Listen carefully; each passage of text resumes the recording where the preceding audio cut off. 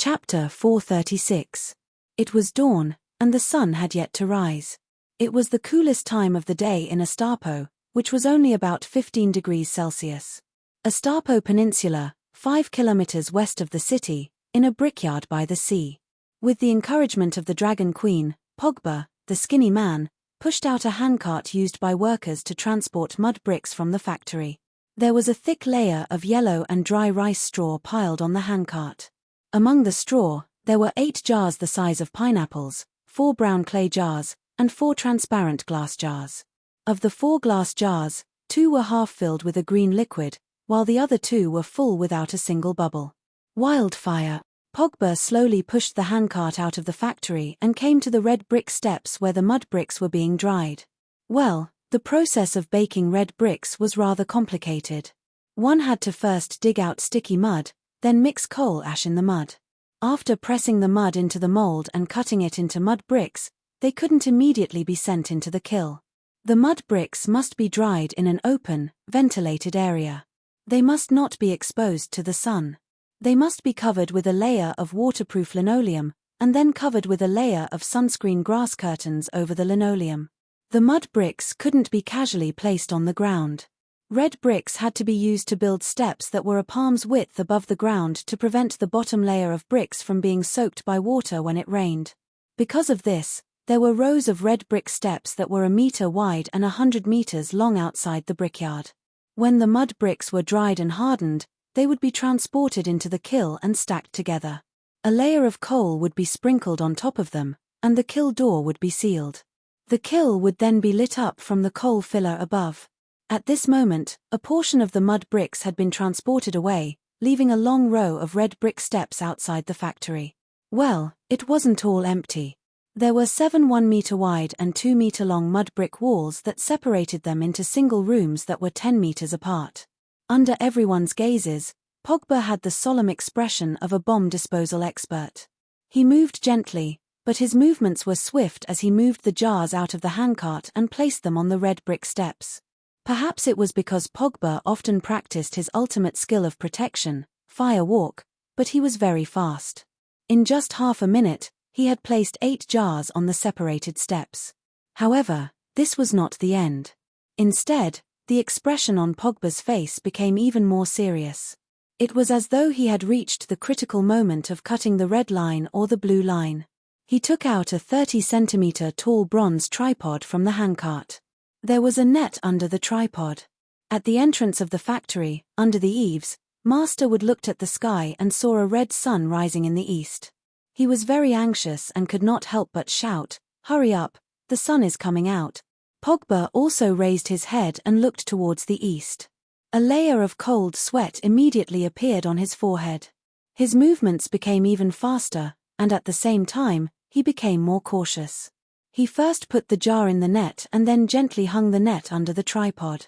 There were a total of 4 tripods, 4 jars, 2 glass jars, and 2 clay jars. Then, he connected a long rope to the jar and led the rope to the side, the mud brick wall 2 meters away. Yes, there were rows of steps made of dry mud bricks, with a distance of 2 meters between each other, making it convenient for handcarts to move in and out. On the stairs next to where the jars were placed, there was still a 1.3-meter tall brick wall that had not been moved away. However, the flammable linoleum and straw curtain on the mud brick wall had been lifted and thrown aside. 4 fire mags with brown ointment on their faces, plate armor on their bodies, and iron helmets on their heads stood behind the mud brick wall. They took the rope from Master Pogba's hands with an expression of facing death with equanimity. Phew, this time, Pogba breathed a sigh of relief. The solemn expression on his face became relaxed. "Your Majesty, it's done." He ran under the eaves and reported to the Dragon Queen on the armchair with a smile. "Then let's get started." Danny waved her hand, and the fire mags hiding behind the mud brick wall began to pull the rope rhythmically. On the red brick stairs across the mud path, 4 jars hanging under the tripod swayed gently. There were people standing on both sides of the Queen's chair. In addition to the 50 fire mags, there were also a dozen scholars. Even White Knight, Old Yemont, Larissa, Tyrion, Little Aegon, Clinton, and others were looking up. The red sun gradually rose, and the red morning glow turned into golden morning light. The temperature slowly rose. Tyrion's nose was sweating. He said nervously, "Isn't it a little too much? One jar can hold 4 to 5 pounds of wildfire. What's too much? This kind of small jar is already the smallest kerosene bomb of the Megalosaurus bomber. You haven't seen the giant bomb I used when I took over Dragonstone Island. It was about the size of a water tank. It could even be used as a bathtub for you," Dany said casually. "Wildfire is not kerosene. It's dozens of times stronger than kerosene," Tyrion emphasized. "If it's not stronger than kerosene, why would I waste so much effort to torment it? If I reduce the amount of wildfire and let the wildfire jar burn with the same effect as the kerosene jar, I might as well use kerosene directly. At least it's safer." Tyrion was speechless. At this time, the little devil changed her clothes. She was wearing a gold-framed t-shirt with a black dragon embroidered on the chest. In the past few days, although Dragon Queen did not participate in Klein's trial, she was not idle either. She formed the Royal Megalosaurus Mage Guild and built wildfire refinery bases in Astapor and Meereen. She also went to Meereen, Kaiyuan, and Astapor to participate in a few great leap forward in agricultural production. She reformed the centaur tactics and changed the breed of cattle and horses. She also made adjustments to the government at Slave Bay. She was very busy, so busy that she did not have time to interact with nephew Gu. While optimizing the authority of the government, Dany also made changes to the official titles. She established a 7th-rank official title system and unified the government's uniforms. The black dragon pattern on the Little Devil's t-shirt was actually a patch. Just like the beast in human clothing of the ancient officials in China, the civil officials' uniforms used birds as patches to show their virtue. The military officials' uniforms used ferocious beasts as patches to show the military officials' prestige. She had to admit that compared to the beast in human clothing court meetings, the Western countries' casual wear of the government meetings was a few levels lower in class. It looked more like the grandpas and aunties in a street mahjong house. Furthermore, the king did not even have an exclusive dragon robe. In the future, Dany, who became the empress of the world, would collect a gold coin, a copper pot, and an iron sword from various cities and melt them to create a throne. She hoped that when she sat on the throne, it would not be a messy market below, but a solemn, well-dressed, orderly civil and military officials. Therefore, she first unified the officials' uniforms. The 7th-rank officials had a red dragon, the 6th-rank officials had a golden dragon, the 5th-rank officials had a green dragon, the 4th-rank officials had a white dragon, the 3rd-rank officials had a black dragon, the 2nd-rank officials had a dark red 3-headed dragon, Targaryen's previous clan emblem, and the 1st-rank officials had a 5-colored dragon with its head and tail connected. Originally, Little Green and Little White were neck and neck. However, after following Dany to the Westeros, there were thrills and rewards. Little White became a magic dragon. As such, Little Green became the 3rd. Little Gold was the 4th, and Little Red was the 5th. Of course, Dragon Queen did not forbid the civilians from wearing clothes with the Megalosaurus pattern, but they were not allowed to completely imitate the government officials. At least, they were not allowed to add a 7-point star embroidered with gold borders around the Megalosaurus pattern. The little demon was wearing a t-shirt with a black dragon embroidered on it, which meant that he had become the Dragon Queen's subordinate.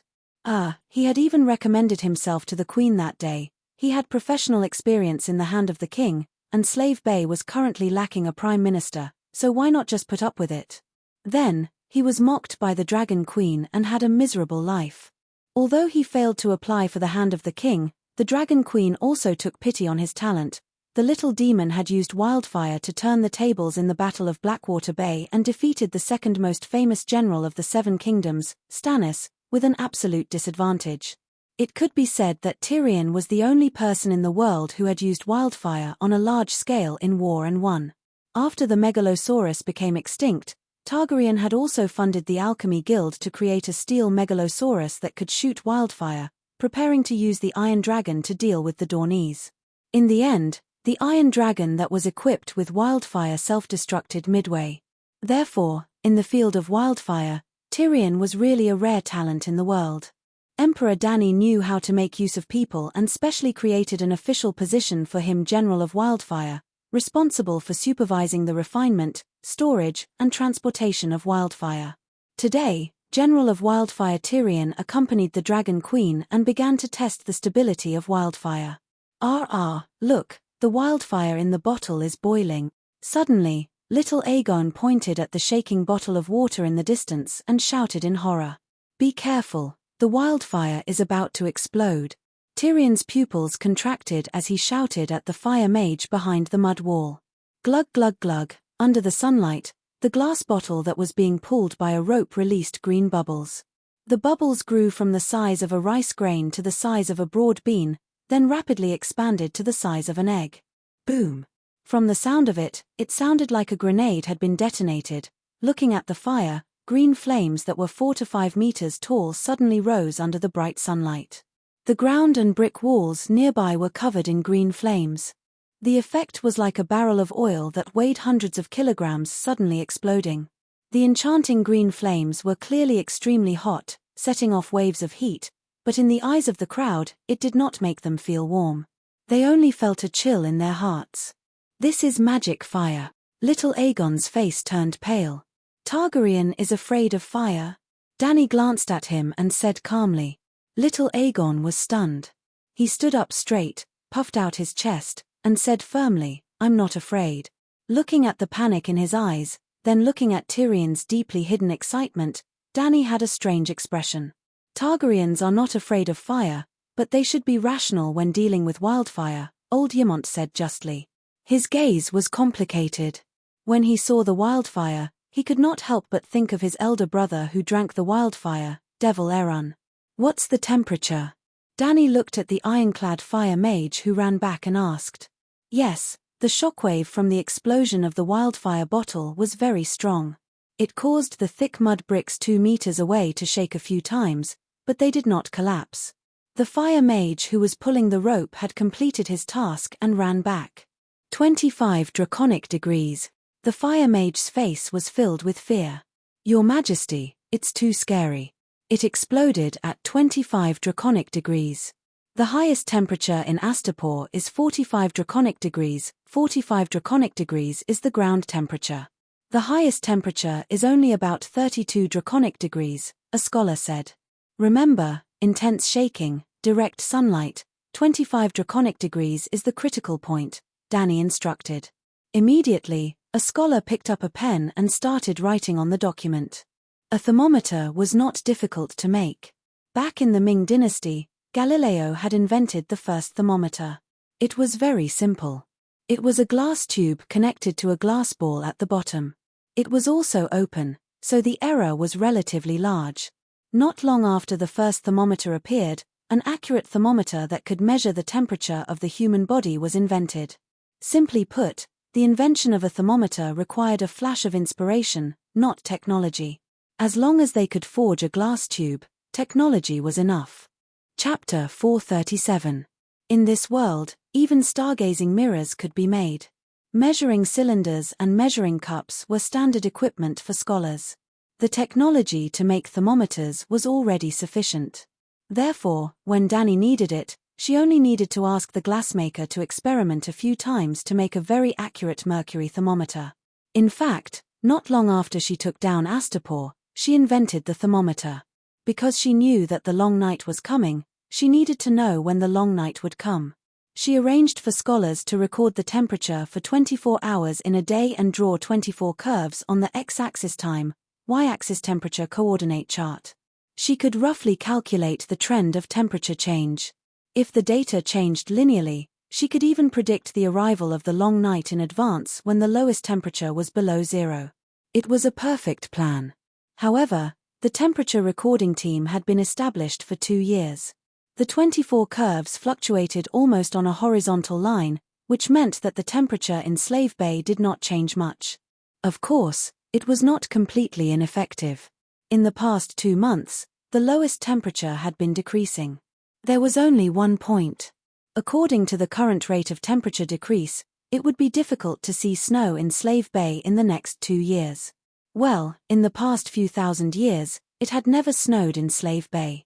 As for the dragon degrees, the temperature was calibrated with Celsius because the first scientist who proposed the standard temperature was surnamed Celsius. Obviously, Dani did not need to use Celsius in this world. Otherwise, she would be annoyed to death just by explaining who Celsius was. The calibrating temperature was also very simple. Mixing ice and water was 0 degrees, boiling water was 100 degrees. Boom! About half an hour later, the second green flame rose. This time, it was the glass bottle that exploded. It was the half bottle of wildfire placed on the red brick steps. 28 degrees, no violent shaking, but it receives direct sunlight. The third jar that exploded was a shaking clay pot. It was half a bottle of wildfire, 30 degrees. The fourth was a clay pot placed on the stone steps. It was half a bottle of wildfire, 39 degrees. Fortunately, the critical temperature is 39 degrees, and the highest temperature in the cellar is only 31 dragon degrees. Wizard would breathed a sigh of relief. Hee, 39 degrees, very close to human body temperature. It won't explode when the person is not in the cellar. But if the wizard stays in there for too long. Tyrion sneered. Are you stupid? Hang a thermometer on the wall. When the temperature rises to 25 degrees, stop making wildfire. When the temperature approaches 30 degrees, everyone evacuates the cellar. What danger can there be? Dani asked. If there's no danger, why don't you become the wildfire general yourself? Motherfucker, general of the wildfire, it sounded scary. This was probably the scariest position in the history of the human kingdoms, right?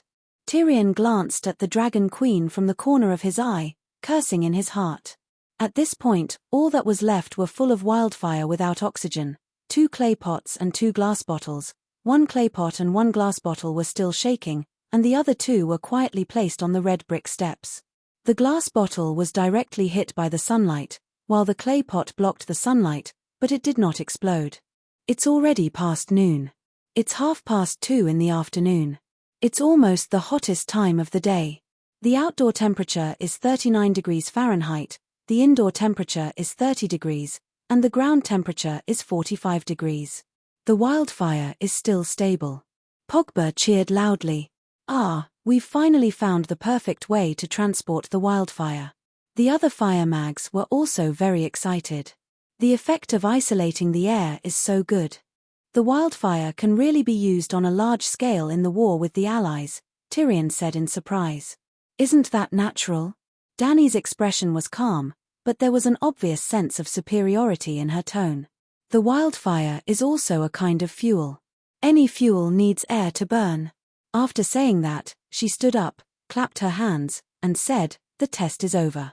Let's go back to the city and celebrate BOOM. It was as if a Tomahawk cruise missile had exploded in their ears. No, not 1, but 4 in a very short period of time.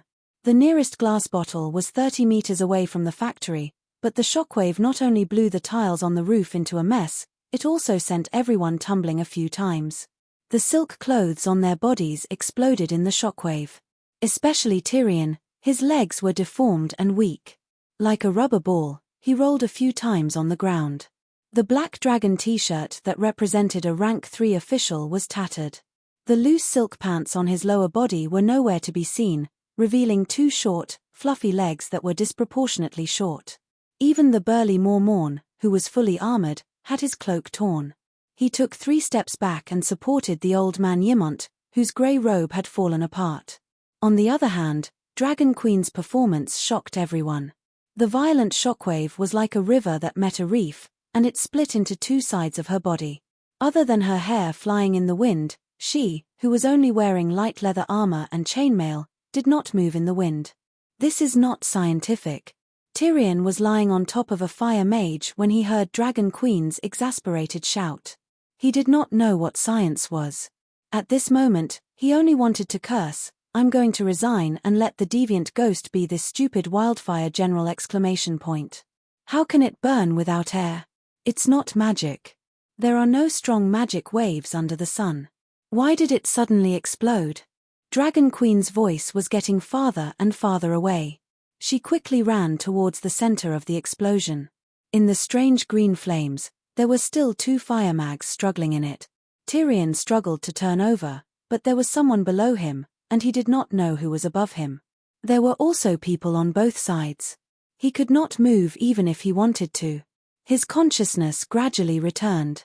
His nerves became sensitive again, and the feeling on his skin became clearer. His squirming body suddenly froze.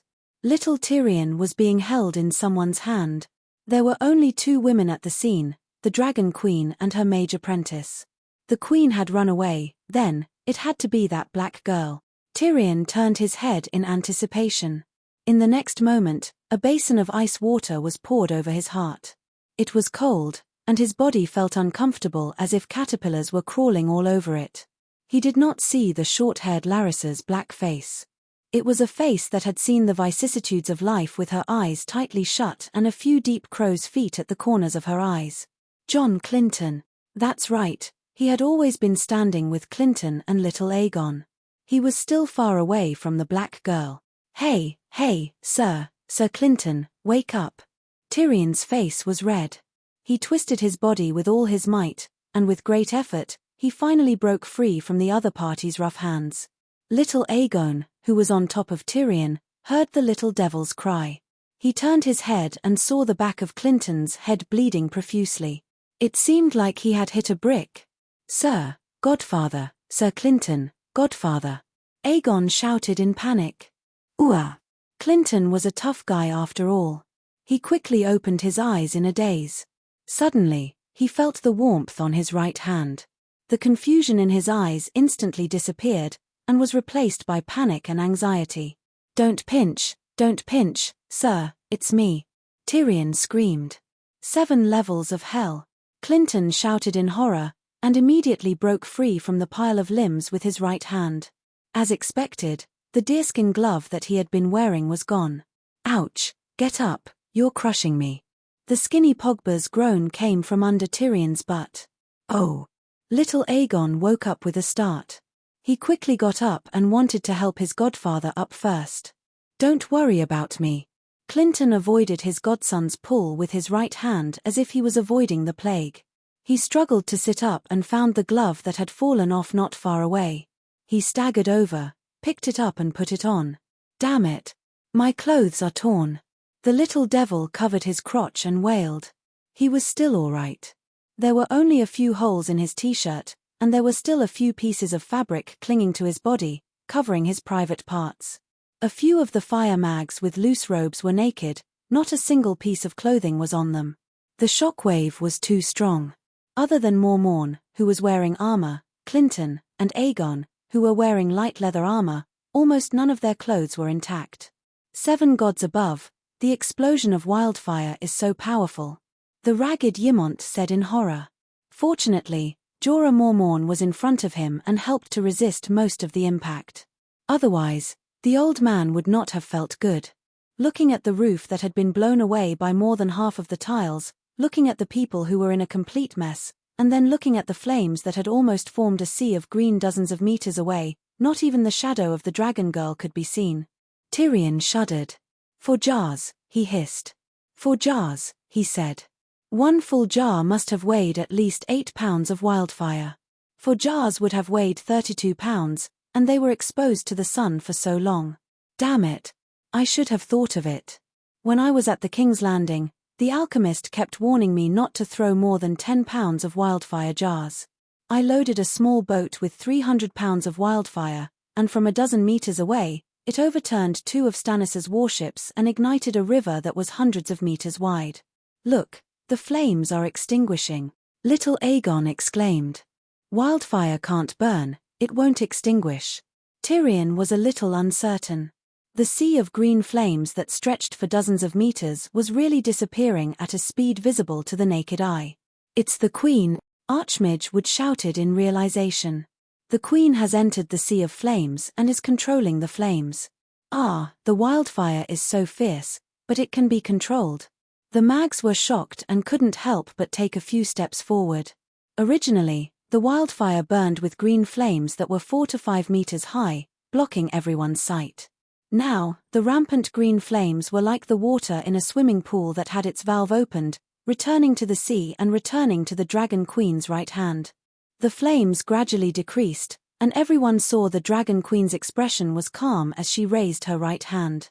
Like Moses parting the sea, wherever he went, the demonic green flames automatically avoided him. Strands of green flames were pulled away from the flames and merged into the green fireball that was the size of a basketball in her right hand. "Come quickly, a few neatly dressed people. Dig out Archmage Tim and Archmage Duncan," Danny said. Even the roof that was dozens of meters away was blown away, and the mud brick wall that acted as a firewall naturally collapsed. The two fire mags who were hiding behind the mud brick wall and pulling the rope were crushed inside by the broken bricks, and even the green wildfire splashed onto their armor. If Danny hadn't come quickly, they would have been burned to ashes. In reality, even if they weren't burned to death, their organs were injured in the explosion and they spat out blood. Archmage would walked over while holding his pants, and said with a respectful expression, "Her Majesty the Queen's magic power is monstrous. To be able to control such a crazy wildfire, I wonder if you have any tricks. Save them first. I'll give a magic lecture in 2 days and teach you the truth of fire witchcraft," Danny said with the aura of a big boss. "Your Majesty, can I learn?" Tyrion heard from afar and was about to run over to ask, but was stopped by Clinton. "Wait, let me see your dick," he said seriously. Chapter 438. Magic and the power of the gods were real. For those with extraordinary talents, magic was the blessing of the world, giving them the possibility to see the truth. But extraordinary magic was too high for ordinary people, more like a curse than a blessing. Comparison of power levels: the magic of ordinary people, extraordinary people, and the divine power of gods. The magic of extraordinary people could curse ordinary people. But in the face of the divine power of gods, even extraordinary people could not resist being contaminated. In this world, there were 5 places suspected to be contaminated by high-energy divine power: Asia, Thunder Island, the Land of Long Summer, Valeglia, Sosros, and the Heartache of the Lon River. Among them, Valeglia and the Heartache of the Lon River were the most famous curses. During the cataclysm of Valeglia, the magic of gods and fire witchcraft wreaked havoc. Humans and dragons close to the center of the cataclysm were directly swallowed by the high-energy heat, and those far away were also distorted and deformed by the subsequent magic radiation.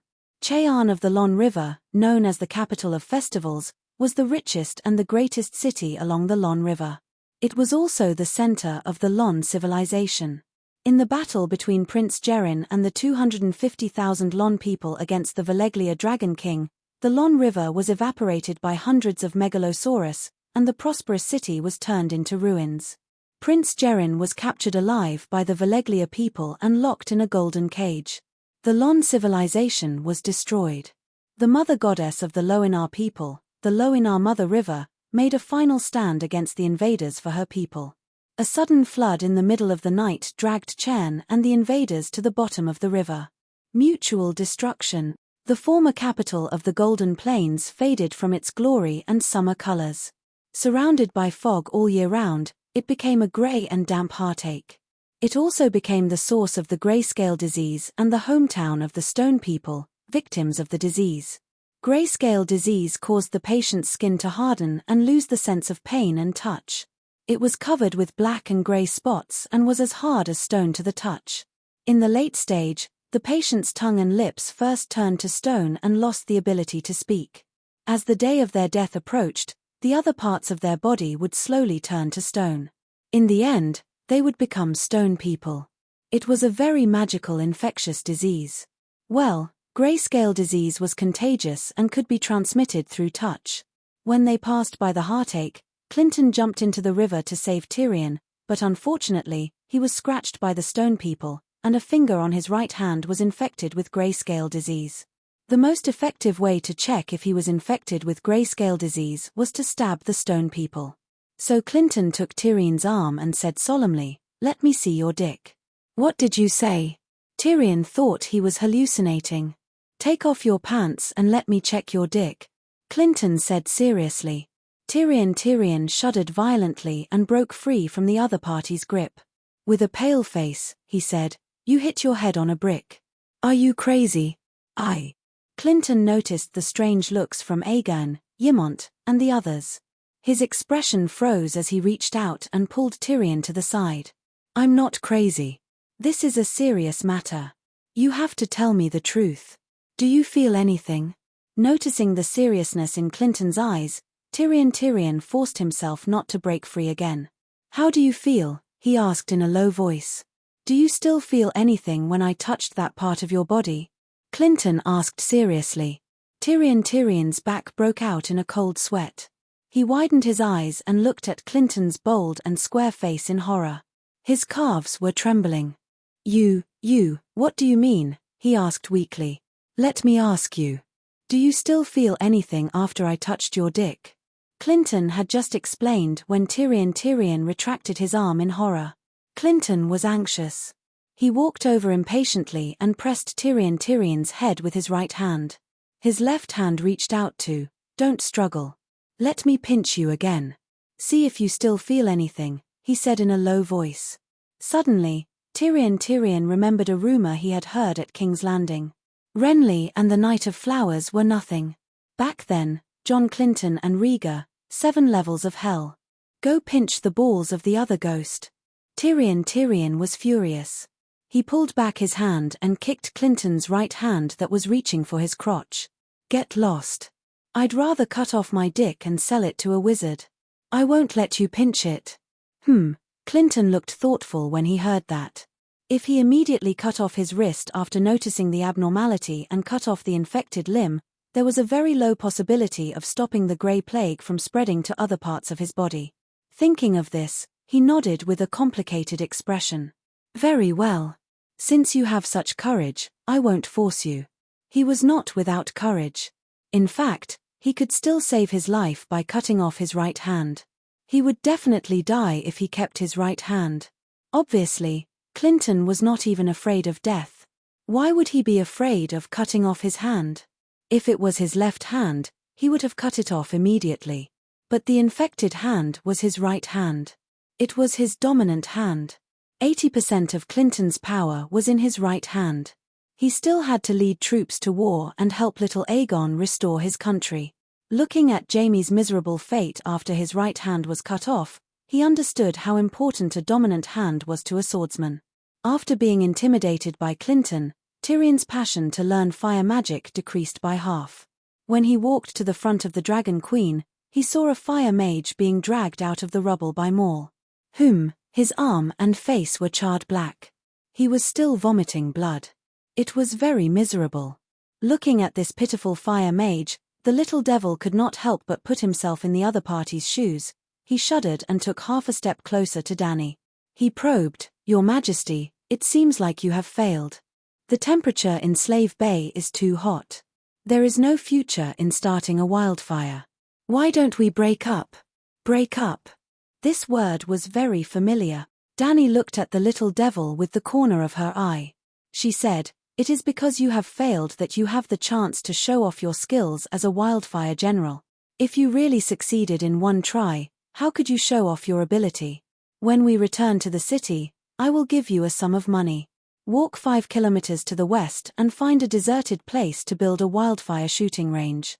The kind that you can mess around with and explode at will.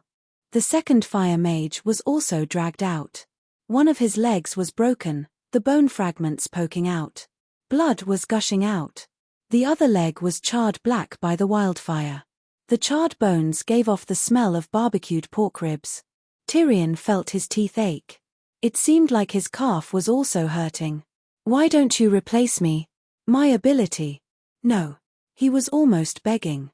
Fuck, I can mess around with and explode at will. Who am I going to explode? Who am I going to mess around with? You can do it. You have to have confidence. Dany patted his deformed head and encouraged him. You can chop people up on a horse. You are a good security guard. You are a good manager. You have the most experience in storing and using wildfire in the world. You are a good technician. Wildfire general, who else but you? Tyrion wanted to cry. Right, you said that you want to learn fire magic from me. Dany patted his head 3 more times. She praised him. You are very motivated. After learning fire witchcraft, you can also personally create wildfire. It seems like you have the potential to become a scientist. Maybe you can develop a type of extremely stable wildfire. Improve wildfire? Do you think that I don't die quickly and miserably enough? Tyrion's eyes were red. Improving wildfire is equivalent to changing the world. If the wildfire maintains its current burning value, but has the stability of kerosene, there is hope for a steam engine. You can even directly develop a wildfire engine and advance the world's civilization by 1,000 years. No, with the speed of this world's technological development, it can be advanced by 1,000,000 years. Moreover, with the efficiency and power of wildfire, it can even be used as a space fuel. If you can create a wildfire in a space vehicle, you are small, eat less, drink less, and keep flying to the moon. Maybe you can even become the first person to land on the moon. Dany became more and more excited as she spoke. Originally, she wanted to encourage, tease, Tyrion. But in the end, she was moved by the great scene she imagined. Wildfire is created through magic. If you can develop a magic formation that can create wildfire and inlay the magic formation into a wildfire engine made of steel, if the magic formation can automatically absorb the magic elements in the universe, Dany's eyes widened as she exclaimed, 7 gods above, wildfire might really be the hope for this world to transcend. Looking at the fanatical Dragon Queen, Tyrion took a few steps back in fear. 7 gods above, to be so crazy about wildfire, as expected of the Mad King's daughter. Sigh, the chance to be immortalized in history is yours. If it wasn't for the fact that I am busy with work and have such a large country to manage, I would want to become a wildfire scientist myself. Dany looked at the terrified dwarf and sighed. Why don't we switch? The little devil really wanted to say that. I can share your burden, he said tactfully. Very good. Dany said emotionally, there are too few officials as responsible as you. General Wildfire, I know that you are responsible for this accident. Dragon Queen suddenly raised her voice and immediately attracted the attention of the people around her. Tyrion's strange eyes were filled with confusion. As the General Wildfire, you underestimated the explosive power of wildfire after being exposed to direct sunlight for a long time. You mistakenly assigned a dangerous mission to the Fire Mage. Sigh, you should have arranged a sheep to pull the rope. But even if you made many mistakes, you can't ask to take all the responsibility. I am also at fault, we are all at fault. Dragon Queen sighed. When did I ask to take all the blame on myself? Tyrion was stunned. Wood, the Fire Mage's fire-repelling ointment couldn't resist the wildfire. I was a little far from the scene of the accident and couldn't rescue him in time. The mags didn't study the properties of wildfire thoroughly enough. We are all at fault. General Wildfire, you only have 60% of the responsibility at most. I just took office. Tyrion argued. Yes, you shouldn't have made such a big mistake when you just took office. But you can redeem yourself by doing good deeds. There's no need to ask to be whipped, is there? Dragon Queen looked down at him and pressed his head. You are right. Tyrion closed his eyes and said with a sigh. And so, Dragon Queen made the final judgment for this accident. General Wildfire's salary will be deducted for half a year. The 2 mags, Tim and Duncan, will be compensated with 5,000 gold radiance each. The rest of the mags will be compensated with 100 gold radiance for mental damage. Thank you, Your Majesty. I will recover as soon as possible and return to work as soon as possible. Tim and Duncan, who were being treated by the doctors, spat out blood and struggled to say. Chapter 439. Since the Green Saint came to complain, Klein's case had been tossed around for more than a month. Finally, it was the day of the public trial. The Hall of Justice and Mercy on the first floor of the pyramid was not big enough. There were too many citizens gathering around. Scholar Bao was on trial. How could they not be excited and concerned? To be honest, the idea of packaging Klein as Scholar Bao was not a brilliant one. The masses were not blind, nor were they fools. Even if they were blind, they could see the difference between the extravagant and lecherous Count Butcher and the impartial Meereen. Let's change the scene. For example, the person who assassinated John Bolton was not a Gith, and there was no son of the harpy who formed a society to remind the new freedmen of their nightmarish slave experience. Klein dared to declare to the public that he was upright and plain-spoken, pleading for the people, but framing a villain. He would probably only be met with the ridicule of bards, singers, and the common people. But the case of the son of the harpy was too special. It concerned the vital interests of all the freed slaves in Slaver's Bay. The son of the invisible woman of the Gith targeted the Dragon Queen. He was a high-ranking member of the Mother of Dragons Guard of Meereen, and the representative of the new freedmen of Meereen. His organization's program was to overthrow the current master of the new freedmen and restore the cruel slave rule of the Gith. To put it bluntly, Klein's brutal suppression of the son of the harpy could be seen as a continuation of the class struggle. The former ruling class, the slave owners of the Gith, the former oppressed slaves, now the new freedmen. The revolutionaries. These two were too distinct and too typical of opposing classes. After taking down Meereen and Kaiyuan, the Dragon Queen's War of Liberation came to an end, and the class struggle began halfway, to mobilize public opinion, to use plays and songs to describe the injustice of slavery and the suffering of the slaves. In other words, to arouse the people's hatred of the former ruling class. The more they hated the slave countries of the past, the more they cherished the free countries of the present. The more they hated the slave owners of the past, the more they supported the current Dragon Queen. This kind of emotion aroused by public opinion could turn the onlookers into revolutionaries, thus strengthening the Dragon Queen's resistance to the Allied forces and the stability of her rule. Logically speaking, once the hatred was triggered, the next step would be to settle the score. The revolutionaries had both hatred and hostility in their hearts. While they were settling the score, they were also venting the hostility in their hearts. Killing many birds with one stone, everyone did the same. However, Dragon Queen could not do it. First, her enemies were not only the guise people of Slave Bay, but also the slave owners of the whole world. In other words, the Dragon Queen was still at the stage of establishing a united front against slavery. Weak slave owners, big slave owners who sympathized with slaves, and neutral forces who only wanted to make money were all targets of the united front. Just like everyone did. If the entire world was a country, then the Dragon Queen only occupied a small county as the base of her revolution.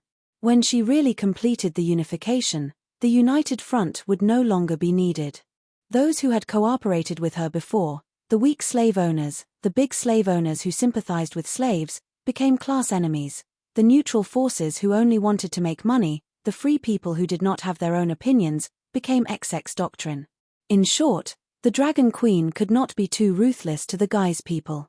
Otherwise, the slave owners of other city-states would not surrender again. Instead, they would erupt with great energy to survive when they thought they had no way out. The second reason was that when the long night came and the guise people were settled, who would come to farm for the Dragon Queen? Therefore, the Dragon Queen stopped abruptly halfway through the class war, leaving the hearts of the newly liberated free people in a state of uncertainty. At this time, Cleon came out of nowhere. Standing in the wind, pigs could also fly. Cleon stood in the wind with a pair of invisible wings. A hero met the times. In another way, he continued the next step of the class struggle. He overfulfilled the settlement of the guise people and helped the new free people vent the hostility in their hearts. Therefore, he became the righteous master in the hearts of singers, poets, and the free people of the guise people. The so-called righteous master, wasn't it just asking for the people's orders? Cleon did so well, why couldn't he be considered a righteous master? There was only one point: his methods were too cruel. But for the people, corrupt officials are treacherous, and honest officials are even more treacherous was a matter of course. Corrupt officials were hateful, honest officials were cute. The people were so simple. Even if Cleon did break the law, they could forgive him. It was because Dany understood this that she came up with the bad idea of come to the scholar and wear the scholar's vest. Facts proved that the effect was not bad. Cleon, the impartial and impartial. Cleon, the loyal and righteous. Meereen's clear sky Cleon. Cleon, the nemesis of evil. On the first day of the public trial, from inside the hall to the square outside the hall, thousands of people crowded together and slogans were endless. They kept putting pressure on the 15 jurors in the courtroom. In the preliminary trial, there were 27 legal experts who examined Cleon's criminal acts. In the public trial, there were 15 jurors, 5 nobles, 5 representatives of the new free people, and 5 representatives of the Guise people. "It's about time," Miss Andy reminded the Dragon Queen. Yes, Danny was the chief judge, sitting under the plaque that said justice is above, benevolence is below. This was also the Queen's throne. Pa. The Dragon Queen slammed the gavel, and the Unsullied holding the fire and water staff below hit the floor rhythmically. Bam, bam, bam, they shouted. Weiwu tilde. There were also 10 Unsullied holding up the silence sign. 2 were in the hall, and the remaining 8 were scattered on the second step of the pyramid, facing the free people in the square. The Dragon Queen's power was extraordinary. In the next moment, the slogans suddenly stopped, and everyone in and out of the hall quieted down. With just a sign, "You did what Circe's 3007 swords couldn't do," the Wildfire General said with emotion. Little Aegon looked enviously at Aunt Dany on the throne and sighed. "When I ascend the Iron Throne, will the people of King's Landing be so obedient?" "That depends on whether your 3007 swords are sharp or not. There are only unruly people in King's Landing. Unless you can fill everyone's stomach and let everyone live in a clean and spacious house, they won't love any king like the free people of Slavers Bay love Dragon Queen," the Wildfire General said as he took off his green helmet. Yes, after the last incident, Tyrion had to wear leather armor, and helmet during work. The iron helmet became a safety helmet, and the armor was a work uniform. The leather armor, helmet, armor, and even the cloak behind him were all green, like a burning wildfire. This was the Wildfire General's exclusive equipment, and no one else had the right to wear it. "Why 3007 swords?" Little Aegon asked.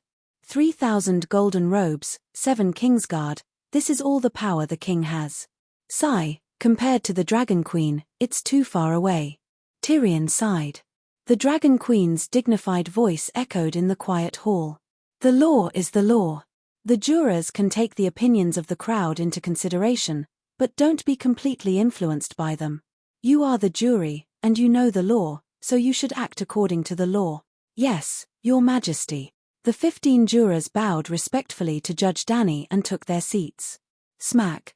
The Dragon Queen slammed the gavel again and stared with her beautiful eyes. She shouted at the prisoner below, "Cleon, you imprisoned the Green Saint and her family for no reason, and even raided the Temple of Divine Grace. The first charge against you is harming a religious leader and threatening the freedom of religion of the people of Meereen. Do you admit it?" "Your Majesty, jurors." Cleon's face was clean and tidy, and his expression was calm as he spoke. "I admit that I detained the Green Saint and most of the saints of the Temple of Divine Grace, and I also admit that I locked up their families. But before convicting me, please confirm one thing." He raised his index finger, looked around at the people around him, and said loudly, "Should the Green Saint be arrested? She is the spiritual leader of the Sons of the Harpies, one of the initiators of the rebel group, and the biggest enemy of all the free people of Slave Bay. I dare to swear to the 7 gods, she deserves it." "Swear to the 7 gods."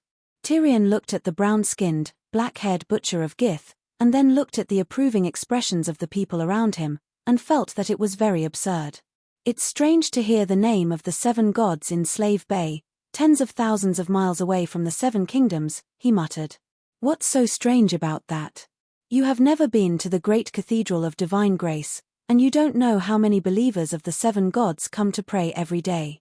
Especially to the Free Light Maiden, the believers here are thousands of times more devout than the 7 kingdoms. If you walk around the city more, you will find that the teachings of the 7 gods have penetrated into every household in Astapor. Now, the marriages and funerals of the people are all presided over by the White Nun." Sister Ashara said disapprovingly. "But I heard that the great Cathedral of Divine Grace has holy prostitutes. Is this in line with the teachings of the 7 gods?" Duck Duckfield said awkwardly. "The church needs money to survive, and not all women are determined to serve the 7 gods. Also, the Red Saint and the Garden of Desire are a cultural tradition of the city of Ursus." Ashara's face turned red, and she explained calmly. Tyrion's eyes lit up. I have heard of the name of the Red Saint in the Garden of Desire, and I thought that this profession was taken away by the Dragon Queen." As he said that, he punched the Duck Knight's thigh, and scolded in a low voice, "Duck, you are too disloyal, you didn't even tell me when you went to find the holy prostitute." "A nun, that's so exciting. I also accidentally found out about it when I was drinking at the docks. Also, you are busy experimenting with wildfire bullets all day long, I often don't see you," Duck said. Clinton's heart skipped a beat, and he pulled Tyrion aside and asked, "Can you do it?" "Do what?" Tyrion was confused. "The day before yesterday, after I touched you, your dick," and before he could finish, Tyrion's expression changed, and he growled, "I said it clearly, unless you are as beautiful as the Knight of Flowers, and wear women's clothes, it is impossible between you and me, don't harass me again." Clinton's stiff square face turned white and red, and he gritted his teeth. "You never look in the mirror?" "That's right, normal people, including yourself, would be so disgusted that they wouldn't be able to eat if they didn't have nightmares when they saw your deformed face. Then I'm really relieved. I was worried that your taste was so unique that you would ignore my appearance and take a fancy to my noble and rich soul," Tyrion said. "You." Little Aegon and Duckfield took a few steps back, looking terrified. Smack.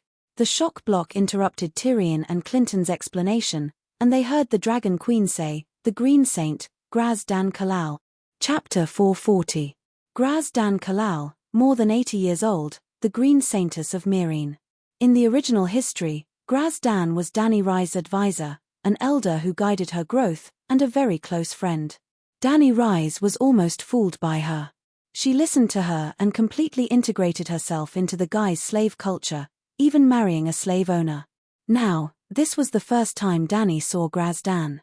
She was an old woman with snow-white hair and wrinkled skin. There were large grey age spots on her exposed skin, but time did not dim the spirit in her eyes. Her eyes were a soul-stirring green, filled with wisdom and experience that could see through human nature. She still maintained her dignity as the Green Saintess. She wore the green robe of the Green Saintess and wore a green veil on her face. She held a walking stick and seemed to be surrounded by a halo that symbolized wisdom and nobility. She walked in with the help of the two white saintesses. "Greetings, Your Majesty." The Green Saintess' voice was gentle and kind, making people feel like they were bathing in the spring breeze. Facing the Green Saintess' clear green eyes, Dany wanted to hide for a moment, as if the darkness in her heart had been seen through by the wise priest. "No, I'm not wrong. My goal is noble and great. My methods, compared to other ambitious and ruthless emperors, are gentler and more benevolent." As she comforted herself, her violet eyes looked straight into the pair of emerald green eyes. Grandly and righteously against the profound and wise. Dany smiled and said, "Give her a seat." Immediately, an unsullied brought a high-back chair with fur for the Green Saintess. There was a hint of understanding in the breathtaking green eyes, but also a hint of sadness. The Green Saintess looked away and said, "Thank you, Your Majesty." "Green Saintess, Count Shattered Shackles accuses you of participating in the formation of the Sons of Harpies." At this time, the Dragon Queen's clear voice did not have any extra majesty, but was very calm and indifferent, as if she was chatting with an old person. "Yes, I joined forces with some like-minded people to form the Sons of Harpies." The Green Saintess nodded. "What? Ah," she admitted it. The audience was in an uproar. They never thought that the big boss would be defeated as soon as he appeared. "Sir Grazdan, do you know what you are saying?" In the jury seat, the Green Saint of Astapor, Grazda, exclaimed in disbelief. "My Lord Grazden," cried another of the guy's jurymen, "this is the great court, and no one can force you, and the Queen is here, and no one can lynch you. Your Excellency Green Saintess, please believe us. We will strictly abide by the code," the free people said seriously. "Lady Green Saintess, if you are not familiar with the public trial process, you can invite a defender or multiple defenders who know the code. This is the privilege of the nobles," Bruce Wayne suggested. The captain of the guards, Bruce, was a knight and also a knight. He joined the jury as a representative of the nobles. "Pa." Dragon Queen slammed the gavel again. Silence. Wei Wu Tilda Unsullied One struck his staff. The entire hall was silent. "Sigh, The things passed down by our ancestors for thousands of years are still somewhat useful. Pa. Dragon Queen slammed the gavel again. Seeing the people below tremble unconsciously, she felt a bit better. Your Excellency Green Saintess, think carefully. This is the public trial court. In front of me and the other jurymen, you cannot go back on your words, and will even be used as evidence to convict you. I am very clear-headed. The Count of Shattered Shackles did not catch the wrong person. I am the leader of the Sons of Harpies, the Harpy, Green Saintess said calmly. Klein could not help but ask, in Myrene, I used the cruelest water torture on you, and you insisted that you were innocent. Why did you admit it now? How can I, the Butcher Count, endure this? Water torture? There was a suppressed cry from the audience. Why are the people of Slave Bay so honest, saying what they want to say? Tyrion said strangely. Danny glared at the butcher, who did not keep his mouth shut, and announced, Count Klein admitted to lynching a religious leader, and is found guilty of the 13th charge. A fine of 5,000, 20 lashes in the Freedom Square, and half a year of imprisonment. The punishments for all crimes can be stacked and finally executed together. Klein was dumbfounded. Pa. The gavel slammed again. Dragon Queen scolded, everything the court says can be used as evidence to convict you. Do you not agree? I agree, I plead guilty. Lord Bow of Myrene lamented. Your Excellency Green Saintess, why did you form a terrorist organization like the Sons of Harpies? Danny asked. Terrorist organization? Green Saintess smiled and nodded, that's right. We do not dare to face the Dragon King directly, but we do not want to lose the last glory of being the Sons of Harpies. We can only use assassinations and terrorist activities to overthrow your rule. Can terrorist activities in Myrene hurt my rule? Danny was a little amused. Green Saintess' eyes flashed with sadness. She shook her head and said, we thought we could, but reality has proven that we cannot. Your household registration system is perfect, almost locking out the possibility of us secretly causing trouble. Even if there was no assassination of Commander John Bolton, no Count Shackle, as long as we start our activities, as long as the Lord of Myrene is not a fool, we can unearth the Sons of Harpies sooner or later. Tell me, what are you dissatisfied with about me and the current Slavers Bay? Danny said. Green Saintess looked at the eyes around her, which were as many as stars, and hesitated. Here? I am upright, and there is nothing I cannot do that I cannot tell others. Danny said firmly. After staring at the Dragon Queen for a long time, Green Saintess sighed. Well, you are so confident and proud, and you have the ability to maintain your pride. The Guise race did not die unjustly in the hands of your majesty. As soon as this was said, the 5 Guise race jurors and the Guise race in the crowd all changed their expressions and exclaimed in a low voice. Danny's eyes were sharp, and she said lightly, I did not exterminate the Guise race. The sadness in Green Saintess's green eyes grew stronger, and she said in a sad tone, a race is not made up of people. If the spiritual backbone is broken, the cultural and religious inheritance is also over, and the race does not exist. You changed the Divine Grace Temple to the Church of the 7 Gods, and made my race give up the faith of the Harpies, and convert to the Free Maiden of Light. You closed the Colosseum that represented the Guise race's tradition of martial arts, and made some drama clubs and troupes that aroused hatred between the new Free People and the Guise race. You never wore toga robes, but wantonly promoted the sleeveless linen of the dock workers. You changed the Guise race's tradition of eating dog meat and persimmons, and promoted strange foods such as chopped hot pepper fish head, blood sausage, tofu, fried dough sticks, meat buns, and other strange foods. You changed the Giscali language, and unified the learning of the standard Valeglia language. You also forced the Guise race to shave their heads, keep their hair but not their heads. Danny's eyes widened, and her face was full of disbelief. Keep their hair but not their heads. When had she ever said such valiant words? She wanted to immediately interrupt the old saintess and ask, but the other party's series of questions seemed to have gotten to her head. She was so agitated that she could not stop, and quickly scolded the Dragon Queen for her sins of destroying the Guise race. You have never relied on the noble Gith people in politics and military affairs. You have allowed your slaves to rise to the top in one step, surpassing their former masters. The Gith people have been marginalized in all aspects of politics, economy, and military affairs in your kingdom. You also moved the noble Guise race out of their ancestral pyramids that had been passed down for thousands of years, and let them live in ordinary brick houses like the civilians. You showed no mercy to the Guise race nobles, killing them without mercy. Countless innocent people who were only interested in learning had their properties confiscated, and their families sent to labor camps. What you did was to strip the Guise race of Slave Bay away step by step. The Guise race's culture, traditions, beliefs, and spirit were all destroyed one by one. If we did not resist, one day, the Guise race would merge with the slaves from all over the world, and their bloodlines would be mixed up, their civilization would be tampered with, and their land would be taken over. The last trace of the Guise Empire's existence would completely disappear. The Green Saintess spoke for a long time, and many of the Guise race people were deeply moved after hearing it. They looked at the Saintess with complicated eyes.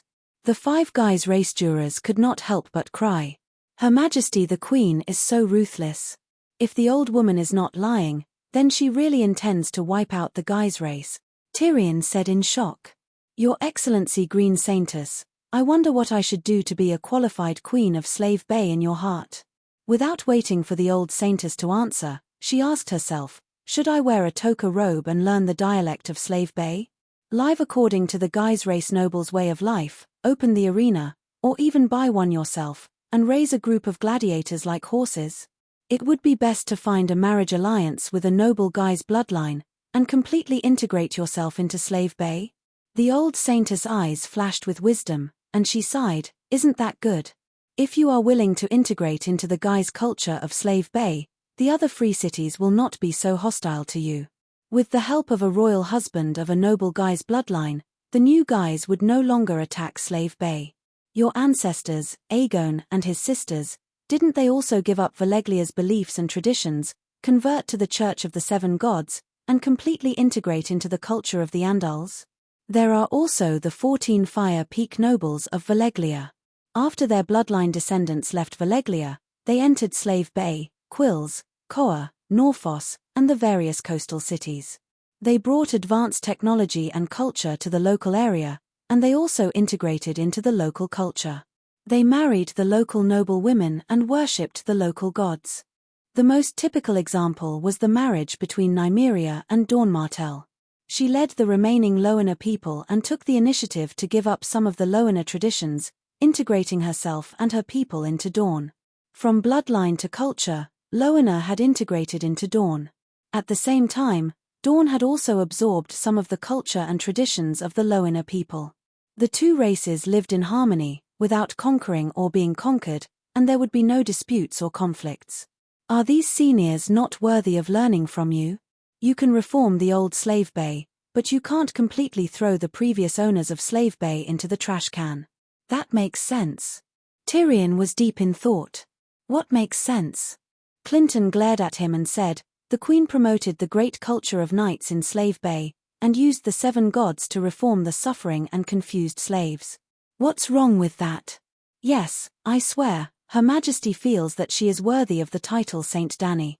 Sister Ashara looked at the Queen on the throne with a look of worship in her eyes.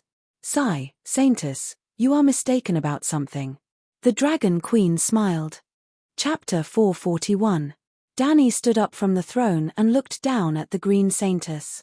I am different from Aegon and Valeglia's Dragon King. I am not a conqueror.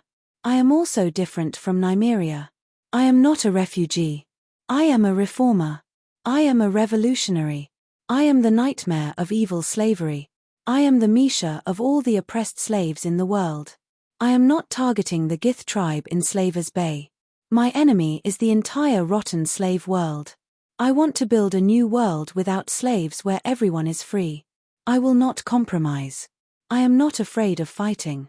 When I decide to become the enemy of the world, there is nothing in this world that can make me feel afraid. I will come, I will see, I will burn everything of the old society. I do not need to conquer you, nor will I integrate with you. I am a flood that will rush past you. Either you wash away the filth and join me, or you sink to the bottom of the river. Do you understand? This is your choice, not mine. I grant you the choice. The green saintess' body trembled, her eyes filled with fear. This is the true Targaryen, the true queen. Tyrion felt an unprecedented shock. At this moment, he even wanted to kneel down to the queen who looked down on everyone. Dany has surpassed Aegon. She has surpassed all the ancestors of the Targaryens. In the crowd, old Ymont was proud. I am not as good as her, little Aegon said with a defeated expression. You are still young.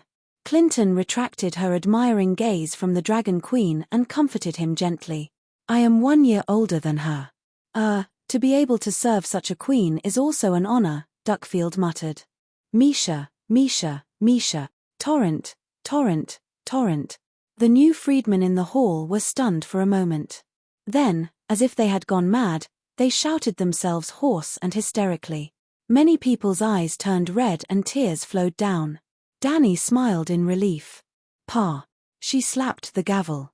Silence. Wei Wu Tilda the Unsullied began to strike with his staff. Your Excellency Green Saintess, other than my personal will, I can also explain the policies you proposed. After all, this is a court. As a judge, I have to abide by the laws of the Codex. I can't use my own will to sentence you. He picked up the wolfberry tea on the table and moistened his throat. She began to blabber. First, I advocate religious freedom. Astapor and Cayuan's Church of Divine Grace voluntarily carried out religious reforms, so the temple became the Church of the Seven Gods with the characteristics of Slave Bay. For example, the Red Saintess was considered blasphemous in the doctrine of the Seven Gods. The temples of Meereen insist on believing in the Harpies. I didn't force you to change your faith, did I? More importantly, everyone knew that the Harpies' claws were holding the slave shackles, which represented the slave master's enslavement of the people. Could it be that you want the new freedmen to believe in the Harpies who represent slavery? You can ask the people in the city if I have ever forced them. Force them to believe in the seven gods instead of the Harpy. We are willing. We believe in the Maiden of Freedom. We believe in light and freedom. Immediately, a new freedman said excitedly. We are not idiots. As the new freedman, why would we believe in the Harpy? Before the temple was reformed into the Church of the Seven Gods, I never went there. The Green Saintess looked at the excited audience and sighed. The light in her eyes dimmed. Second, the Colosseum. The Colosseum needs gladiators. Gladiators are mostly slaves. I even abolished slavery. Why would I allow gladiators to exist? Moreover, I didn't close the Colosseum. Don't you see that every evening, hundreds and thousands of people enter the Colosseum to do square dance? Ah, that's right. The Colosseum that occupied a large area in the city became a place for uncles, aunties, and young ladies to do square dance. As for how the people of the other world learned to do square dance, a certain queen firmly denied that she knew how to do square dance. Third, the toka robe. Other than slave masters who don't need to work, who would wear that? Now that the rotten vampire slave masters have been defeated, the working people have become masters. It is difficult to even walk in that kind of clothing. Of course, I have to promote simpler clothing. Fourth, eating habits. Dogs are humans' friends. They can even prevent faceless people. I don't forbid eating them, but you can eat yours. You can't force me to eat, right? Moreover, the food I promote is popular. Not only is it more nutritious, but it also saves on ingredients. Fifth, Standard Valeglia is the world's language. I really can't find a reason to refuse it. Sixth, shaving. Speaking of this, the Dragon Queen's expression became strange. She wondered, when did I say keep hair? The Green Saintess looked at Klein. I said it. The Count of Broken Shackles raised his right hand and said embarrassedly, upright long hair is the same as the toka robe. It is the symbol of a fallen slave master. There are thousands of slave masters in the labor camp. They still have strange upright long hair. It is very inconvenient for them to work. No matter what, they are not willing to shave their hair. In desperation, I can only use keep hair to scare them. Prisoners have no political power and can be forced to shave their hair. When they complete the labor camp and regain their freedom, they can continue to grow their hair. Dany nodded. Continue. Seventh, don't use the Gith people. This isn't Klein a Gith. He is the first city lord under my command, the first count. Klein, do you think I am deliberately suppressing the Gith people?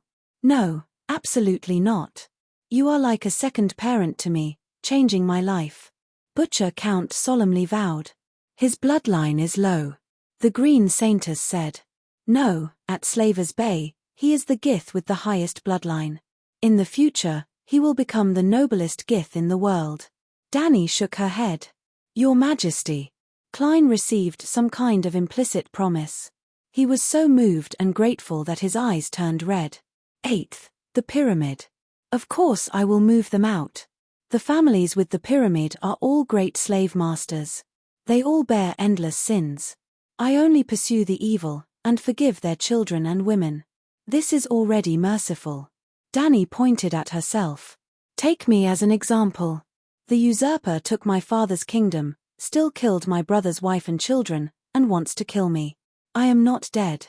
Little Aegon muttered unhappily. At this moment, everyone was listening to the Dragon Queen's speech. Even Clinton did not pay attention to his muttering. 9th, I am not merciful to the great nobles of Gith. Because they are all slave masters, none of them are innocent. I will say it here today. Unless they surrender to me in advance and contribute greatly to the liberation of the slaves. Otherwise, not only the slave masters of Slavers Bay, but all the great slave masters in the world will not be spared. Finally, you think I am erasing Gith culture. Let me ask you, do the Gith people of this time have the same traditions and culture as the Gith people of Gith? The Green Saintess was silent. All the Gith people in the hall were silent. The Dragon Queen smiled faintly. After the last long night, 3 of the most powerful ancient civilizations appeared. Gith, Loina, and Valeglia. But they all disappeared in the long river of history. Times are changing, and no culture can be strong forever unless it is good enough to be accepted by everyone. Obviously, the culture and traditions of Gith built on slavery are not only weak, but also decayed. As a liberator of slaves, most of my people are new freedmen. How can we support your traditions? The Green Saintess Grazadon pleaded guilty as soon as she appeared. New freedmen, Gith jurors, the Gith people of Meereen who asked the Green Saintess of Astapor for help, and even the Dragon Queen. Everyone was surprised and puzzled.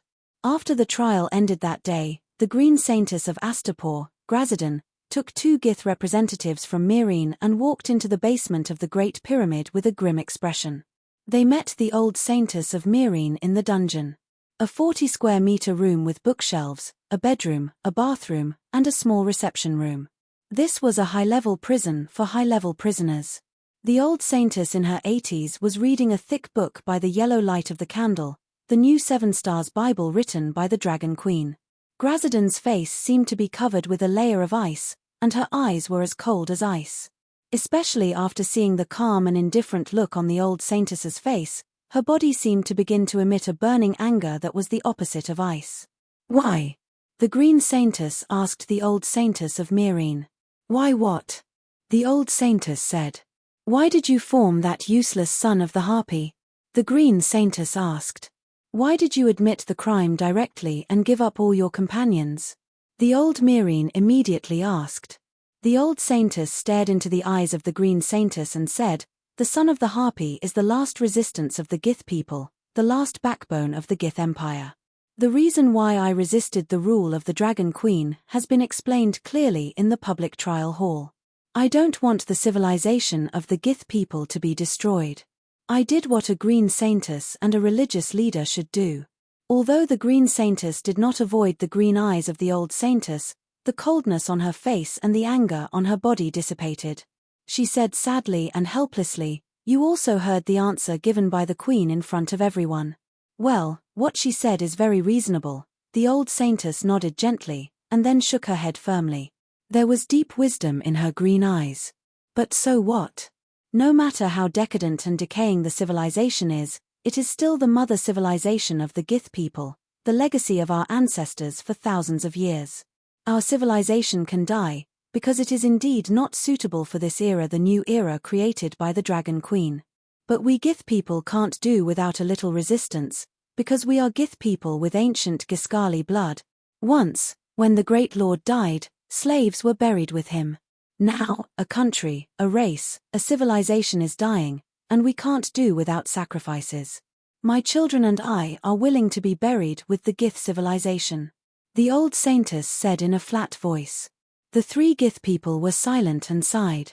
After a while, an old saintess asked, "Since you have such a fearless spirit of sacrifice, why did you plead guilty directly without even a trial and betray the members of the entire organization?" Chapter 442. Hehe, is there any point in hiding it? The moment I saw the Dragon Queen, I suddenly understood that being honest is the only way out. I am not afraid of death, we should not be afraid of death. From the moment they became the sons of the Harpies, they should be like me and have the resolve to be buried with the Gith race. The old saintess smiled faintly. In the court, the queen also has to abide by the code. As long as one lives, it's one life. The elder said woodenly. The old saintess smiled bitterly and said, "That's the problem. We first violated the laws of the code. Assassinating John Bolton caused the sons of the Harpies to be completely exposed. As long as the queen has the will to adhere to the code, none of us can escape." In her eyes, I saw a will stronger than steel. So, I simply surrendered. At the very least, the innocent among the 80,000 people who were arrested would be able to escape imprisonment. As you said, as long as one lives, it's one life. The two elders had nothing to say.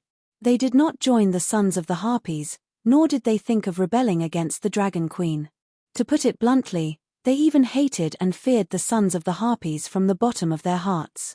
If not for the fact that they were all Gith race, they would have shouted incorruptible Klein.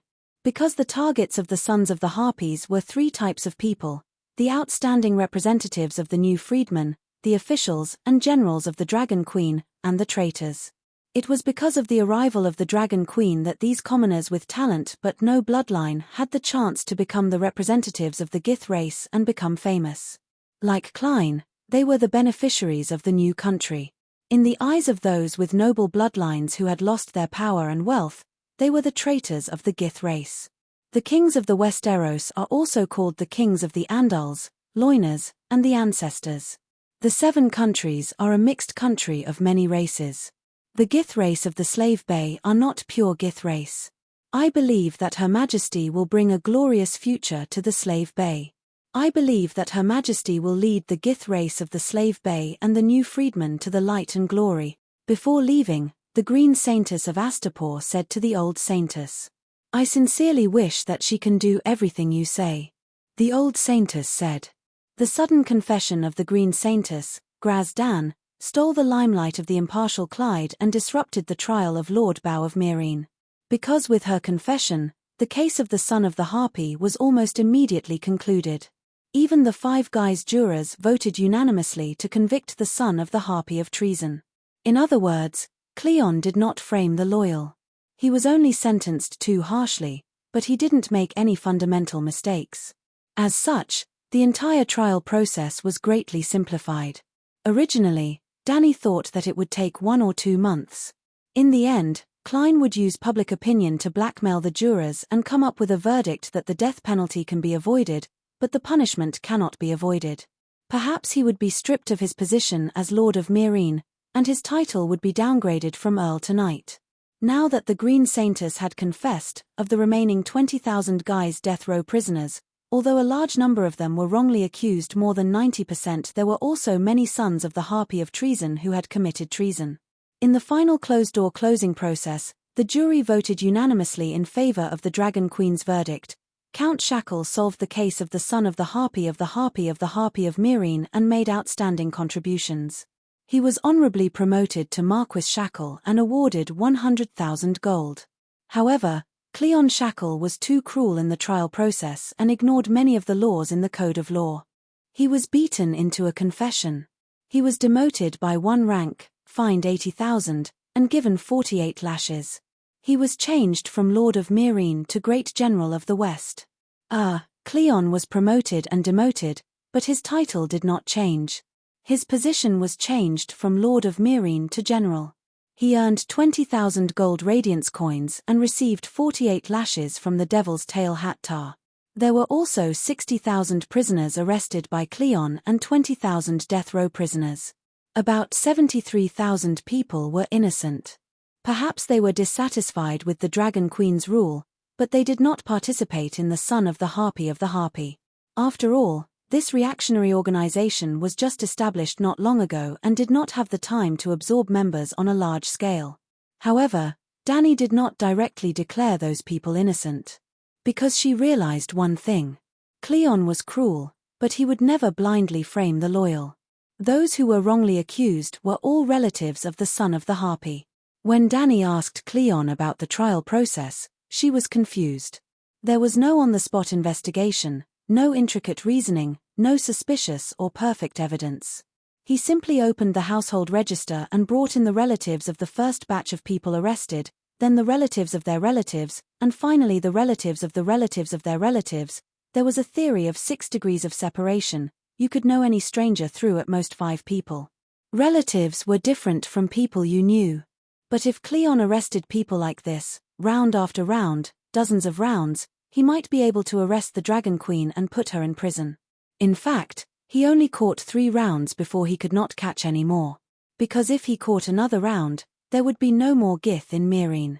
Cleon's method was crude, but the reason he gave was somewhat reasonable. The Son of the Harpy was a major case of rebellion, intending to subvert the rule of the Dragon Queen.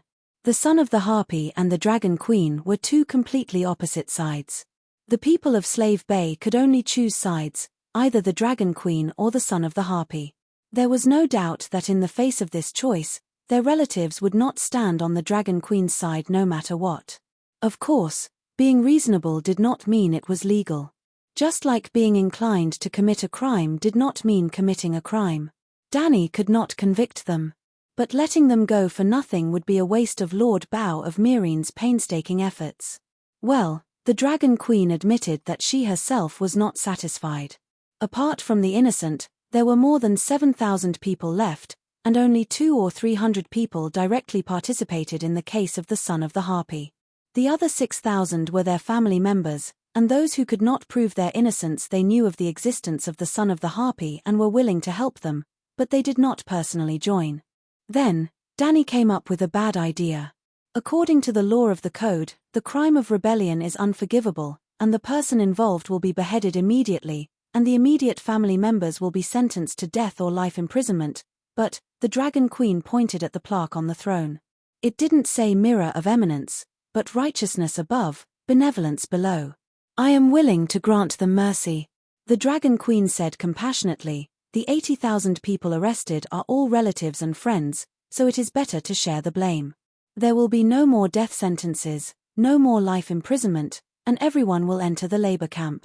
Innocent relatives and friends can work during the day and go home at night, and only need 2 years to leave the labor camp. The guilty Son of the Harpy cannot go home, but as long as he works for 5 years, he can regain his freedom and be a new man. Unfortunately, the Queen's mercy did not receive the gratitude of the sinners. I am not afraid of death, kill me, I don't want to implicate my family. A Son of the Harpy shouted. I'm not guilty, I'm a cousin 2 generations removed from Graz, and I don't want to be a convict for him, cried an innocent relative. Bastard, the Queen's mercy is not to be rejected. The Dragon Queen angrily roared and made an arbitrary decision. After completing the trial of the case, the Dragon Queen found the bedridden Klein. Yes, he suffered 48 lashes and was lying on the bed recuperating. Klein's face was pale, and he lay on the bed with his eyes closed, as if he wanted to use silence to express his protest against the Dragon Queen's injustice. After working for a few months in vain, he only received 48 lashes from the Devil's Tail and lost the super-lucrative position of Meereen City Lord. Lord Bow of Meereen was bitter. Sigh. Do you understand the significance of the Western General? There was once a great King Cow who was willing to give up the throne to become the Western General. The Dragon Queen sighed. Klein's attention was attracted by the King Cow, and he could not help but ask, what is the significance of the Western General? Western General, as the name suggests, is to conquer the West. The Allied army is divided into sea and land, the navy is gathered at New Guise, and the army is gathered at Mat Ares. They came with great momentum, but they can't do it again. If we can't take down Slaver's Bay in one wave, it will be my turn to conquer them next time. Where will we go? Of course, we will follow the Allied army's invasion route, starting from Myrine, heading west, Tauros, Mataris. Finally, we will pass through the land of long summer, enter the western plains, and enter Volantis. The Dragon Queen looked at the Count of Broken Shackles meaningfully. So, do you understand? I will become the city lord of Volantis. Klein was surprised. Danny gave him an encouraging look and said, no, you will become the Grand Seneschal of the West, the Lord of Volantis, the Lord of Cole, the Lords of Pentus, Myr, Terosi, Lies, and the other cities. They will all be under the jurisdiction of the Great General of the West. The Light Maiden above.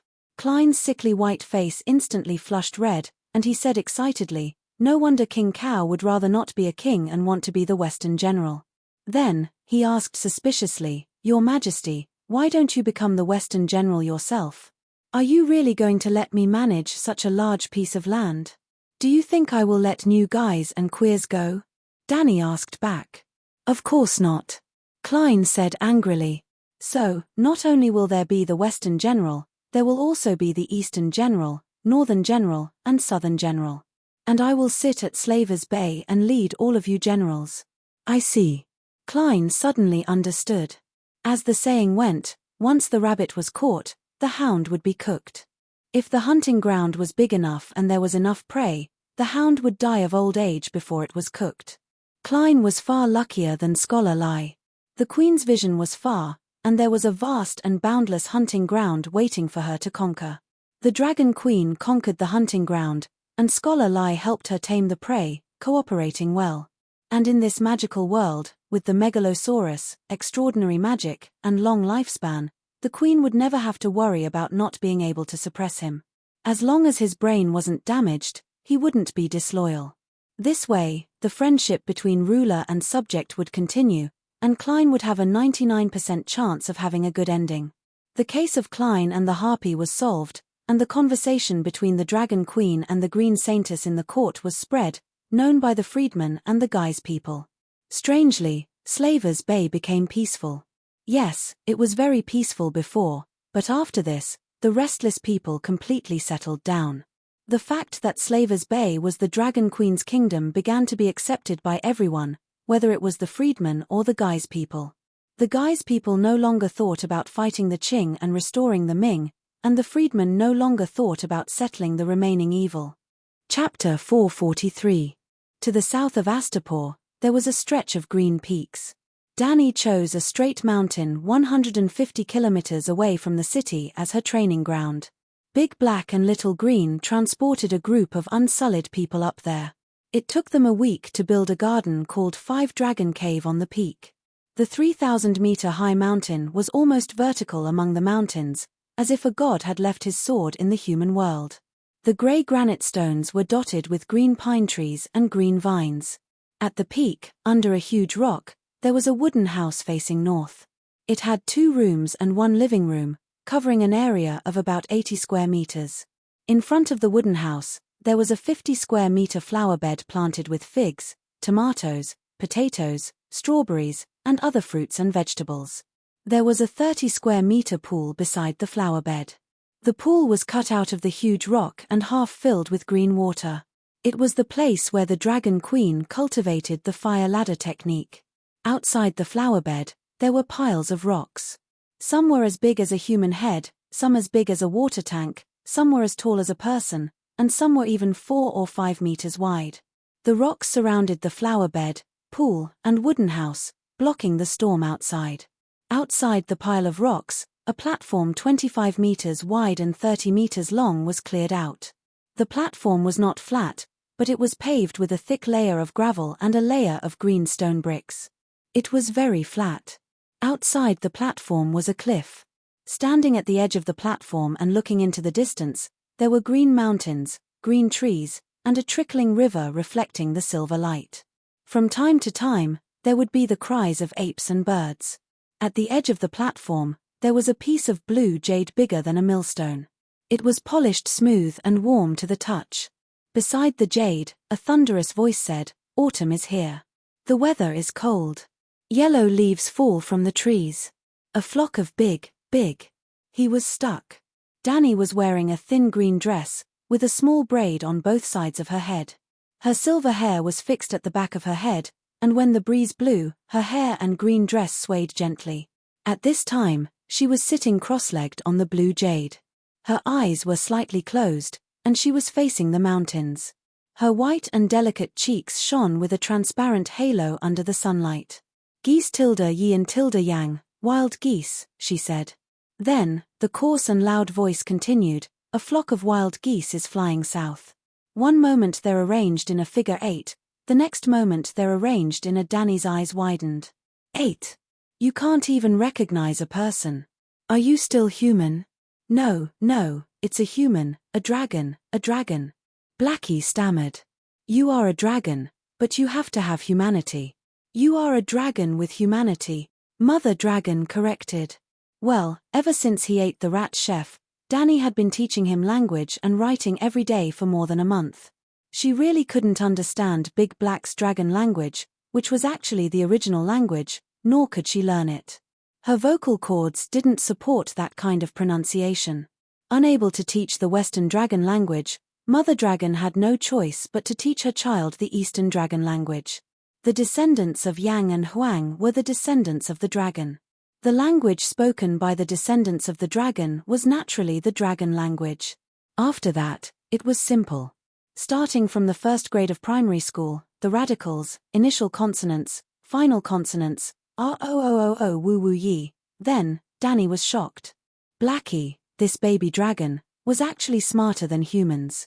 Well, she used to think he was stupid because if she taught him words directly, he would learn them today and forget them tomorrow.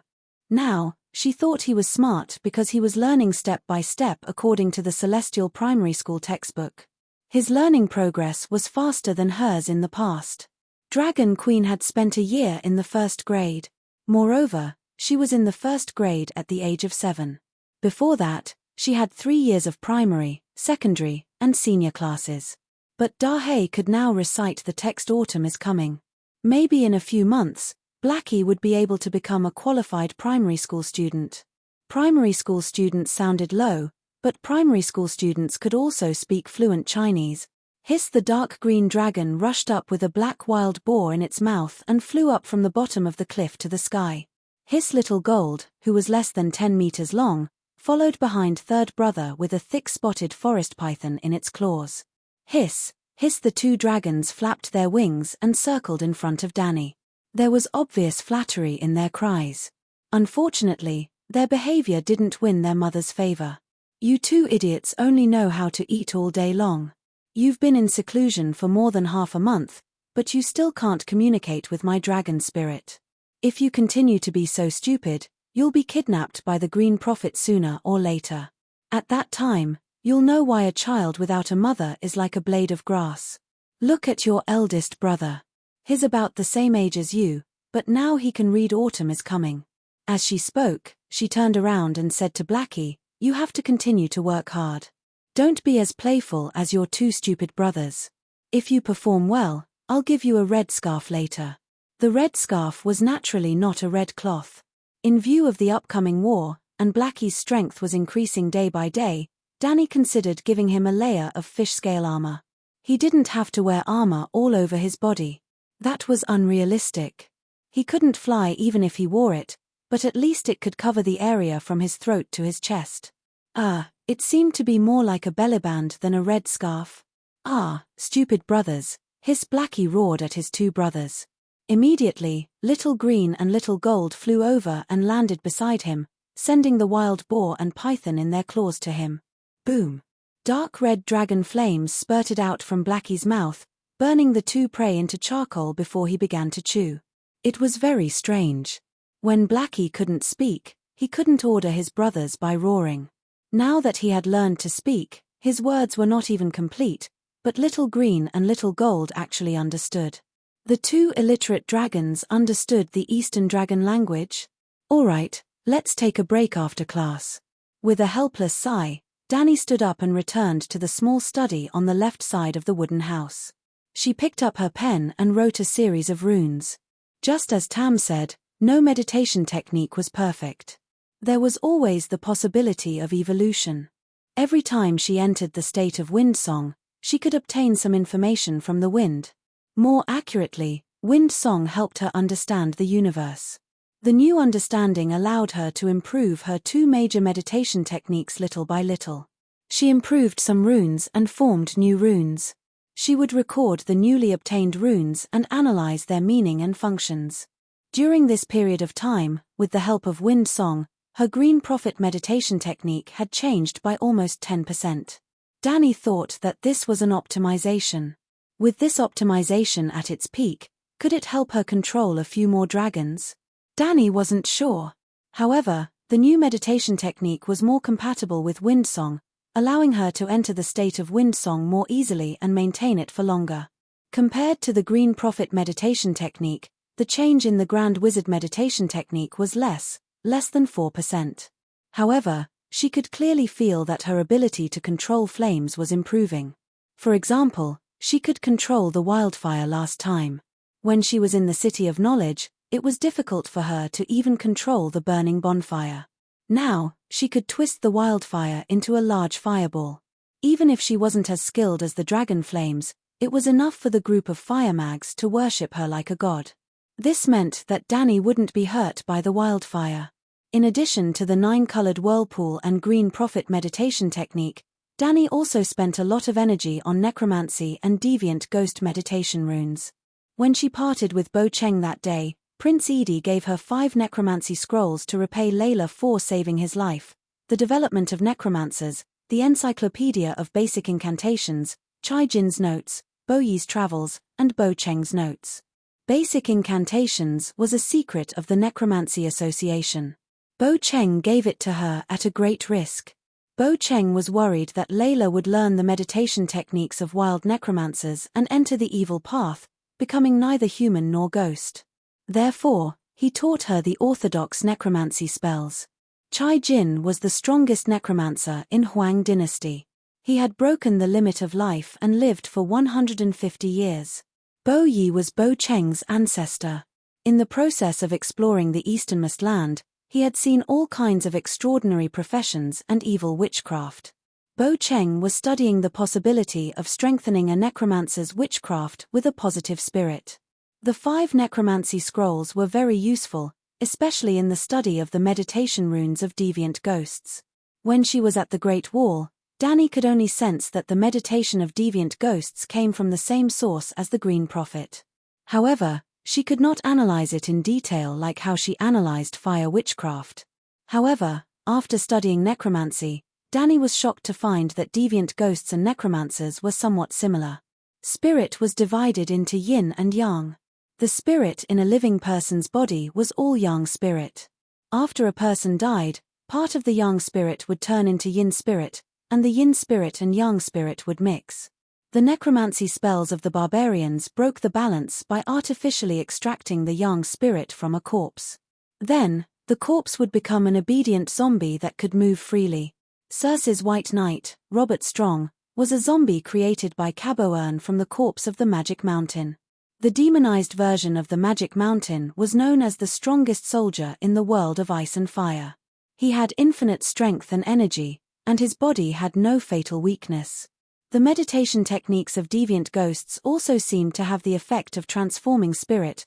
The yang spirit in the body turned into yin spirit. A living person was made up of yang spirit, and a dead person was a mixture of yin and yang. A dead person with all yin spirit was a zombie, and a living person with all yin spirit was a deviant ghost.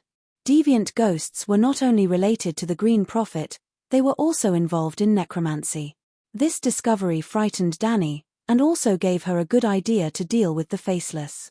The barbarians all agreed that the Bloodstone Emperor's necromancy had attracted the Long Night. Last time, the Bloodstone Emperor took the blame for the Long Night, and this time, the Long Night was coming. Why not let the faceless be the scapegoat? So, she entered the state of wind song and studied necromancy and the meditation techniques she obtained from the deviant ghosts in depth. Was it possible to create a ghost cultivation meditation technique and let a living person cultivate into a half-human, half-ghost? It was not a deviant ghost, as long as it looked like one.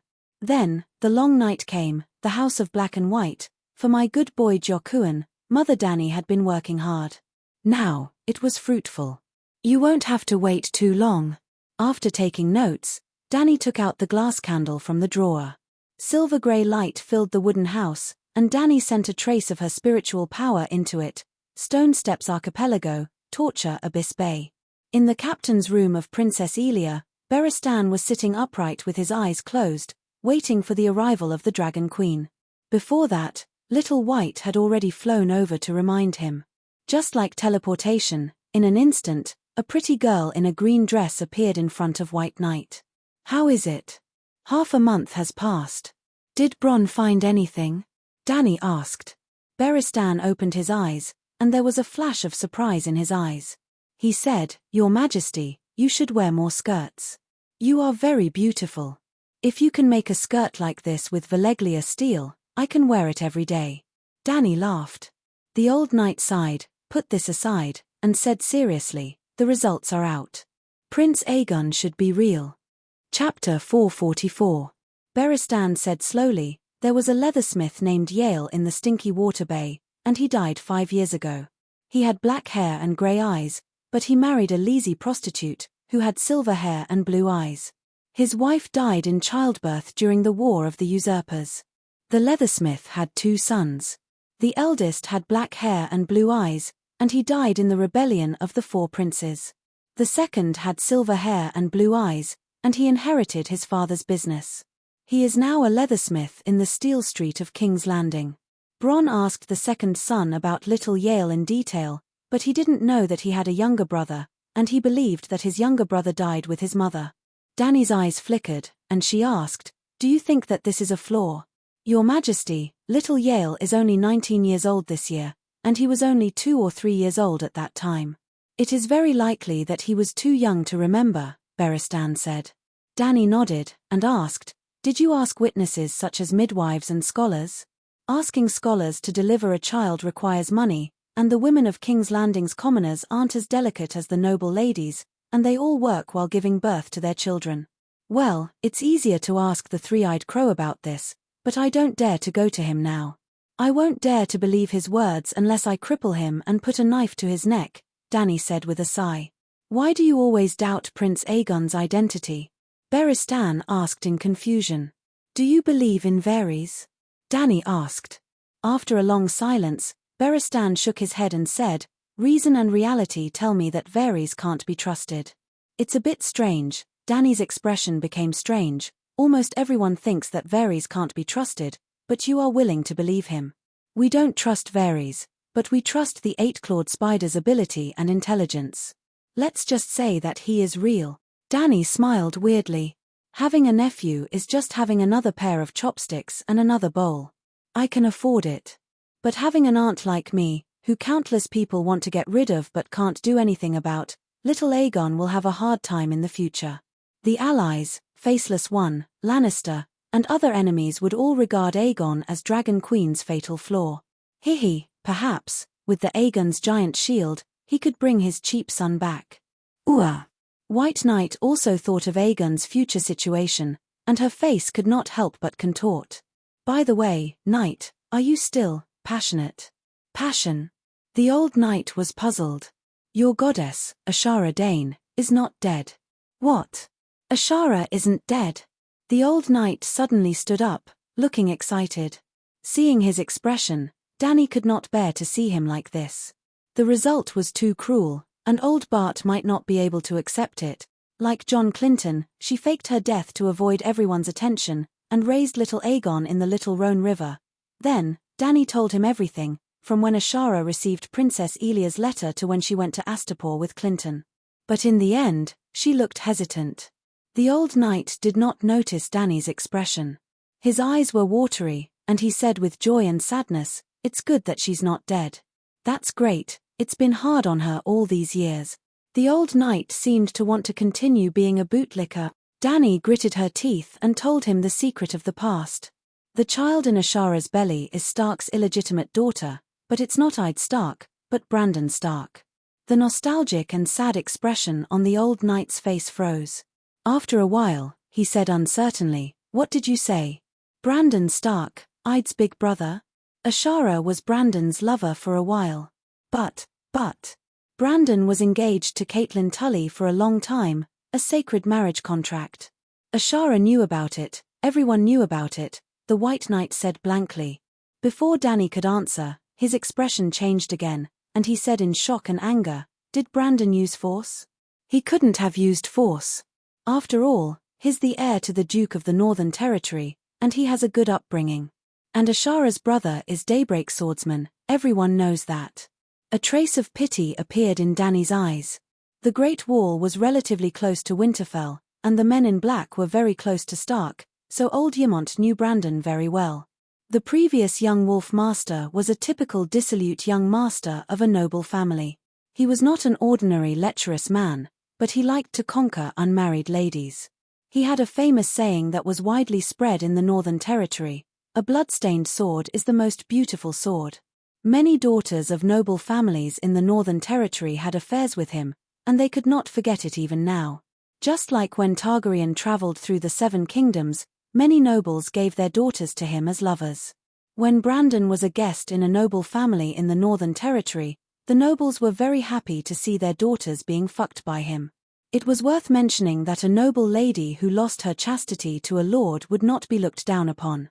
It seemed that it was natural to serve a lord, and even an honor. For example, Count Risewell of the Stream had once used his daughter Barbara to curry favor with Stark. But after Brandon and Tully got engaged, Barbara was still very popular with Count Lonemoon next door. For example, on the night of Stannis's wedding, Robert had sex with the bridesmaid Delena on his wedding bed. Delena had given birth to an illegitimate son, Ide Rick, and this was known throughout the Seven Kingdoms. But Delena was still married to the heir of the Norcos family without any discrimination. Even Duke Tywin took a fancy to her and proposed marriage to her father on behalf of his son, Tyrion. In the end, her father did not like the little devil. "Even if my daughter was sent to the Silent Sisters, she would not marry a half-human." In Westeros, when a woman did not have the right to inherit, her status was really low. In front of the commoners, they were high and mighty, honorable ladies. In front of a nobleman of a higher rank, the only difference between them and the prostitutes in the brothel was that they could marry, while the prostitutes could not. That was a digression. As for Ashara Dane, the brightest pearl in the tournament at Hellenberg, she had also dyed Brandon's sword red.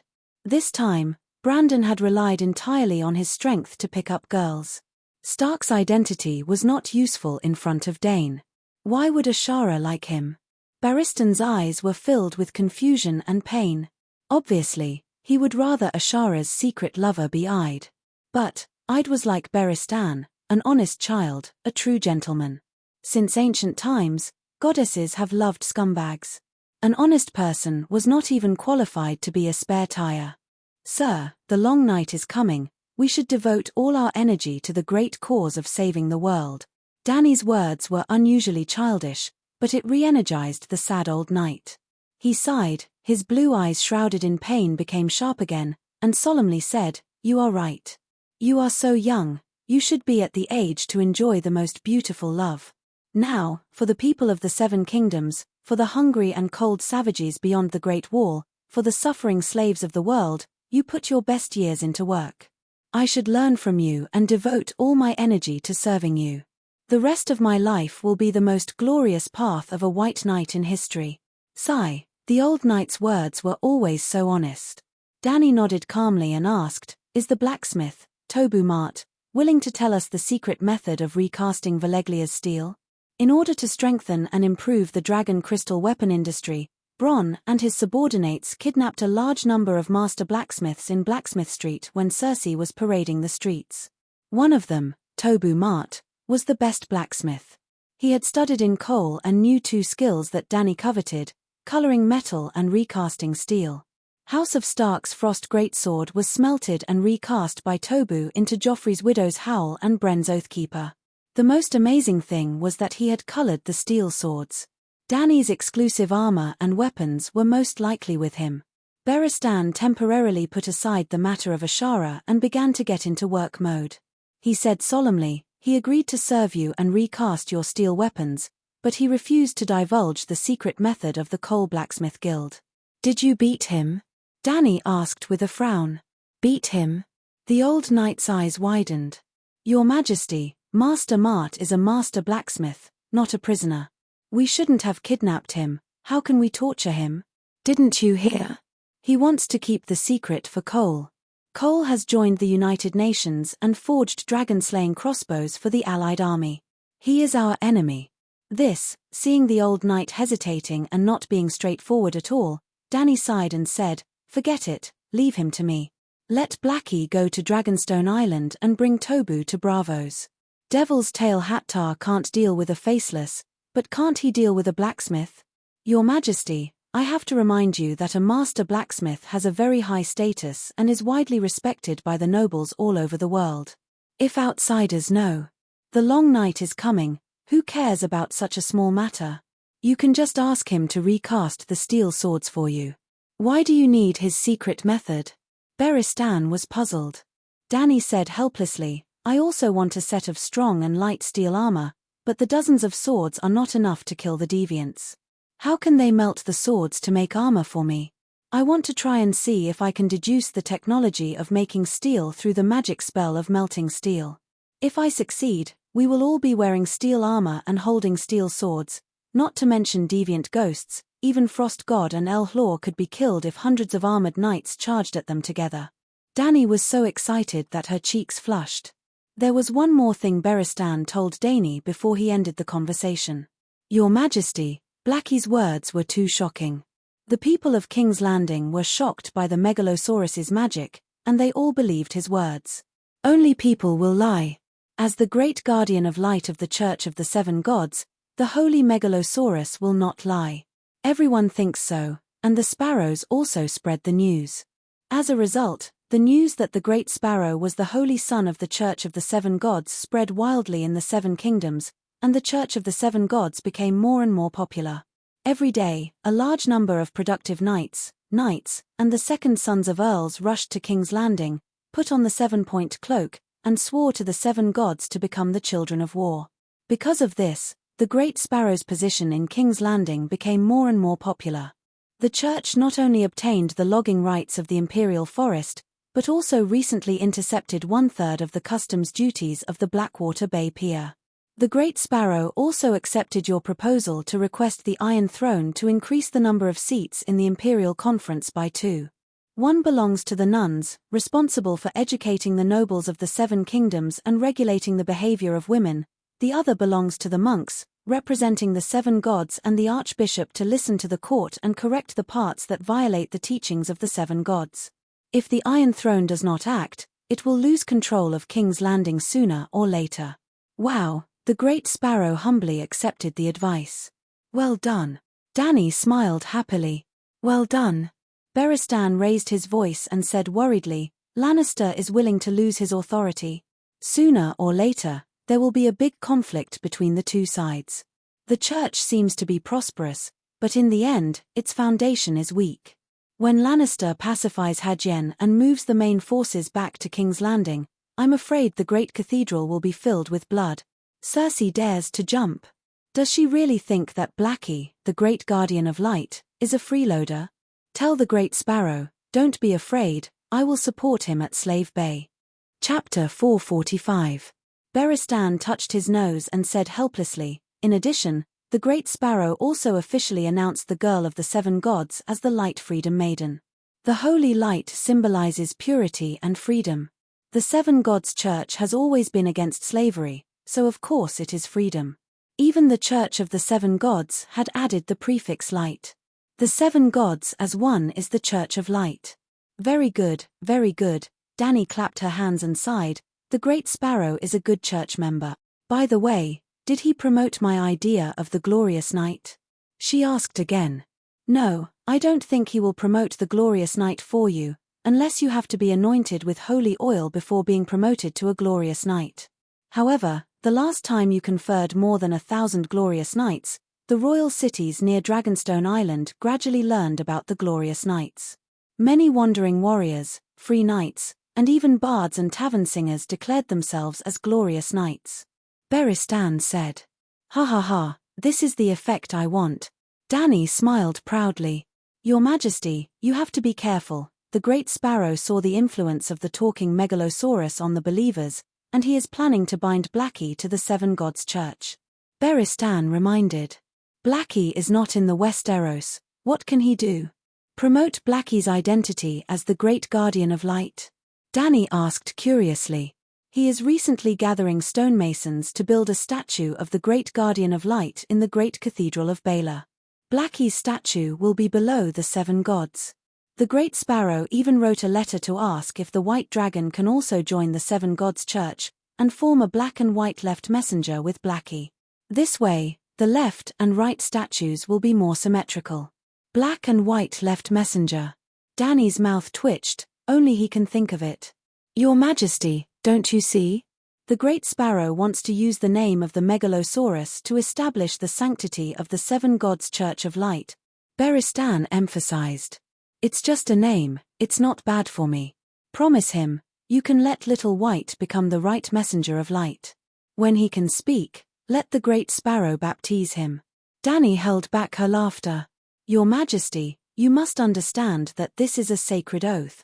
You let Big Black and Little White join the church today, which is equivalent to a knight swearing allegiance to a lord. However, Megalosaurus' allegiance is not to humans, but to the seven gods. This matter was too shocking. It was the first time something like this had happened since ancient times. There were countless churches in the world, but only the Church of Light had a Megalosaurus that could speak as a guardian. It would definitely be known by everyone and become a legend.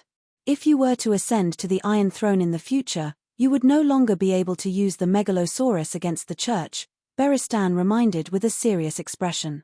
Hihi, do you think I'm cruel, Meg? Who would ride a dragon and burn down the great cathedral? Danny smiled strangely. Beristan said seriously, you are not Meg. But I know that no monarch can tolerate theocracy suppressing monarchical power. You are no different. I'm different. I'm both the Queen and the Pope. Danny laughed. Ah. Beristan was stunned and said hesitantly, what about your children? If she really ended the long night and ascended to the Iron Throne, the person who inherited the throne of the Seven Kingdoms would also be the most disliked descendant of Danny's grandmother. Let him do whatever he wants. If every grandson was cute, Danny's grandmother would reluctantly go to the Westeros to help steer the ship and turn the Church of the Seven Gods around again. The Big Sparrow was not the real Holy Son of Light. It was a miracle that he could live through the long night. After his death, the Church of the Seven Gods would still be controlled by Saint Danny. However, this could not be said to old Bart. Danny only said confidently, do you think there are many archbishops who are as tenacious and capable as the Big Sparrow? I'm younger than the Big Sparrow and destined to live longer than him. As long as I'm willing, it's not too difficult to restore the supreme monarchical power. Well, living long is also a kind of ability. Beristan had nothing to say. After ending the conversation with old Bart, Danny found that her magic power was only half consumed, so she began to contact Kueishi again. Since the three-eyed crow incident, every day before going to bed, Danny would send a soul-shaking true dragon roar to Kueishi through the soul fragment on her wrist every night. It was not an offensive soul attack, but a soul-calming sound to cleanse evil. In the same dark and cramped stone room, Kueishi sat cross-legged on the soft couch. The glass candles were shining brightly. What's the matter? She asked. I want to see how you are doing. I'm fine. Recently, I'm considering whether to go deeper into the underground palace. Kueishi said. I don't understand. You should know the limit of your power. Even if you really find the evil god in the underground palace, are you sure you can deal with him? Danny asked. Kueishi said helplessly, the evil god of the underground palace has existed for tens of thousands of years. No one has ever been able to destroy him. I know my limits. I only plan to leave a magic seal in the depths of the underground palace to block the evil aura overflowing from the ground. The deeper you go into the underground palace, the closer you are to the demon god, the better the seal will be. A few thousand years before me, countless wizards have done the same thing. Danny's heart skipped a beat. He said, what do you think of the Great Wall's magic formation that suppresses evil forces? Is it as effective as yours? City builder Brandon's evil warding magic formation? Where did you find it? Kuei, she asked curiously. I'm surprised that you know about city builder Brandon, Danny said with a strange expression. Of course I know him. He's the founder of the evil suppressing magic. Wizards with ancient legacies all know about him, Kuei, she said. Are you sure? The Westeros Brandon is the ancestor of the Asian wizards. It's only limited to the evil suppressing magic. After a pause, Kuei, she said, besides the Great Wall, Winterfell and the Stormstop Fort have the power to suppress gods and demons. If you have the chance, go to the Stormstop Fort or Winterfell and try it out. Standing outside the walls, you won't be able to use magic to attack people inside the walls unless you enter the castle. There's no need to go to the Stormstop Fort. If it's really effective, I'll refurbish my Great Pyramid, Danny said. Where did you find Brandon's legacy? Kuei, she asked. I crossed the River of Time in the Song of Wind and saw him leading a group of green prophet to carve the magic formation stroke by stroke. I know the magic formations inside the Great Wall very well, so I can help the collapsed Great Wall to recharge quickly. Danny could not help but sigh as she recalled what she had seen. What song is the Song of Wind? How can you cross the River of Time? Kuei, she asked in surprise. It seems that you don't know everything, ha ha ha. Danny laughed proudly. I never said that I know everything, Kuei, she said coldly. All right, it was my assumption. I thought you were a big shot and knew everything. Sigh, unknowingly, I've become a big shot. A real big shot, Danny said with a smile. All of a sudden, Kuei, she felt like punching that smug smiling face. Why are you looking for me? She asked in a muffled voice. If there's nothing, leave quickly. Danny couldn't see her expression and didn't seem to understand the meaning behind her words. The smile on her face grew wider and she said, I've recently formed a royal mage group, with 50 famous grandmasters both in and out of the country. With your ability and reputation, you're completely qualified to be the leader of the group. How about it? I can send a megalosaurus to pick you up from Thunder Island, it'll only take a day or two. I'm not going. I've said a long time ago that I won't interfere too deeply in your life.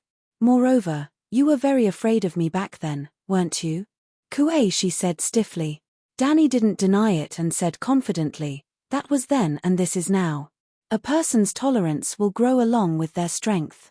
Then, she said in a tempting tone, the Westeros did encounter a lot of danger, but my gains were even greater. The City of Knowledge's secret arts of Valeglia, the Green Prophet's meditation, the foundation of deviant ghost spells, and even the Barren Lands necromancy spells, I've made some breakthroughs. Come here, we'll talk, study secret arts together, and explore the truth of the universe, what do you think? This time, Kuei, she was a little tempted. In just 2 years, the Dragon Queen had turned from a muggle into a rare great wizard. This talent and opportunity made people envious and impressed. If they could sit down and discuss with her, they would definitely gain a lot. The Thunder Island's Empress is not in a good state, I must fulfill my promise to Emperor Bogan. Kuei, she said. How long will it take? Danny asked. 1.5 years is not short, 3 to 5 years is not long either. Danny licked her lips and said thoughtfully, the evil god of the underground palace, is it a demigod or a true god? Theoretically, true gods can't exist in the human world. Kuei, she said hesitantly. The astral plane is just a legend, no one has ever been there, no one knows what it's like. Maybe, the astral plane is just a dimensional dimension connected to the human world. Danny guessed. What's a dimensional dimension? Another world, a small world. Danny's guess was well-founded. When the Door God was still alive, his original body was in Hadjian. When the Great Wall was built, 100 ancient royal girls were sacrificed, royal blood had power, to transfer the will and divine power of the weirwood into a branch. Maybe, after the Door God became a god, his spiritual will lived in another space, which was the divine kingdom. His weirwood body was a coordinate and channel that connected to the real world. Whether he's a true god or a demigod, you and I can't afford to offend him.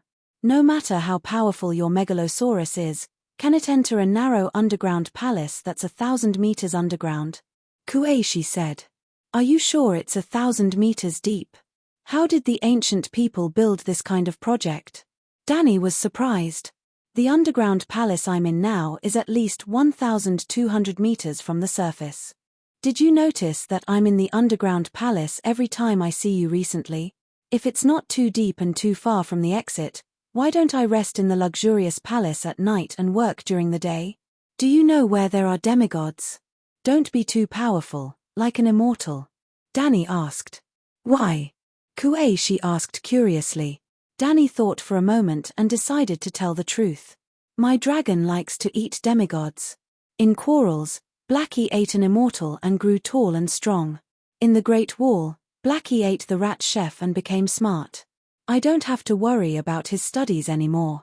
So I was thinking, can I let little white, little green, little gold, and little red grow taller and smarter?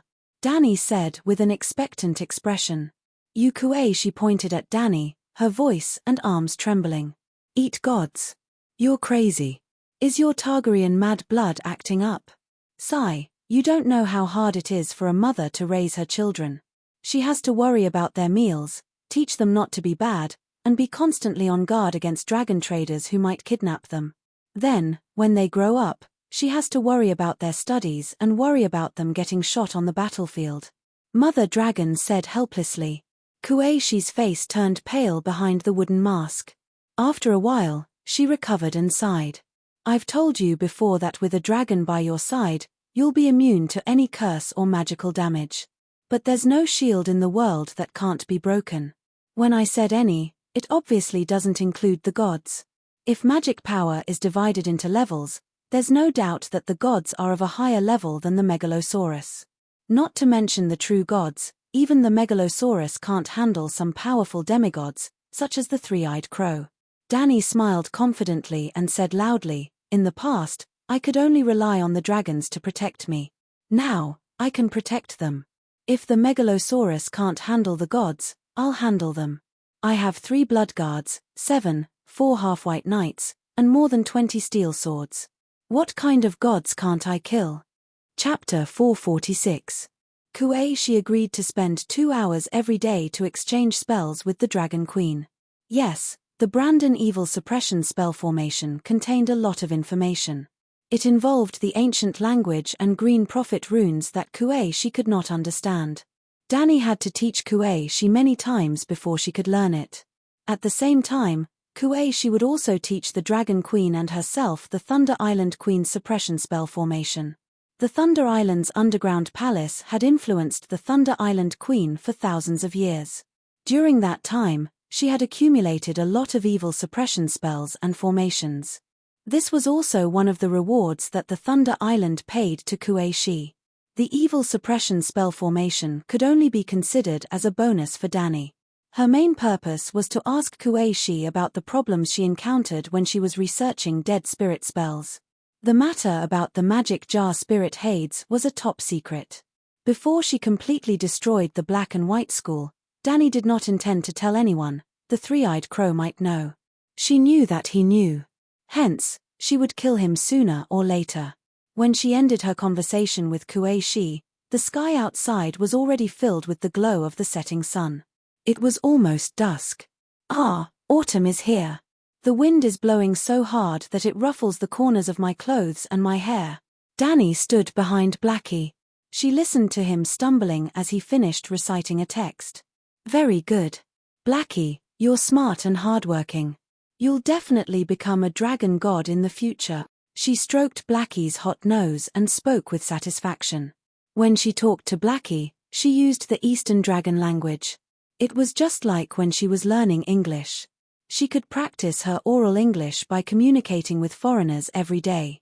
She was not afraid that he would not understand. A human and a dragon were both in the dragon spirit state. Even if he did not understand the language, he could still understand it. In fact, every time he encountered a new word, he would be able to learn another one. Dragon God. Blackie repeated her words.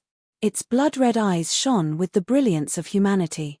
She patted Blackie's forehead and said with a smile, "Go to Dragonstone Island and bring the blacksmith Tobu here." Blacksmith. Blackie stood up and jumped down from the cliff beside them. It flapped its wings and quickly stabilized its body. Then, it sped up and entered the huge red sun in the west like a small black dot. "Little Gold, come here. Let me see how heavy you are now." Danny withdrew her gaze and waved at the golden dragon who was lying on the stone slab and staring into the distance. His Xiao Jin screamed at Danny and crawled to her side, rubbing its head against her chest.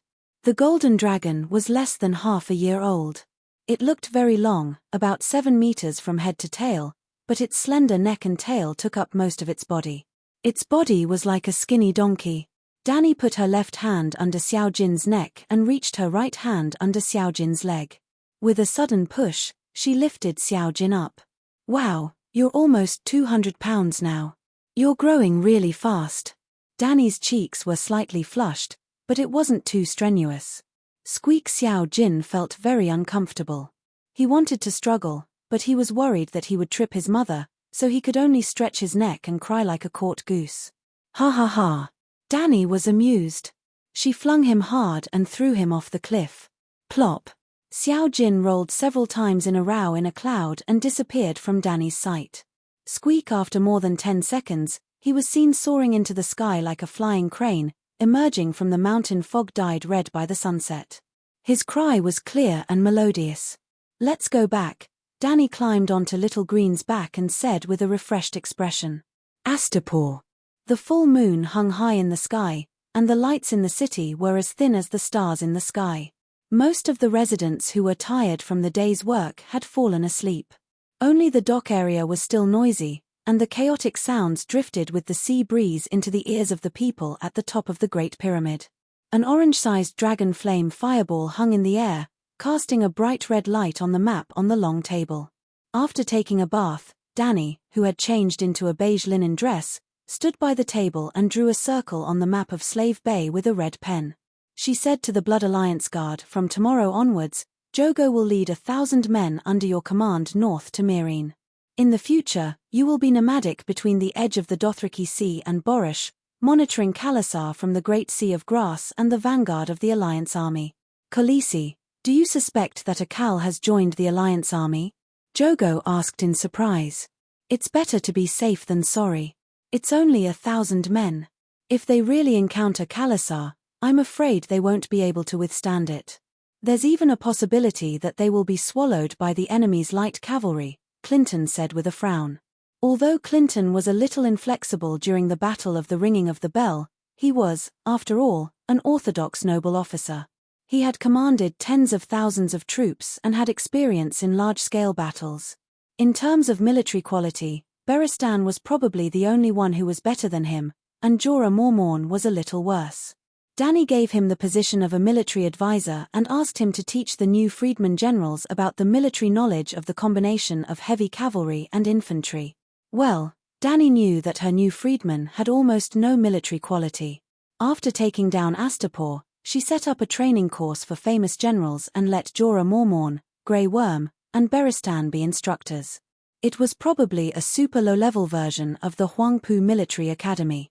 In fact, all the generals in the army had received Baristan's teachings and could be considered his students. As for the Dragon Queen, not only was she not the principal of the school, but like many illiterate freedmen, she also learned the ability to lead troops and fight from Old Bart. "Knight, you're talking about conventional warfare. We have dragons, so we don't fight conventional warfare. As long as the main forces of the Alliance Army with dragon-slaying crossbows have not entered Slaver's Bay, no one will dare to surround my men." Danny smiled. Clinton frowned and asked, "Can Astapor receive Knight Jogo's request for help in time?" "Of course not. It was more than 1,000 kilometers, and it would take about 2 days to send the message by Raven. 2 days was enough for Jogo's 1,000-men cavalry to die several times." Danny explained, "When the vanguard of the Alliance Army leaves Mataris and enters Slaver's Bay, I will announce that Slaver's Bay is in a state of combat readiness. At that time, there will be dragons patrolling the area around Slaver's Bay every day. There won't be a situation where our troops are suddenly surrounded and quickly wiped out. Moreover, Jogo's 1,000 men have horses, so they can immediately retreat when they encounter a large enemy force to avoid being entangled. Their main task is to prevent small groups of enemies from infiltrating our rear and destroying our food production plan. Yes, please continue. Clinton understood.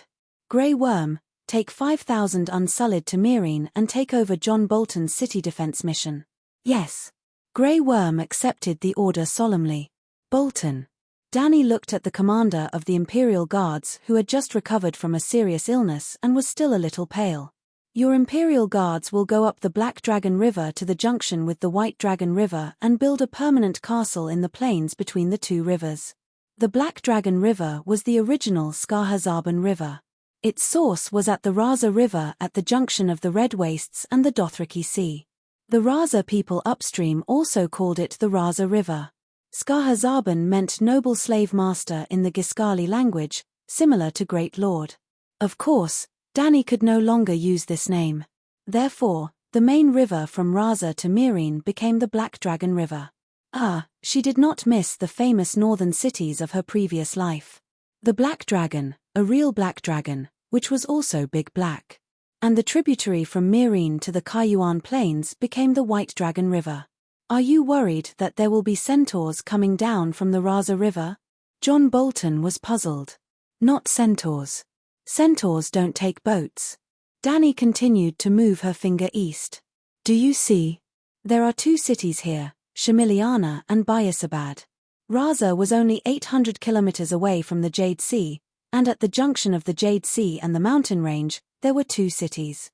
The city was built by the descendants of Hail Cologne. The kingdom of the descendants of Haakron, founded by the descendants of Yasser Yahai, was destroyed in the hands of the centaurs and zebras. The displaced survivors built the three fortress cities of Shamiliana, Kaya and Bayasabad at the three fortresses.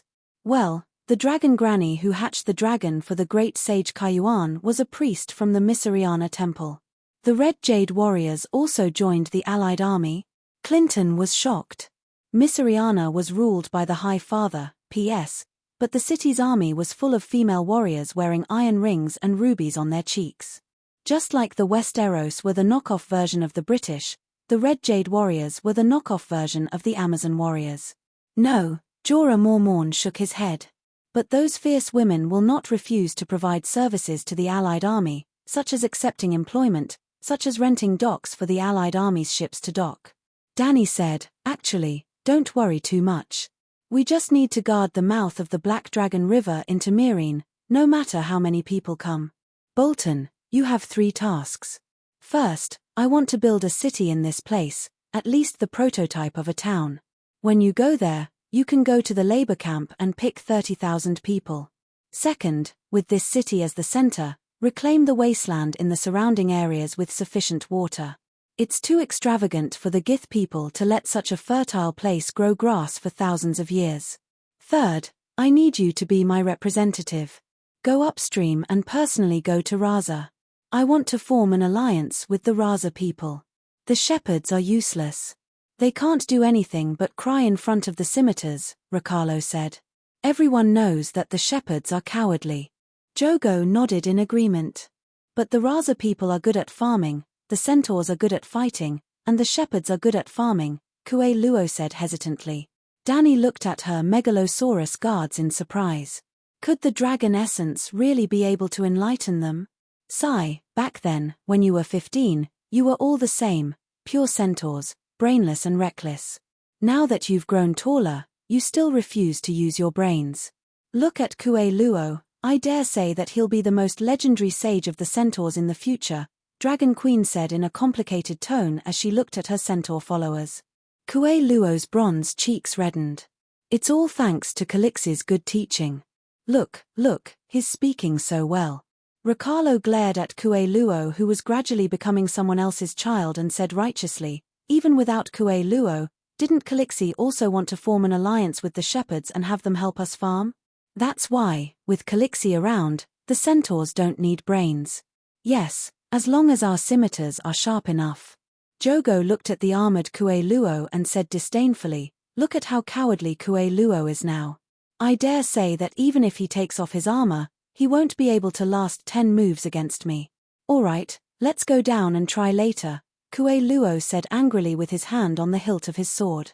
He had gained knowledge and wisdom, but still retained the courage and bravery of the centaurs. You can fight, but you have to use a blunt sword. And Kue Luo doesn't have to take off his armor. On the battlefield, Jogo, can you make the enemy take off his armor? Danny shrugged and said casually. Chapter 447. Danny said, John, your mission isn't just to form an alliance with the Laza. I hope that they can collectively move to Slavers Bay and become my allies, as well as my people. I will make a sacred vow to keep them safe and provide the Laza with a bountiful and vast land. They will also need to swear eternal loyalty to me, to Targaryen, in the form of farming and food. John Bolton asked, what if they're unwilling? After all, the Laza River is their homeland for thousands of years. Tell them that if the Alliance attacks Slavers Bay from the Jade Sea, they will definitely take food along the way and even capture the Laza as slave laborers. Secondly, the Laza River is next to the Great Sea of Grass. Almost every Khal will go there to hunt after leaving Centaur City. They should know this better than I do. With me at Slavers Bay, no centaur can cross Meereen except for my Khalasar. The Laza can enjoy unprecedented peace and tranquility in the White Dragon River. Lastly, the long night is coming. They are harassed by centaurs year after year, so they definitely have no food reserves. Only by forming an alliance with me and pledging their loyalty to me can the Laza avoid the danger of destruction in the long night. Tell all the Laza that I, Danny Liz Targaryen, am their savior. John Bolton nodded thoughtfully and asked, farm at the White Dragon River? You don't plan to let the Laza come to Astapor? It's too much of a waste of time to let the Laza migrate to the Worm River. It will probably take a year or two. The Laza live upstream of the Black River. If they follow the river downstream, they will reach the intersection of the White Dragon River and the Black River in a week, which is where I want you to build the city. After that, they will migrate south along the White Dragon River. The water route is convenient and fast. In about 2 months, the Laza will be able to start farming in the White Dragon River. After arranging the tasks for the guards, Danny turned her gaze to the centaurs again. Kiro, work with Ricalo. From now on, build 3 fodder fields around Meereen, Astapor, and Kayuan. Each field can hold at least 10,000 cows. Cows? Ricalo was puzzled. Why not healthy horses? When the long night comes, the war horses will be of no use. We'll just kill them and make them into bacon. Instead, we need cows to provide milk, cheese, and butter for daily necessities. Are 10,000 cows enough? Kue Luo asked doubtfully. It's barely enough to supply the city. From this day on, I will store an unlimited amount of butter and cheese. The pyramid in the city will be the storehouse. Moreover, the farmers outside the city also raise cattle. I will also issue an edict for them to start preparing early. At the very least, they must be self-sufficient. How long can the food in Slave Bay last? Clinton suddenly asked. Cora looked at him deeply and said, do you know about the great leap in food production?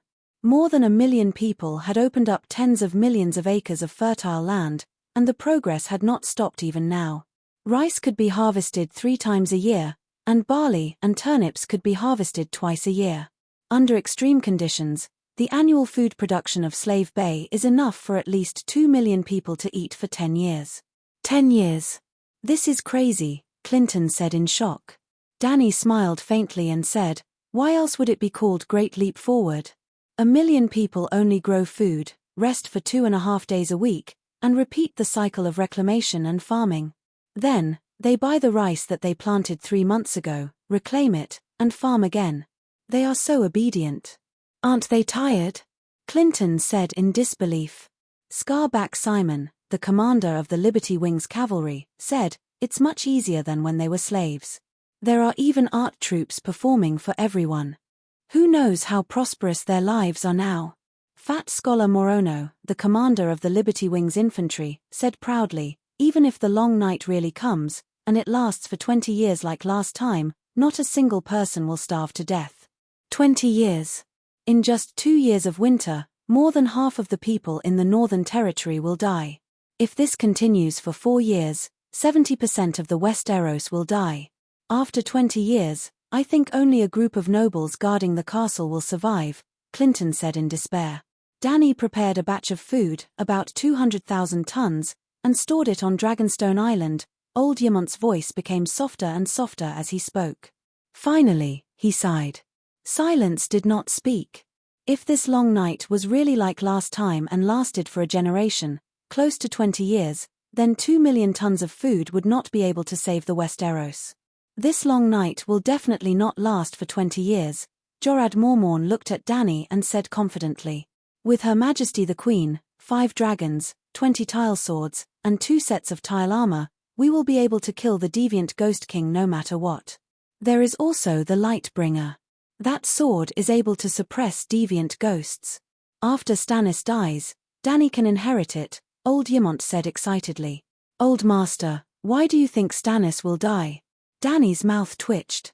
He is not the true owner of the Lightbringer, but he has the Lightbringer. If he doesn't die, where will the Child of Prophecy get the sword? Yemont said confidently. What he said, it seemed to make sense. The Lightbringer is nothing. Danny smiled proudly. I have recorded 70% of the magic runes in the sword. In 2 days, Big Black will bring the blacksmith Butto back. When I master the magic spell to reforge the tile swords, I will immediately melt down all 20 tile swords and reforge them. All of us will have a Lightbringer made of tile swords. We are all saviors. Ah! Everyone was surprised and happy, but old Yemont fell into a daze. If everyone had a Lightbringer in their hands, then how much would the Child of Prophecy, who had been devalued by the Dragon Queen, be worth in the future? Can ordinary people use magic swords? Jorad asked doubtfully. I will try and see if I can make you become a magic swordsman. Let's test your talent first.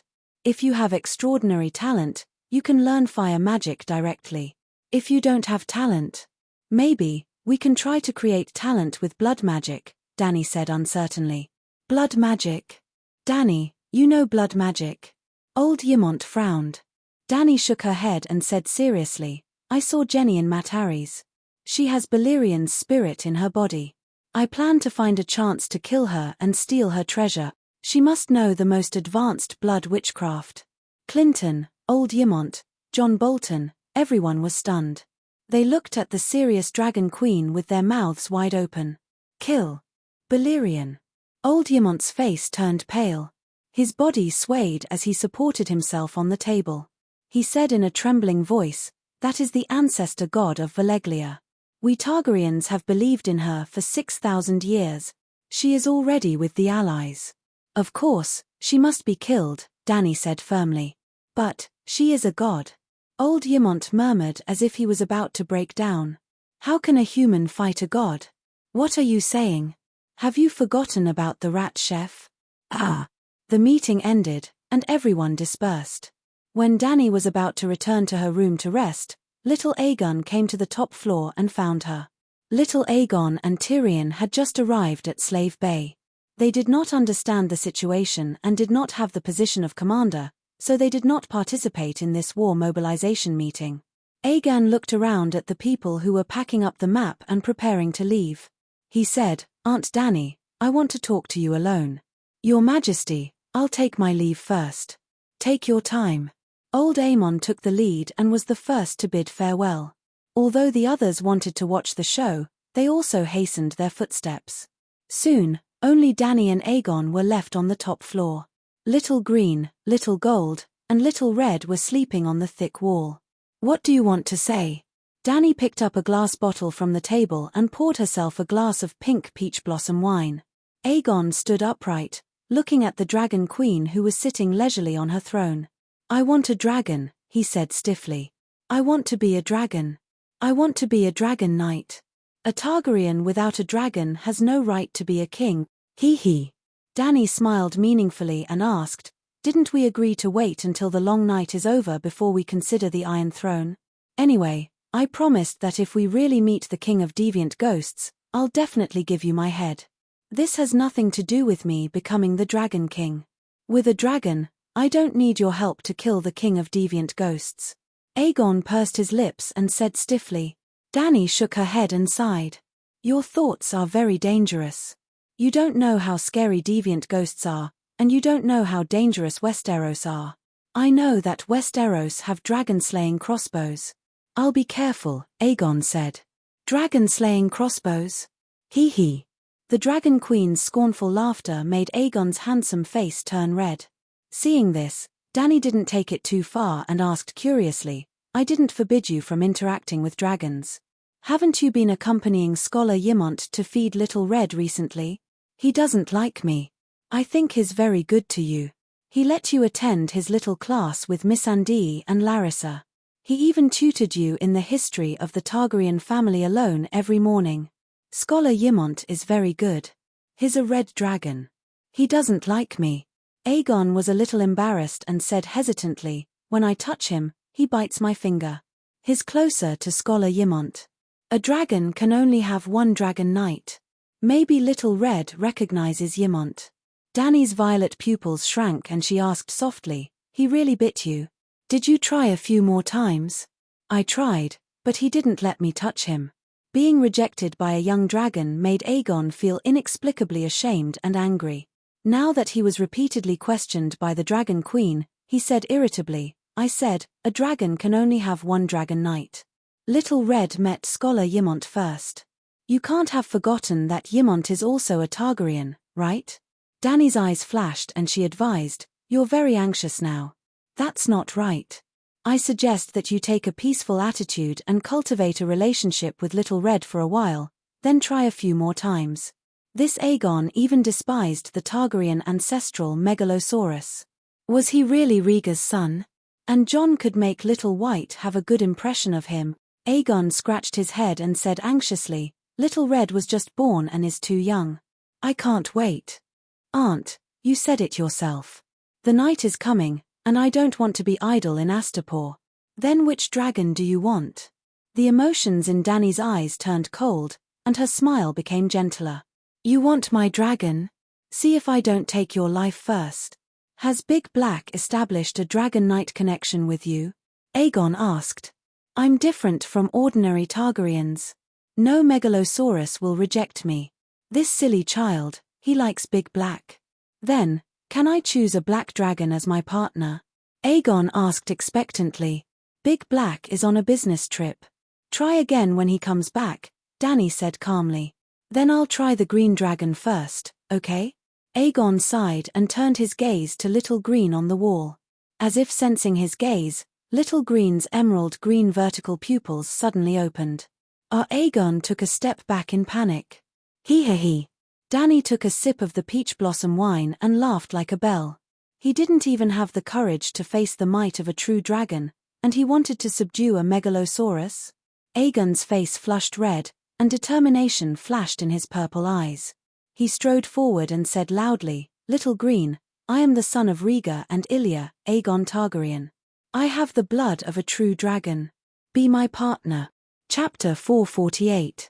I am Lei Jazi, the king of the Andals, Loina, and ancestors, the ruler of the Seven Kingdoms and the protector of the realm, Little Green, Green Dragon. Aegon was very excited, his cheeks and eyes turning red. Be my partner and submit to me. Dany's aunt was unhappy. Such a long title sounded very imposing, but even she was embarrassed to use it. You don't live up to your name, but you said it without any shame. Also, you dare to say that you want my son to submit to you? This nephew is even more annoying than my second nephew. Why don't I find a chance to send him to the Great Wall and become a Night Guardian with his illegitimate brother? Although they couldn't control the dragon spirit, Little Green and Little Gold could vaguely sense their mother's thoughts. She didn't like this guy who was shouting. Thus, when Aegon got closer and closer, Greenie stuck out its neck like a snake and opened its mouth to roar. Hissa! Aegon's silver hair danced in the sulfuric breath. His excited face turned pale instantly, his eyes filled with fear, and he screamed and fell to the ground. And this useless behavior increased the hostility in Little Green's heart.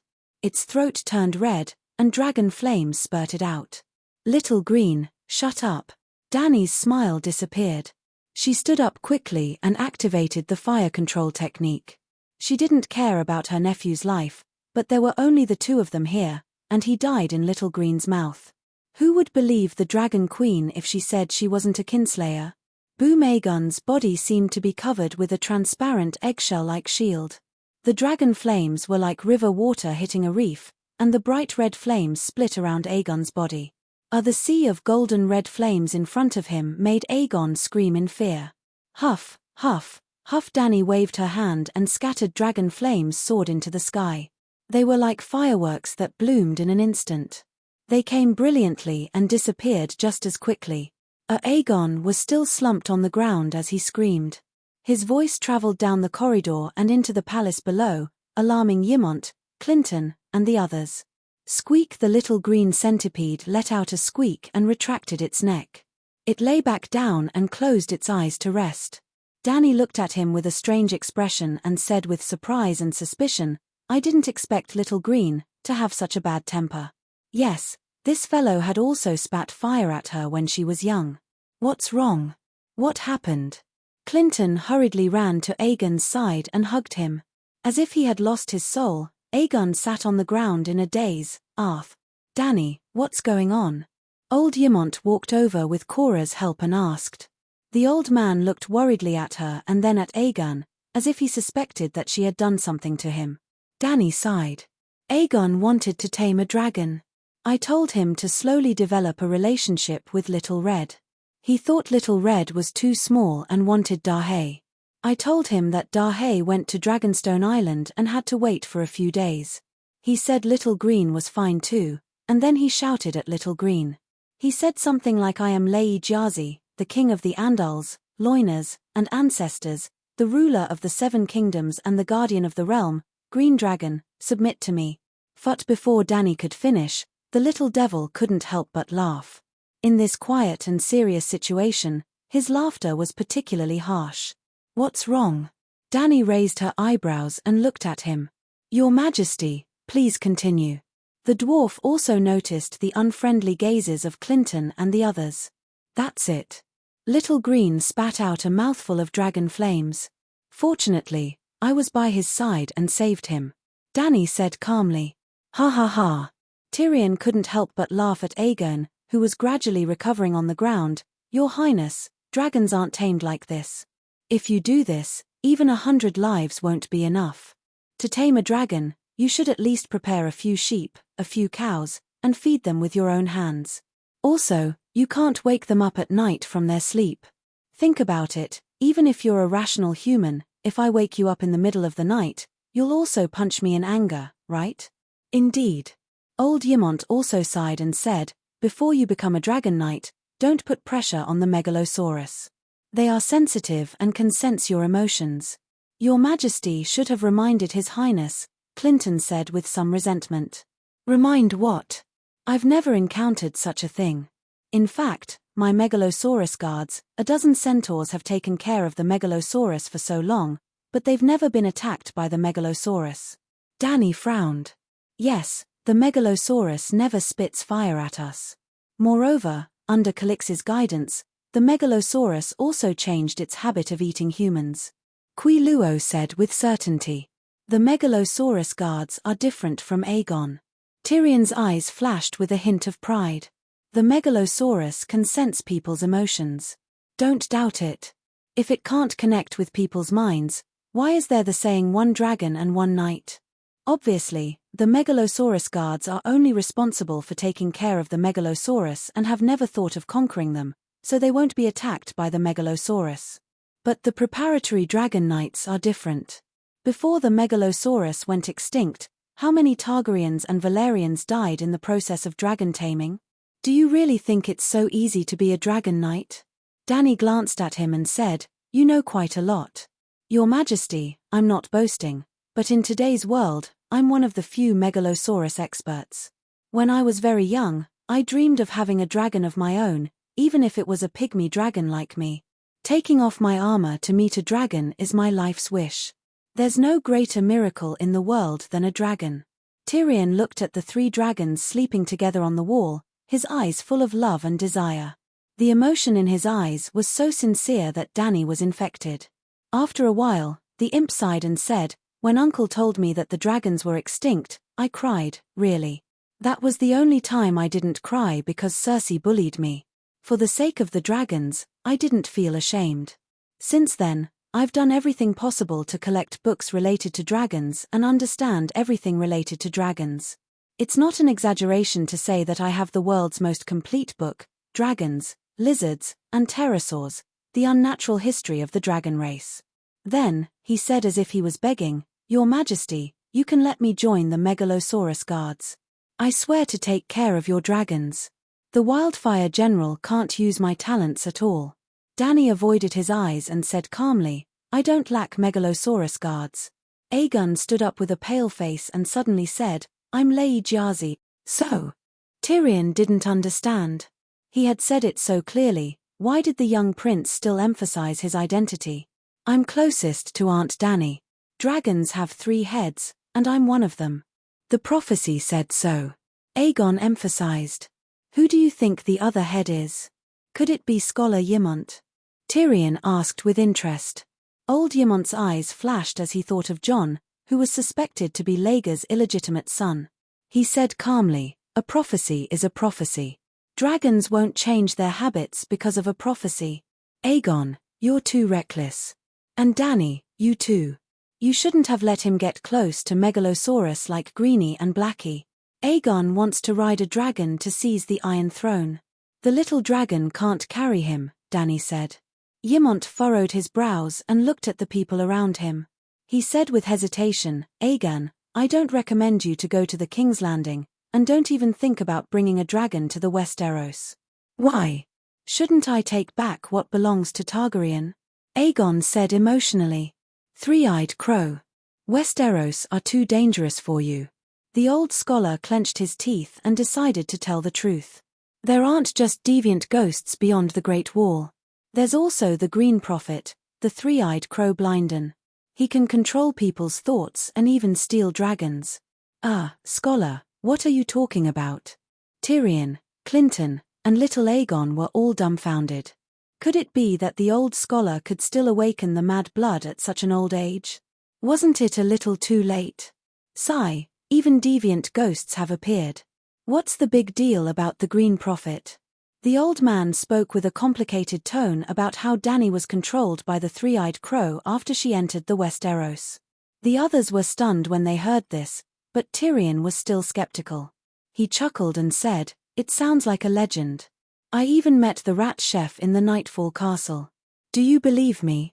Dany asked with a smile. Hee. Tyrion laughed lazily. There's also Mad Axe. I didn't find him before I left. I wonder if the red-robed woman caught him, Ymont said. Hee. Tyrion laughed lazily. Dany turned to nephew Gu. She saw that he had come back to his senses and was also skeptical. She couldn't help but suggest, Aegon, since you're in a hurry to seize the Iron Throne, why don't you go to the Great Wall for an internship? Internship for what? Aegon was puzzled. Internship to become a child of prophecy, Dany's aunt said seriously. Only by going beyond the Great Wall and fighting deviant ghosts can you quickly become a qualified savior. As long as you end the Nightfall, no one will be able to stop you from ascending the Iron Throne. No, it's too dangerous to go to the Great Wall. Clinton rejected it immediately. Then, will he still abide by the promise of the one who ends the Nightfall will be king? The prerequisite for me supporting him is that he can fulfill my promise. Otherwise, I'll become a traitor, Dany said.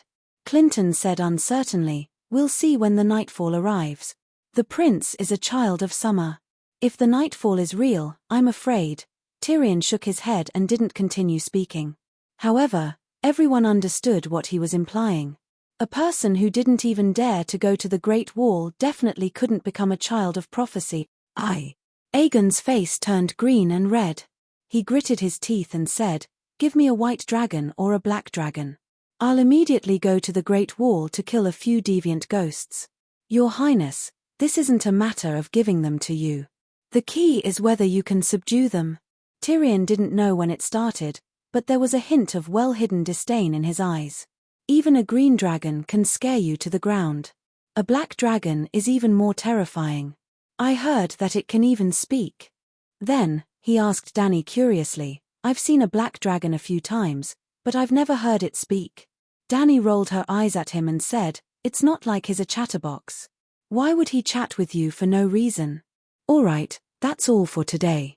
She yawned and said impatiently, "Everyone, disperse." Dragon Queen, the centaur maid, and old Yamont's rooms were on the top floor, while Aegon and the others were on the second floor.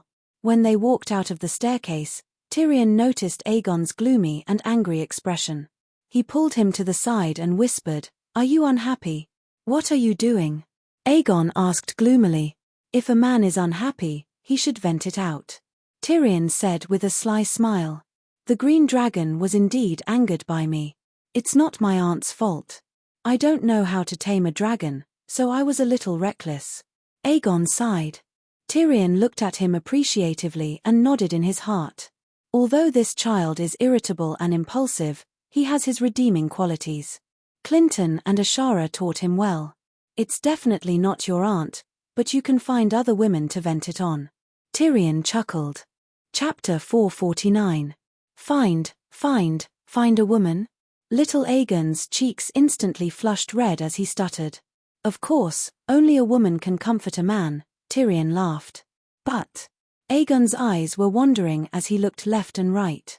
Clinton and the rest had already gone downstairs, leaving only the two of them at the staircase. I can't go," as if he had heard the most terrifying thing, he shook his head repeatedly. "Why? Are you worried about your aunt?" "Ha ha."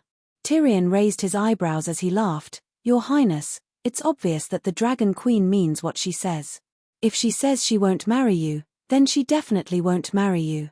It's useless for you to keep your chastity for her." No, Aegon was angered by the little devil's teasing expression. He straightened his neck and said, "I don't want to go myself." Tyrion looked at him strangely. "Little prince, you're 17 years old, right? TSK, you're still a virgin.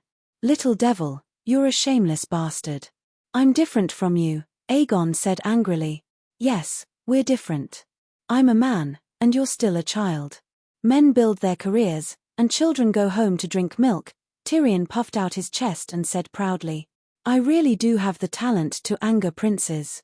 Looking at Aegon's twisted face and red eyes, the little devil thought proudly, "Sigh, how many times has this little prince gone crazy because of me? Why is it that every time I see him, I can't help but think of my nephew Joffrey? Why am I inexplicably happy when I see him jumping around in anger because of me? Even if I get slapped, I'll be happy." Slap. Aegon raised his right hand and slapped him. Tyrion took a step back and raised his hand to block the slap. "Shh." He put his right index finger to his lips and said softly, "Little prince, do you want your Aunt Queen to see how you lose your composure and beat up her minister?" He pointed at his green leather armor that had a picture of a roaring black dragon printed on it and said, "I'm a third-rank wildfire general, not Hu-Ge Caesar." Well, when he was still Hu-Ge, on the way from Pentus to Slave Bay, when he was beaten up after angering little Aegon, he would not dodge. Aegon was stronger than him, so he couldn't resist. "If I hit you, my aunt would only clap her hands and cheer," little Aegon said hatefully. Even though he said that, he raised his head and carefully glanced in the direction of the top floor, giving up on the idea of slapping the dwarf again. "Sooner or later, the wildfire will burn you to ashes," he cursed.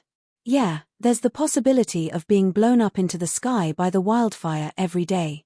I have to get drunk today."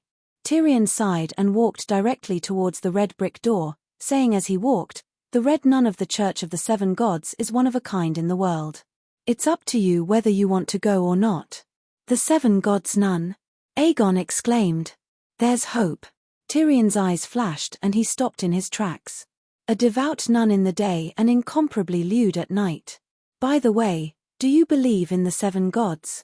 "Of course, Sister Ashara is my spiritual mentor," little Aegon said. "Then, have you ever dreamed of your spiritual mentor at night, and then secretly changed your underwear the next morning?" Tyrion chuckled. "You?" Aegon pointed at him, his face flushed red. "Looks like I have." Tyrion smiled in understanding. "Don't be shy. I even dreamed of my sister when I was young. Do you believe it?" "You beast," Aegon said agitatedly. He, aren't your grandfather and grandmother also brother and sister?" You Targaryens have so many examples of brother and sister unions, and you even want to marry your own aunt. Are they all beasts? Tyrion retorted. This is a Targaryen tradition, Aegon argued. Lannister can learn the traditions of Targaryen as well. Now he's even learning from you, sitting on the Iron Throne, being a king, being a mad king. Lannister's throne won't be stable, I swear, Aegon said coldly. You don't even have a dragon, what's the use of swearing?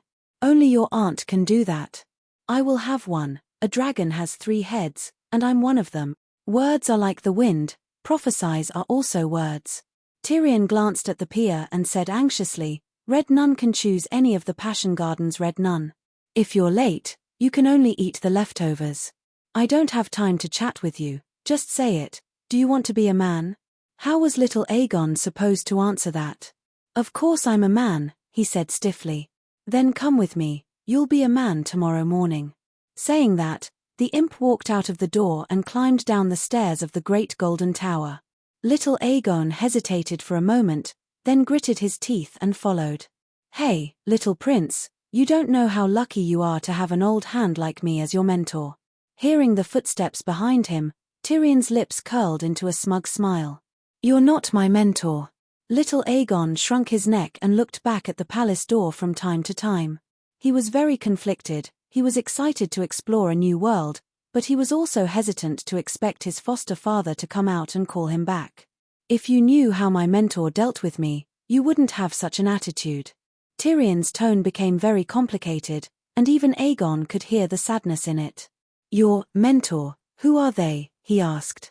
My brother and father, Tyrion said. What did they do? Tyrion was absent-minded for a moment, his footsteps slowed down and he muttered, When I was 13, Jaime and I saved a cute peasant girl from bandits, she fell in love with me. Maybe. Anyway, I loved her very much, really. I bribed a cultivator to arrange a simple but incredibly sweet secret wedding for me and Tessa.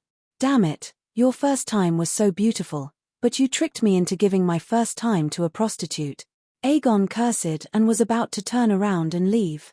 Listen to the story first, Tyrion pulled him back. After you hear it, you'll definitely be impatient to find a prostitute and give her your virginity and innocence.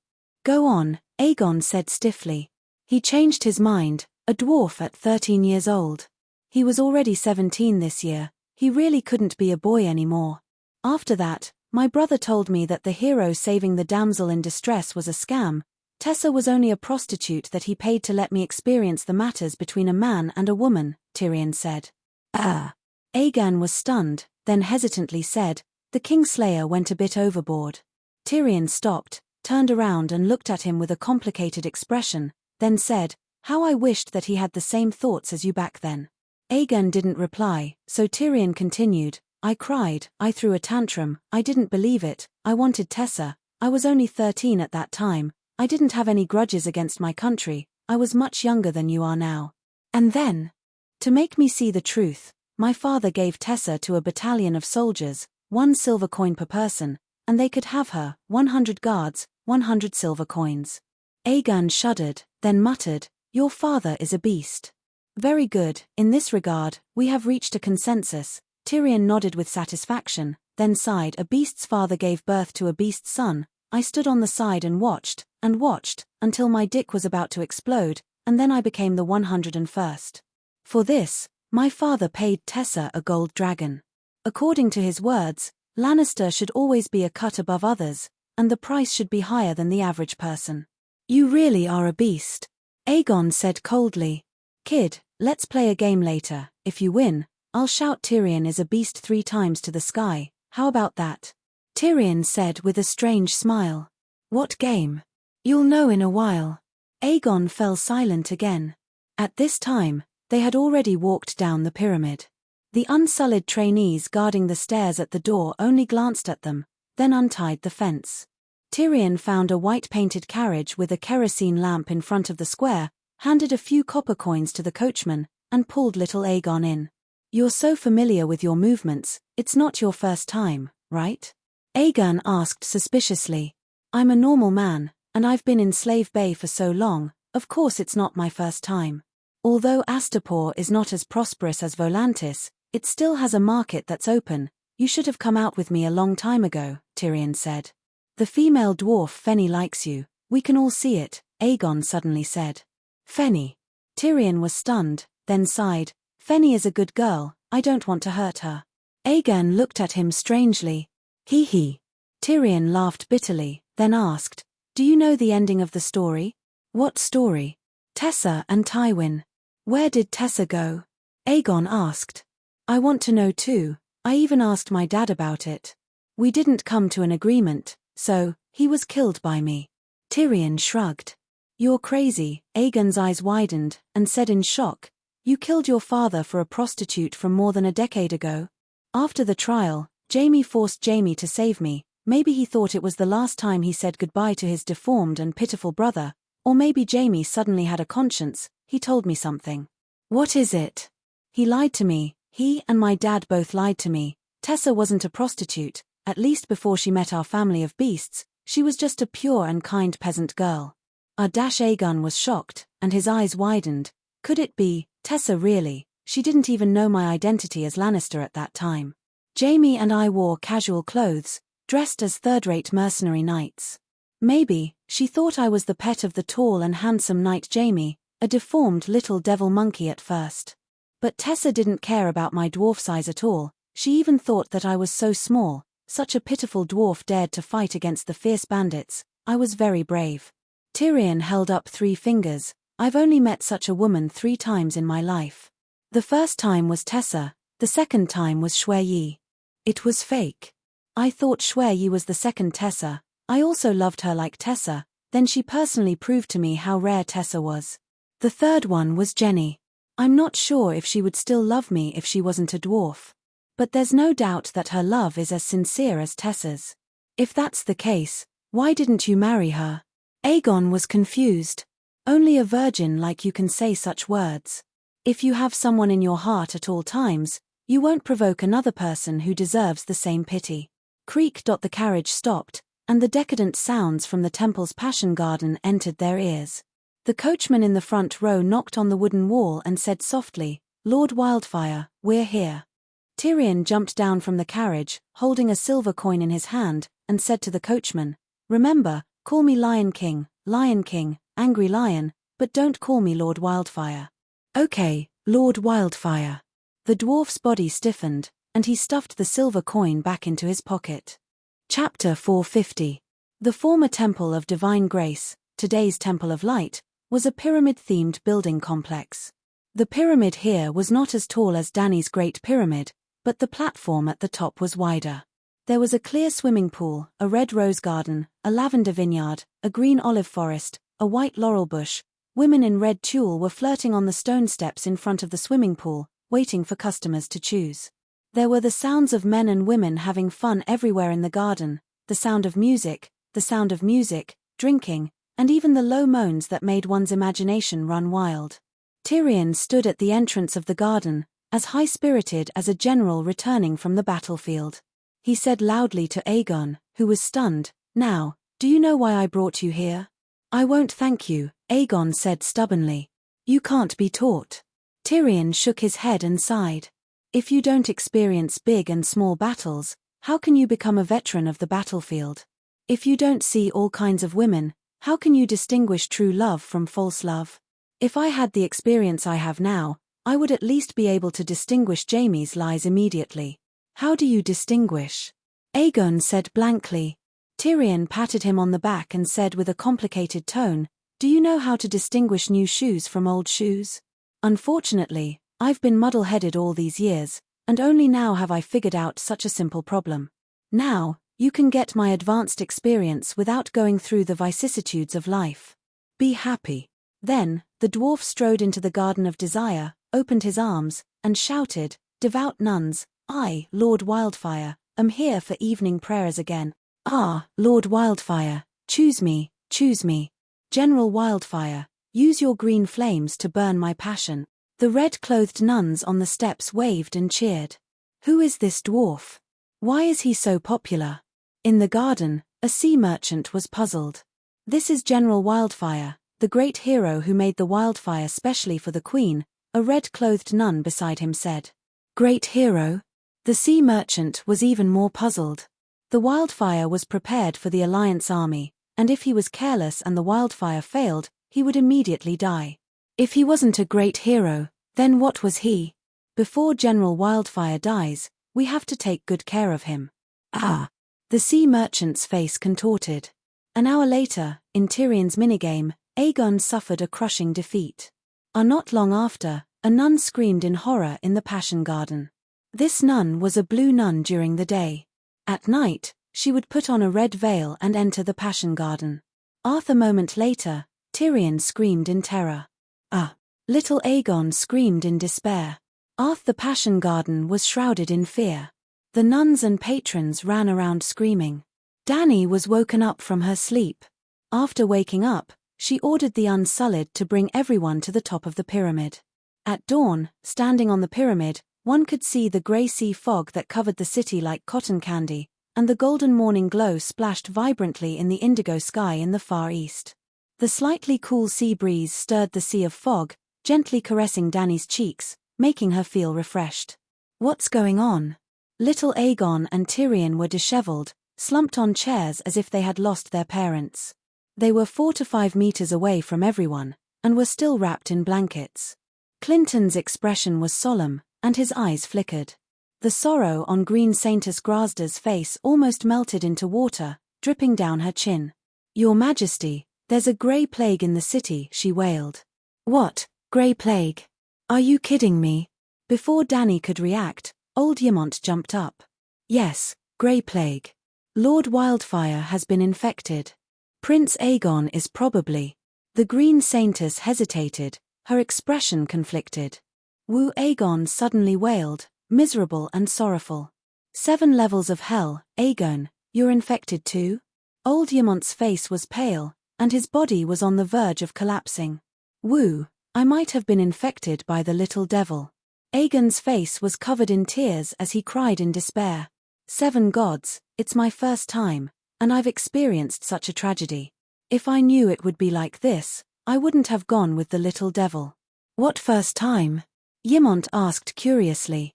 "Prince Aegon and General Wildfire went to the Passion Garden last night," the old Saintess said. Under the reproachful gazes of Clinton and old Ymont, Tyrion sighed. "I did it out of kindness. The little prince is already 17 years old. If he were in the Westeros, you would have already experienced appropriate aristocratic education. You should know this better than me." "You can find a maid," Clinton said, suppressing his anger. "In the Queen's palace, find the Queen's maid?" Tyrion mocked. "It's not a big deal to go to the Passion Garden." Dany waved her hand and asked in confusion, "First, explain how the Grey Plague came about." Of course, she knew about the Grey Plague.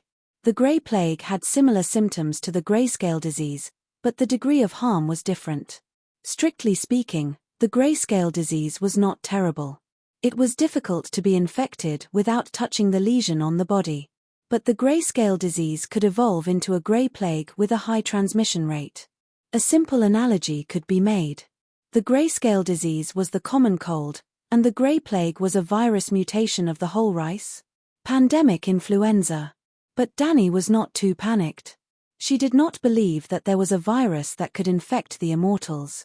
General Wildfire was infected with the Grey Plague, but he did not know it. As a result, when he was performing the 5th move of Spring Cry with Getty noticed the black and grey spots on his inner thigh. "Your Majesty, Getty is an outstanding blue nun," the old Saintess emphasized. "There used to be 7 Saintesses in the Temple of Divine Grace. The Green Saintess was the Pope, the Red Saintess was a holy prostitute, the White Saintess was a noble virgin who went to the temple as an intern, and the Blue Saintess was a healer. There were also the Pink Saintess, the Gold Saintess, and the Purple Saintess, the Saintess who served the Dragon King of Valeglia, who had lost their practical significance."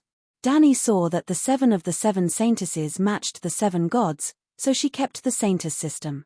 She also redefined the Pink Saintess as a singing and dancing priestess, the Gold Saintess as a book secretary, and the Purple Saintess as the Silent Sisterhood.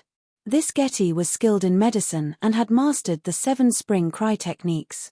She was a doctor during the day and went to the Passion Garden at night for legal and reasonable entertainment. What a talent. Are you sure it's the Grey Plague? Danny asked. The Grey Plague had similar symptoms to the grayscale disease. It was difficult to tell if it did not spread on a large scale. I've never been touched by a grayscale patient, so it must be the Grey Plague. Only the Grey Plague can spread through the air and make me infected unknowingly, Tyrion said in despair. No, not necessarily, Clinton suddenly said. Sorry, I shouldn't have hidden it from you. He sighed and took off the deerskin glove on his right hand, revealing the grey and black spots on his palm. The upper half of his middle finger was completely petrified into grey. Ah! Tyrion was stunned for a moment, then suddenly jumped up, pointed at Clinton, and roared in grief and anger, "It's you, you're the one who infected me with the grayscale disease. The last time you tested the wildfire bullets in the brick factory, you used this hand to grab me, old X 7 levels of hell. John Clinton, you're too vicious. Didn't I keep asking you if you felt anything?" Clinton argued with an awkward expression. "Bastard, if you're sick, just say it," Tyrion shouted. Clinton was speechless. "Sir, when did you get the grayscale disease?" Danny asked. Clinton glanced at the unusually angry Tyrion and sighed. "About 4 months ago, in Sad Hill. Tyrion was pulled down the river by a stone man, and I jumped down to save him. In the process of fighting with the stone man, it grabbed me in its hand." The angry expression on Tyrion's face froze. "Why didn't you say so earlier?" he asked softly. Clinton smiled bitterly and shook his head. "So what if I did? There's no cure for grayscale disease. It's a terminal illness. The curse has already entered my blood, and it flows through my entire body. Cutting off my right hand only has a small chance of curing the disease, but my right hand is my dominant hand. I still have to help Prince Aegon take down the Iron Throne. At that time, I didn't know about the Queen's vow to end the long night as Queen, nor did I know that she had already gone to the Westeros. I thought that the Queen would immediately marry the prince, then ride the dragon to Pentus, join forces with the fleet prepared by the Golden Group and Illyrio, and take back the Iron Throne first. That way, Prince Aegon would become the king of the 7 kingdoms, and even if Her Majesty failed in Slave Bay, she could still return home. As long as you help Targaryen restore their kingdom within 2 years, and let me redeem myself from the failure of the Battle of the Ringing of the Bell, I will return to Vulture's Nest Castle, and spend the rest of my life in the Mahogany Forest where I first met Prince Rhaegar." Silence. Everyone's emotions were complicated, and their gazes towards Clinton were no longer filled with reproach and resentment. Danny sighed in her heart. This was a true knight, just like Beristan, the White Bull, and Sword of Dawn, an old version of the knights. The Mad King was so crazy, so why were there so many honorable knights under his rule? Old Ymont let out a sigh of relief, and slowly said, "As long as it's not the Grey Plague, it's not a big problem. Immediately isolate anyone who has close contact with Tyrion, and use a knife to stab the places he has touched, if..." The old man's face contorted, and he couldn't continue. 7 gods above, General Wildfire has been going to the Passion Garden almost every night, and most of the ladies are with him. Also, our ladies are receiving guests, this. The Green Saintess expression was one of despair. "Aegon, you just went there today, right?" Ymont asked expectantly. Woo, after being called out by old Ymont, the young prince, who had been sitting in a daze, came back to his senses and cried. "The little devil invited me to play a game, I couldn't help but join in." "Woo, what game?" Danny wanted to ask. "Don't worry, the power in our Targaryen bloodline is very strong against curses, and almost no one in history has been infected with the grayscale disease." Old Ymont comforted Aegon. This was true. The genes of Valeglia were all optimized, and almost no one would catch a cold or have a fever. Valeglia were completely immune to most of the diseases that normal people contracted. But there were 2 prerequisites. First, the bloodline must be pure, and second, there must be a dragon. Stannis' daughter also has Targaryen bloodline, but she still contracted the grayscale disease. Danny said. "Woo!"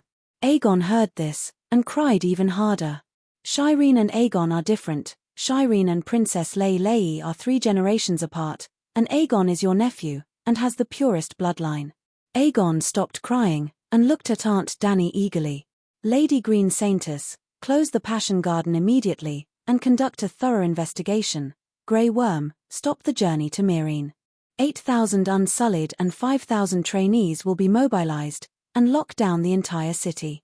Go door to door according to the household register, strip naked, and check one by one. Remember, all unsullied must wear leather armor, gloves, and masks. At this point, Danny turned around and asked Yimont, how do we kill the virus? The curse. Chapter 451. Old man, do you know how to kill the grayscale disease virus? Danny stopped Grey Worm, intending to ask about the disinfection precautions. Virus? That's a novel idea, old Yimont nodded thoughtfully. Usually, the patient and the things they come in contact with are burned. Burned? Tyrion's voice was sharp. Is there no other way? The medical profession of the City of Knowledge has been around for thousands of years, but no one has developed a cure for the grayscale disease. First, use boiling water to wash the area infected by the curse, then apply a plaster made of lime and mustard, Yimont said uncertainly. What's the success rate of this method? Danny asked. The old scholar's eyes drifted, his voice so low it was almost inaudible, very low. There should be a 50%, at least a 30% chance, right? Tyrion said expectantly. There's no clear evidence that this method has saved patients, Yimont said awkwardly. Success rate, 0? Danny was stupefied. In other words, this method is completely useless. Not necessarily, Yimont quickly explained. About 50 years ago, the grayscale disease appeared in the old town, and the scholars promoted this method. Half of the city's population died, and 3/4 of the people in the City of Knowledge died. Wait, Danny raised her hand to interrupt him, her expression strange. The scholars of the City of Knowledge used lime and mustard ointment, and 3/4 died? And the civilians were useless, and only half died. Old man, even a fool knows that 3/4 is more than half. Danny, you can't say that. Yimont said seriously, scholars of my generation study hard all their lives, isn't it to stand up in times of crisis? Of the 3/4 of the people who died in the City of Knowledge, 99% were infected while trying to save the civilians in the city. The oath of an apprentice to become a scholar is to serve the 7 kingdoms. And every qualified scholar has a silver chain, symbolizing medicine. They're all frontline doctors. But Danny was only touched for a moment before she realized another problem. Xueqing sacrificed so much. He obviously did his best and risked his life, right? Of course. Don't think that the City of Knowledge is violating the rights of the guests and exterminating the Megalosaurus. They are not afraid of sacrificing themselves for the sake of their ideals, old Yimont said with a complicated expression. I knew those guys weren't afraid of death, otherwise, he would have killed them long ago. If the people do not fear death, why should they fear death? Danny nodded and said strangely, but there doesn't seem to be any effect even if you try so hard. Half of the city's population died, and it's not much better than the other cities infected by the Grey Plague.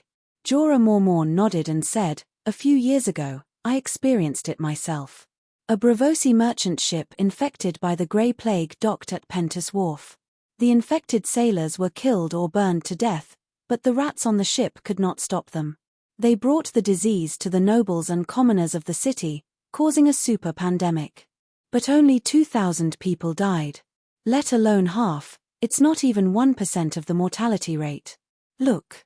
Danny spread her hands and looked at old Yimont with her big eyes. That's why I said that the mustard lime cream's effect is not that significant, the old scholar said hesitantly. Soon, he added, Stannis's daughter, Shireen's grayscale disease was suppressed by Scholar Clarkson with this method. The City of Knowledge is useless. They have a medical school that has systematically researched medicine for thousands of years, but they still shamelessly steal from everywhere. Now, they still only know how to use leeches for bloodsucking treatment. They haven't even come up with a systematic theory of medicine, Danny said with disdain. Compared to the incompetent scholars of the City of Knowledge, the Chinese medicine of the Celestial Empire was as awesome as magic. You think the City of Knowledge didn't work hard? Old Yimont could not help but defend the honor of the scholars. He said, after that epidemic, the City of Knowledge immediately launched the Witchcraft Lens research project and spent millions of gold royals. In order to get sponsorship from your father, they even sent a request for help to me on the Great Wall. Witchcraft lens? Dani perked up. She finally remembered that she still had such a thing in her treasury. She would find it and test it later. They even made the dragons extinct. Isn't researching the witchcraft lens research a waste of time? She mocked. Sigh. Ymont sighed helplessly. Dani turned her head and looked at Tyrion and Aegon. She smiled maliciously and asked, "Can cutting off the infected organs stop the spread of the disease?" Cut off? The two prostitutes shivered and wailed with pale faces. No. You can't cut it off. If you don't cut it off, then burn it. Choose one, Dani said with a straight face. Isn't that Shireen cured? Let Scholar Ymont try the lime mustard cream, Aegon said in a panic. Don't be afraid, child, Clinton's firm blue eyes flashed with heartache. She comforted him gently. Only the little devil's thigh is infected. That area is not petrified and stiff. Perhaps you are not infected. Aegon stood up suddenly and roared with his eyes wide open. Perhaps? You're telling me perhaps? If you didn't hide it, bastard. Dragon Queen's expression changed abruptly. Her beautiful eyes were filled with endless majesty. It gave everyone present the illusion that their bodies were being suppressed. Tyrion and Clinton were shocked. Aegon's face was pale. Who are you talking to? He's your foster father. Dani scolded sternly. Aegon was furious. But when he met Aunt Queen's eyes, he could not help but tilt his head. His mouth opened unconsciously and he could not say a word. Your emotions are not stable now, Dani softened her tone. Go downstairs to take a shower and sleep. Don't go out today. Wait a day and see if your body can still feel it. Listen to your aunt. Go. Ymont looked at Aegon with a complicated expression. He comforted him and called two Unsullied over to take the dejected Aegon away. What's wrong with you? Dani turned her gaze to Tyrion and asked with a frown, It's been a week since the wildfire experiment. Why haven't you noticed anything strange? If he had not met Sister Lan, who knew how long Tyrion would have been fooling around. It's on the inner thigh. It can't be seen and rarely touched. If there was pain or itch, I might have noticed it long ago. But the grayscale disease doesn't feel it, the little devil said bitterly. Have you stabbed it with a knife? Dani asked again. Yes, it's like wood. It doesn't hurt. His eyes were red and he was about to cry. You haven't slept all night. Go down first. After Tyrion left dejectedly, Dani turned her gaze to the sorrowful Clinton. She glanced at the big bear who was sitting upright and sighed. Sir Clinton, don't blame yourself. It's all fate. It's all the scriptwriter's fault. In Game of Thrones, it was Mormorn who contracted the grayscale disease, but now it was Clinton. Her foresight was completely useless. Well, she shouldn't complain. Clinton and his group weren't in Game of Thrones. Queen, should I go down and seal the city? Grey Worm asked. Dani nodded and said, Remember, you must wear gloves and a mask. I'll let Scholar Ymont accompany you and guide you on the protective measures. Is there a problem? She turned to the old scholar. Ymont stood up and nodded. Don't worry. Although the City of Knowledge doesn't have the technology to treat the grayscale disease, it has summarized a set of relatively perfect protective techniques. Isn't sealing the entire city a bit too big of a move? It might cause panic among the citizens, Green Saintus said worriedly. Post a notice and let the people know the truth. The grayscale disease isn't a big problem, but it will be troublesome if it develops into a grey plague, Dani said seriously. Right, let the older women in the neighborhood check each other's bodies, she added, remembering that the Unsullied were always dressed as men. When the city was sealed, it was still dawn. The residents had just woken up and didn't have time to go out. They were very surprised to see the Unsullied blocking the streets. When hundreds of Unsullied held metal horns and loudly read the Queen's notice along the streets, it did cause quite a stir. But the city didn't fall into chaos. Everyone stayed in their houses obediently, anxiously waiting for the final result. Not long after, Dragon Queen rode the Green Dragon and patrolled the city with Xiao Jin a few times. The dragon's roar was loud and clear, and the panic in everyone's hearts was also calmed. The Queen is with us. Looking at the Megalosaurus passing by the rooftops, They all thought so. But when sealing the docks, the Unsullied encountered some trouble. Many foreign merchants refused to accept a physical examination and didn't want to be quarantined in the inn. Their guards and sailors even clashed with the Unsullied who were on duty. Someone shouted, "We are foreigners, we risked offending the Alliance to do business in Slavers Bay, we shouldn't be treated so rudely. Otherwise, we won't come again and let the bustling Astapor become desolate again." Then the Megalosaurus descended, flapping its wings, blowing up the sand and stones on the streets. The arrogant foreigners all covered their eyes and shut their mouths. Dragon Queen sat high on the dragon's back, looking down at the merchants who were blocked by the Unsullied and coldly said, "Those who don't cooperate with the inspection can scram right now. Dragon Queen, you're destroying Astapor's market. No one will do business with you from now on." A merchant shouted. "This empress will take zingies and queers sooner or later. The entire summer sea will be my pond. You won't do business with me? Fine, go home and farm." Danny coldly laughed. The foreign merchant was indignant and shouted, "The Alliance has an army of several 100,000. Danny raised her hand and cut him off. "No need to say more, cooperate with the inspection and you'll still be Astapor's VIPs. It's useless if you don't cooperate. We'll forcefully strip you naked." Danny waved her hand. 3,000 Unsullied entered the dock and sealed off all the docks, shops, and warehouses. "Danny, what are you doing?" Old Yimont anxiously approached Xiao Lu and warned her in a low voice, "Just a physical examination is enough. Why do you have to search the goods and warehouses?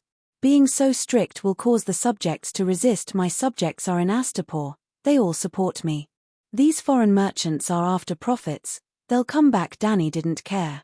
Seeing the Unsullied pushing away the sailors and mercenaries, barging into the ships and opening the warehouses, the old scholar worriedly said, "Back then, in order to deal with the epidemic, Count Quinton Hyder burned all the ships in the harbor, closed the city gates, and strictly ordered his soldiers to kill anyone who tried to escape, men, women, old, and young. But when the epidemic finally subsided and the harbor reopened, not only did the survivors not thank him, they even dragged him and his son off their horses and slit their throats. Do you think anyone can drag me off the dragon's back?" Danny giggled. SSSS Xiao Lu's cold emerald eyes scanned the crowd, white smoke with sparks coming out of her nostrils. "All right, I'll stop joking," Danny said seriously. "I've been neglecting something, now Tyrion reminded me." Chapter 452. Danny's beautiful violet eyes were covered in a layer of obscure light as she said in a low voice, "Did the old man notice? The plague in the old town, Pentus a few years ago, it was all prosperous docks. Patient zero all came from foreign merchant ships." Yimont stared blankly for a good while before saying in shock, "You're saying that the Alliance might have purposely sent ships to Slave Bay to send patients with the Grey Plague?" Danny nodded with a serious expression and said, "Maybe it's not the Grey Plague. The Grey Plague is too terrifying and the Alliance can't control it." This kind of speculation was terrifying, but what was even more terrifying was that the speculation had become reality. The two had only spoken a few words at the docks when a 600-ton ship called Orsha Blacksmith broke out in a riot. Facing the Unsullied who had boarded the ship to search, the sailors actually pulled out their blades and fought with them. A short and strong first mate with a blue beard suddenly attacked, pulling out his blade and chopping down an Unsullied in charge of inspection. After chopping down the Unsullied, he raised his blade and shouted at the surrounding ships, "The eunuchs have ulterior motives, destroying our goods for no reason. Everyone, fight them to the death." Woo-woo. The next moment, the centurion below the ship blew a horn. Over 100 Unsullied lined up neatly at the docks rushed up the gangplank. "Is this a guilty conscience? Damn it, I guessed it right." Danny was shocked and angry. She slapped Little Green's neck and sent it flying over. "Leave them alive." In a short few dozen seconds, the Unsullied had already formed a formation and boarded the ship. With shields in front and crossbows in the back, they were like killing machines that crazily slaughtered the sailors in cotton clothes. The screams of the dead spread through the docks. Boiling blood dyed the deck red and the faint smell of blood was carried to the docks by the sea breeze. Little Green landed on the stone pier below the ship. Danny jumped down and ran up the gangplank to the deck. At this time, the battle had already reached its end. 3 of the 10 Unsullied in the inspection team died due to the enemy's sudden ambush, while the rest were injured. The fully armed 100 men that came later didn't have a single death, not even a single one was injured. The other side had more than 80 sailors. Half of them were lying in pools of blood, more than 20 were injured and captured, and the rest were hiding in a corner and crying, not participating in the battle. Yes, the efficiency was that high. The Unsullied had crossbows hanging from their waists. 2 rounds of crossbow bolts were fired, and half of the crew members who weren't even wearing leather armor fell. That first mate Bluebeard who had suddenly launched an attack was currently paralyzed on the ground. His left hand was covering his right arm that had been severed from the elbow. His round potato-like face was deathly pale. His mouth was hoarsely shouting, "Everyone, come and see. Dragon Queen has gone crazy. Dragon Queen is killing people. Dragon Queen wants to rob us of our wealth." The iron boots left a string of messy footprints on the bloody deck. Danny walked closer, only indifferently glancing at the howling first mate, then she ordered Unsullied, "Go check the cabin, don't let go of every sack, every chest. We are honest merchants. We don't have any contraband."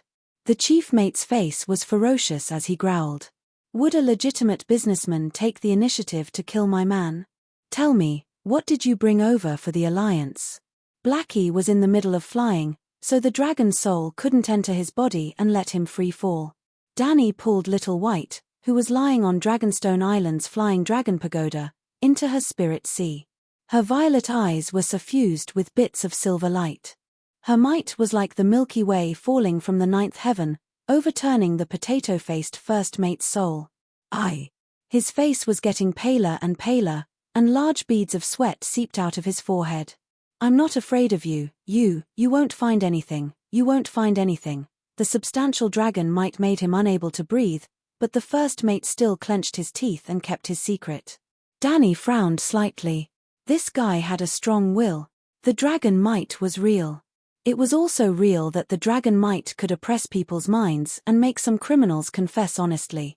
But the dragon might was only a mental pressure in the end. It couldn't even be considered a soul attack. As long as the person was tenacious enough and had a strong enough will, they could still withstand it. You've already been exposed, do you know that? Ordinary people couldn't withstand the dragon might. Danny sneered and said to the Unsullied beside her, "Take him to the pyramid and let the doctors help him stop the bleeding. Then send him to the Black Prison. Tell Hattar that I want to know all the secrets of this first mate." Immediately, 2 Unsullied picked up the potato-faced first mate and dragged him away. "You won't find anything." The first mate looked at the Dragon Queen with a sly smile, and then shouted to the sea merchants and crew members who were watching from both sides, "Do you see? This is the descendant of the Mad King, the demon mother of dragons. This vicious woman brutally slaughtered us kind crew members. Pick up your weapons and resist. Raise your sails and leave this sinful land." Hiss! Little Green suddenly stood up, and the ferocious dragon head shot out like lightning. Its mouth almost bit the first mate's bulging potato-like face. The dragon's cry was as loud as a train whistle, but it carried the endless pressure and the smell of burnt sulfur that a train whistle didn't have. The potato-faced first mate's body stiffened, and his spine was as stiff as a bow. His mouth made a sound, but he couldn't speak a complete sentence. His lower body was drizzling with yellow rain.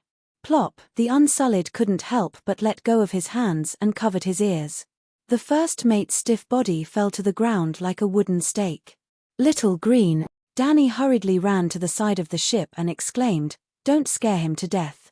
Hiss! Little Green responded and raised its head to look around.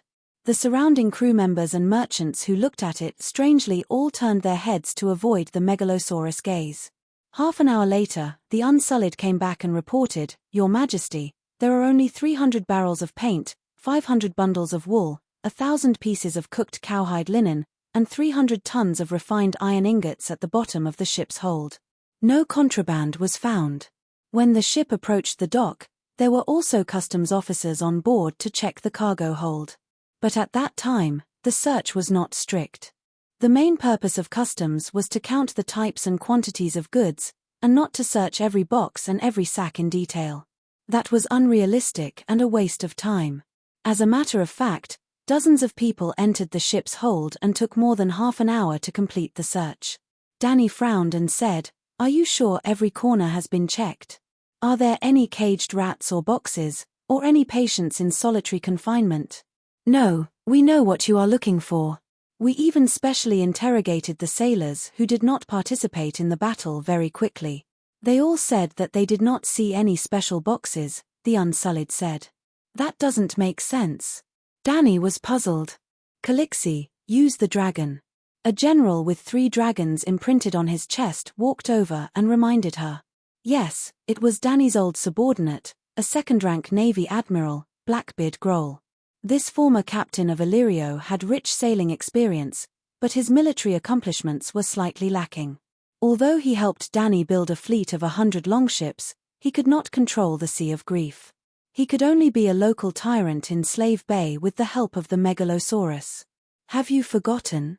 The dragon can drive the rats away. Let the green dragon drive the rats into the sea. Just now, I saw a few rats running out." Seeing Danny's confusion, Blackbeard explained. "Oh." Danny was enlightened. She immediately waved to the sky and called Xiao Jin down. Xiao Jin was small. After retracting its wings, it could enter the hold. Soon, under the protection of the Unsullied, Xiao Jin entered the hold. Squeak the dragon's might and dragon's roar filled the hold without restraint. Squeak, squeak, squeak, squeak. Hundreds of rats ran out from the hold and surged onto the deck like a tide. Even the sailors on the ship felt their scalps tingle. "Gods, have we been living with so many rats all this time?" Someone cried out in alarm. The rats were of different sizes. There were thumb-sized rats and black-furred rats the size of kittens. At first, they ran around the deck like headless flies. After a while, they all came to the side of the gangplank and prepared to escape to the dock. Squeak. Xiao Lu immediately poked its head out and roared at the group of rats. Squeak, squeak, squeak. As if they were suddenly hit by soft muscle powder, almost all the rats were paralyzed on the wooden plank. Their limbs twitched a few times and they all died. No wonder everyone uses rat guts to describe cowards and cowards. "That's not wrong," Blackbeard Grohl said in surprise. 2 years ago, Blackbeard and the rest were still young and could only scare the rats. Now that the Megalosaurus had just grown up, it scared the rats to death. A group of Unsullied squatted on the deck and used chopsticks to pick up every rat. They checked it carefully before throwing it into the woven bag. Finally, the Centurion reported to the Dragon Queen, "There's no grayscale disease. All the rats are normal." "That's strange." Danny touched her chin and muttered in confusion. "They didn't bring any biochemical bombs. Why are they rebelling?" Suddenly, her expression changed. Her sharp eyes scanned the ships around her. At this moment, even she was on the Orsha blacksmith. This ship was the focus of everyone's attention. Then, was it possible that the real source of the poison was on another ship? Was that potato face covering for his accomplices? "Seal off this dock immediately. I want to check every ship myself," Dragon Queen ordered loudly. This time, the Unsullied were more familiar with their methods. They first gathered all the crew members in the corner of the deck before arranging for the quarantine officers to go on board to check the goods. Then, it was time for the Megalosaurus to appear. Little Gold went to the bottom of the ship, and Little Green stood by the side of the ship, scaring the rats to death. "Hee, it's not bad that the Dragon Queen helped us clean up the rat problem." A certain sailor, who had been stripped naked and accepted the Unsullied's body inspection without any blind spots, shivered and groaned. What made Danny depressed was that she had been busy for the entire morning, but she had only managed to clean up the hundreds of ships at the docks once. She didn't even find a sick rat. "Danny, this is good news." On the way back to the Great Pyramid, old Yamont said happily, "There is no plague at the dock, which means that you guessed wrong. The Allies are not as crazy as you think. After all, no one has ever used the plague to deal with the enemy. If I were the Allies, facing the invincible Dragon King, I would also consider sending a few bodies with the plague to the other side city," Danny said. The old man sighed and said earnestly, "Danny, you are very smart. You are a natural talent, and your tactical ideas are bold and unconventional. This is very good. But you can't think of everyone as bad as you. I'm not saying that you are not good, But your strategy is specifically targeted at the weakness of human nature. It's a little not so upright. Not long after returning to the Great Pyramid, Grey Worm came over with a happy face and reported, "Your Majesty, there are 65,000 households in the city, nearly 150,000 people. All of them have been checked, and no patients have been found. This means that Tyrion's grayscale disease has not spread, and Aegon may not be infected." Ymont smiled happily. Just as Dany was breathing a sigh of relief, Hattar ran in with a bloody smell and a panicked expression. "Your Majesty, something bad has happened. The slave owners are treacherous." Chapter 453. Devil's Tail. Hattar had been unhappy for the past 2 years. It was not that the Dragon Queen had mistreated him. In fact, compared to the previous great benevolent Lord Grazdan, he liked his current master more. He was a cruel interrogator, but he also had a heart that longed for freedom and hated the slave owners. He was the same as Lord Bow of Meereen. The reason why Hattar was unhappy was that his former friends were doing too well, while he was still in the same spot. Devil's Tail Hattar and Butcher Klein were both the heroes of Astapor during the Benevolent Lord period. One was the best at butchering pigs in the city, the prettiest porkman. The other was the most vicious interrogator in Slave Bay, the most vicious of all. With their amazing skills, the two of them became famous and could be said to be brilliant. But after Astapor was liberated by the Dragon Queen, the two of them developed very differently. Hattar only showed off once when the Dragon Queen was trying to win people's hearts, but he did not have any chance to show off after that. On the other hand, Klein rose step by step, his status became higher, his wealth became richer, and his reputation became louder. The first count under the Dragon Queen, one of the 8 heroes of the Northern Expedition, other than the Dragon Queen, the most hated enemy of the slave owners in the world.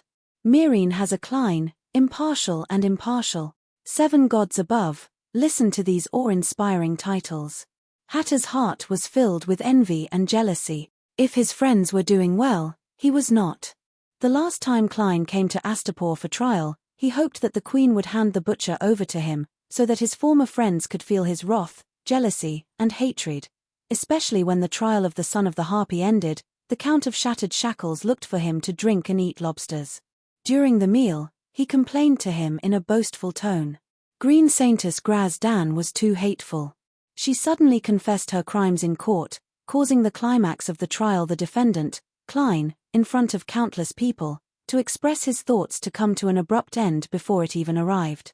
The speech that Klein prepared for a long time, and even secretly asked the Dragon Queen to moisten her pen, also became a waste of paper. This reduced his chances of showcasing his talent as a great songstress by 99%. Moreover, everyone was discussing the answer between the Dragon Queen and the Green Saintess. Very few people were talking about Lord Bow of Meereen. Well, with a sense of superiority, the butcher introduced the story of Scholar Bow of the Sea of Sunset to the interrogator. Most of it was made up by the butcher himself, because the Dragon Queen never told him the story of Lord Bow in detail. Hattar wanted the same fame and fortune as Butcher. Once, there was an opportunity in front of him, but the interrogator was powerless and was defeated. Yes, the female faceless who tried to assassinate the Queen. The Devil's Tail used all its means to torment the other party for a few months. In the end, he gave in shamefully and didn't even get a useful word out of the other party. What a disgrace. For several days, he didn't dare to go out, afraid of meeting people. At that time, Butcher was helping Dragon Queen attack the pyramid in Kai Yuan. He was victorious in every battle, and reports of victory kept coming in. Finally, the straw that broke the camel's back came. Butcher became the Lord of Meereen City, and Butcher became the only count under the Queen. Hattar woke up from his depression. He couldn't continue to be muddle-headed like this. He had to pull himself together, he had to strengthen his business ability. He began to train his whip technique like crazy. Why did Faceless, a mere woman, keep her mouth shut under his peerless whip technique? Is Faceless powerful? Then he should be stronger than her. He had to improve his cultivation. Finally, after a few months of hard training, his whip technique entered a new realm. Even more fortunately, he got another chance to show off his achievements to the Dragon Queen. 100 days to weave a whip, today I whip it. Hattar, with a bloody smell, quickly walked to the front of the Dragon Queen, respectfully saluted, and said, "Your Majesty, fortunately I didn't disappoint you, I have pried open the spy's mouth." Hattar was a fierce-looking man. He was 2 meters tall and had muscles all over his body. Especially his 2 arms, they looked like they were made of black iron. When he bulged his biceps, it looked like 2 basketballs were strung on his arms. In terms of appearance, he was definitely the most muscular man under the Dragon Queen's command. So fast. Danny was surprised. The Dragon Queen's expression made the devil's tail very happy. He opened his mouth full of yellow teeth and smirked. "Your Majesty, after failing to interrogate Faceless last time, I trained hard and finally broke through to the realm of divine transcendence, so my efficiency has increased a lot." Divine transcendence. Danny was a bit confused. Just like what Sir Beristan told us about the realm of swordsmanship, moving the finger like an arm, lifting the heavy as if it was light, lifting the light as if it was heavy, divine transcendence. You should know that I have already reached the peak of lifting the light as if it was heavy. Saying that, the devil's tail couldn't help but sigh. If I didn't reach the realm of lifting the light as if it was heavy, I would have already been eaten by the Dragon Queen's demon dragon after injuring her. Danny thought for a bit and nodded. If there was a realm of whip technique, then Hattar really wasn't lying. That first mate Bluebeard seemed to have a very firm will. She hesitated. A guy who could even resist the dragon's might, how could he be afraid of a whip? Hattar sighed. That guy is indeed a ruthless character. A month ago, I absolutely couldn't do anything to him. But now, I have comprehended the ultimate meaning of whip technique and reached the realm of divine transcendence. At first, he still clenched his teeth and persevered, not saying a word. But under my extraordinary means, he only lasted for a quarter of an hour before he groaned. Another half an hour, he screamed at the top of his lungs. Another hour, he begged me for mercy. 3 hours, he said whatever I asked him. Dragon Queen was interested and asked, "That ultimate meaning, what kind of realm is it? Can you give an example to explain?" Of course Hattar stuck out his chest, his proud expression somewhat sighing. "Once, I could whip a fly to death on tofu without leaving a trace of whip mark on the surface of the tofu below. Now, when I put the tofu into a big porcelain bowl and cover it with a plate, with a whip, I want to break the plate, but the tofu and bowl won't be harmed. When I want to break the tofu, the plate won't even fall from the bowl, let alone break. When I want to break the bowl, the tofu will fall neatly on the dregs of the bowl, and the plate will cover the tofu. This is really divine transcendence. But I don't know what effect it has on prisoners," Dragon Queen exclaimed. Hattar sighed and said, "When used on prisoners, their skin won't break, their flesh won't rot, but their bones will break. I want them to feel pain wherever I want, as much pain as I want. If there's a chance, you can perform it for me," Danny said with interest. Then, she saw Yimont's reproachful gaze and immediately added, "I mean, the show of whipping tofu and plate, Your Majesty, I can perform for you at any time, any kind is fine. Actually, there should be another realm above divine transcendence." Danny was very touched by Hattar's behavior of using off-duty time to train his business ability. It was like a certain programmer who had signed a contract to sell himself. He was already working at 996, but he was still working hard on coding at home on the 7th day. How could the boss not be touched? She should encourage and provide some help to such a motivated employee. Once, in Weiss, Dragon Queen was halfway through her sentence when she suddenly noticed the old scholar Yimont beside her. He was an old Westeros, and a scholar. What Westeros story could deceive him? When I was in Westeros, I heard a story about an ancient sword saint. His name was Invincible Loneliness. He often said to people, "I, who stand at the peak of swordsmanship, am too lonely. My greatest wish in life is to be defeated by a strong person." Isn't this too strong? Hattar was fascinated. Even old Yimont temporarily suppressed his doubts of why have I never heard of this invincible loneliness swordsman, and muttered, to be able to say such words and not be beaten to death, he must be a peerless strong person. Hattar, do you know what level invincible loneliness swordsmanship has reached? Above divine transcendence. The first stage, there is no sword in the hand, but there is a sword in the heart. The second stage, there is no sword in the hand, and there is no sword in the heart. Everything can be a sword. The Dragon Queen sighed and encouraged the burly executioner. Hattar, you are very talented. Continue to work hard, and one day, you will also become Hattar's Whip of Solitude. Solitary whip. The executioner muttered with a dazed look in his eyes, as if he was in a daze. Yimont did not care about the level of the burly executioner in front of him. He directly asked, Hattar, I saw that you looked panicked when you first came in. What did that spy say? Hearing this, Hattar snapped out of his reverie and said anxiously, Your Majesty, please send someone to seize the ship Erudite immediately. That is also a spy ship. They transported 10 stone men and threw them into the sea beside the dock. Stone men? Are they patients with the grayscale disease who are completely petrified? Danny asked. Yes, they are the stone men found from the Sorrowful Hill. The demon's tail's face was filled with anger. The spy wrapped them in oilcloth and pressed the cloth bag to the bottom of the ship. This way, they could avoid our customs inspection. When the ship docked at the docks of Astapor, Kayuan, and Myrene, they took the opportunity to transport the goods into the city and threw the stone men into the wells of the residents. 7 gods above, the Alliance army is really so vicious. Old Yimont stared with his eyes wide open. His face was pale and his body was swaying. Danny hurriedly supported him and turned around to ask, Hattar, did you record Bluebeard's statement? Yes. Hattar hurriedly handed over a roll of blood-stained dragon's paper. Danny's craftsmen spent 2 years and finally invented the technique of making paper. They named the paper Danny's paper. Dragon Queen felt that it was a little low-class, so she changed it to Dragon's paper. The interrogation statement was very standard, including name, place of birth, age, department, immediate superior, contact person. Danny hurriedly skipped over the above content. She focused on the Alliance Army's sinister plan, to throw the stone men into the public well in the busiest area of Slave Bay. The grayscale disease could not be explained by the medical science of her previous life. This disease would cause the patient to slowly turn into a stone man. It was too magical, a real stone man. Stone men were naturally denser than water, so they could sink into the well without being discovered.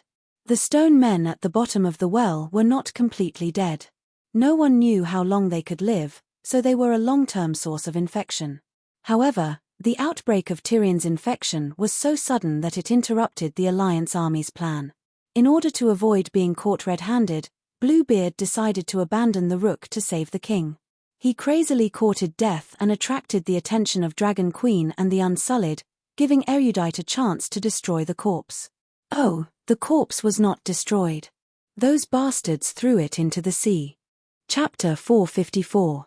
If they ignored the grayscale disease stone men that sank into the bay, they might really sink into the sea.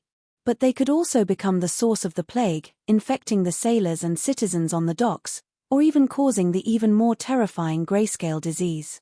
Therefore, it was best to deal with the corpses that sank into the sea immediately. Yes, pick them up and burn them. Thinking of this, Danny handed the document to Yimont and ordered Grey Worm, immediately detain all the sailors on Erudite. Also, seal off the sea near Erudite's berth. Old Yimont put down the document and sighed, Danny, we're in big trouble. Kayuan and Myrene also have grayscale disease stone men that were infected. Someone might have already been infected. They're courting death. A cold light flashed in Danny's eyes as she said coldly, I've changed my plan. I'm not going to wait for the night to pass. When the plague ends, Slave Bay will enter a state of war. I want to destroy New Guys first, then take down Quills. I want to seal off Quills Strait, which is also the summer seas route, and completely end sea trade. Old Yimont hurriedly advised, Danny, don't be rash. The key now was to stop the outbreak of the plague before it broke out. Then, store more food and weapons to deal with the night. Danny shook her head and said firmly, I didn't take the initiative to attack, not because I don't have the ability to farm and start a war at the same time. With 5 dragons, I was able to fight in a low-cost and highly efficient special battle. But considering that the night is coming, human infighting is too stupid, so I've been holding back. But now, I'm being bullied. Wouldn't it be even more stupid if I don't fight back? The big picture is more important. Yimont sighed, you did very well before, trying to stall for time to develop your own strength. When the night comes, the Alliance army will naturally retreat without a fight. Now that you're angry, wouldn't it be too much of a loss if something goes wrong? Don't worry, I know what I'm doing. I won't act rashly. Dany turned her gaze to Whip of Dugu, who was standing quietly at the side with his head held high. Noticing the Dragon Queen's gaze, the interrogator took a deep breath and puffed out his chest even more. Hattar, you are very ambitious and talented. Dragon Queen praised. Hattar heard something from the Queen's words and shouted excitedly, "It's my honor to serve the Queen. I will keep your Majesty's encouragement in mind. In the future, I will definitely rely on my ability to obtain the surname Solitary Tail." Just like Count Butcher, Hattar was born a slave and had a first name but no surname. In fact, ordinary Westeros did not have surnames either. If he became a noble, Hattar would be able to design his own family emblem and surname. Of course, in Slave Bay under Dragon Queen's rule, the commoners had long been qualified to give themselves a surname. However, most of the commoners were illiterate and did not know which surname to choose. Many people simply did not want a surname. There were also some who planned to join the Dragon Queen's Mother of Dragonsguard and have the Queen bestow upon them a surname. Very good. Dragon Queen nodded and said, "I have decided to launch the southern expedition at the last minute, but the original plan cannot be changed. Defending against the Alliance army coming from Mataris is my strategic focus. Therefore, the position of the Southern Expedition General is lacking. Are you interested?" Southern Expedition General? 7 gods above, this was reaching the heavens in a single step. He would immediately be on the same level as Cleon's Western Expedition General. Thinking of this, Hattar's face turned red like a tomato. His voice trembled as he swore, "Your Majesty, I will work harder than Cleon and be more outstanding than him." Cleon? Dany was stunned. Cleon had the bones of Scholar Lai and the skin of Lord Bow. If you are more outstanding than Cleon, then you should show off. She did not know that Hattar and Cleon were competing with each other. She also did not know that Hattar was jealous of Cleon while setting his own life goals based on Cleon's achievements. Very good, this goal is not bad. Dragon Queen did not ask much and only nodded. Before the Southern Expedition, you have to help me get rid of those spies. I want you to find out the color of their mother's clothes. After a quick lunch, Dany brought the Unsullied to the pier. Tyrion and Clinton followed along. The two of them had been to the Sad Territory and had seen many grayscale disease stone men. More importantly, the two of them were already infected. Even if they touched the stone men, their condition would not worsen. At this time, other than the pier, the city of Astapor had been unsealed. The residents had resumed their daily lives and production. However, the number of people on the streets was much less than before. Yes, Dany did not do a 14-day quarantine. She only put up a notice telling the people not to hold hands and not to touch each other for 7 days. The grayscale disease was indeed not as harmful as the Grey Plague. If one did not come into contact with the infected area, they would not be infected. This morning, she checked the citizens of Astapor, the nuns of the Passion Garden, the pier merchants, more than 100,000 people. Currently, only the 2 red nuns were found to be infected. There were grain-sized grey spots on their necks. If one did not look carefully, they would not have noticed it. Of course, the quarantine for the grayscale disease was never done with the eyes. As long as the skin was found to be of an abnormal color, one had to poke it with the tip of a knife. If one cried out in pain, it meant that they were not infected. If there was little bleeding after the skin was poked and the color was dark, the person involved would not feel any pain. Then, there was a 99% chance that they were infected. Other than the 2 red nuns, more than 20 dock merchants were infected. This was only the first census. In the following week, every day, the people would have to check themselves. Then, on the last day, the Unsullied would seal the city again and conduct a thorough check on everyone. In the hot afternoon at the pier, the seawater was blue and the sun was glaring. The surrounding ships had all been moved away. A middle-aged fisherman wearing a straw hat threw out his fishing net with all his might. The bundle of silk net suddenly unfolded in midair like a huge lotus flower. The silk threads reflected bits of silver brilliance under the golden sunlight. Whoosh! The fishing net that bloomed like a flower landed in the splashing seawater, covering the spot where the erudite was originally. The experienced fisherman knew what he was trying to net. He felt a little uneasy as he spat on his palm, held the rope tightly, and began to slowly pull up the net. The wet net floated to the surface of the sea, sparkling under the sunlight. Gulp! The nearby sea merchants, shop workers, and sailors all swallowed nervously. The fisherman felt his hand sink as he exclaimed, "There's something." Ah! The onlookers took a step back and craned their necks.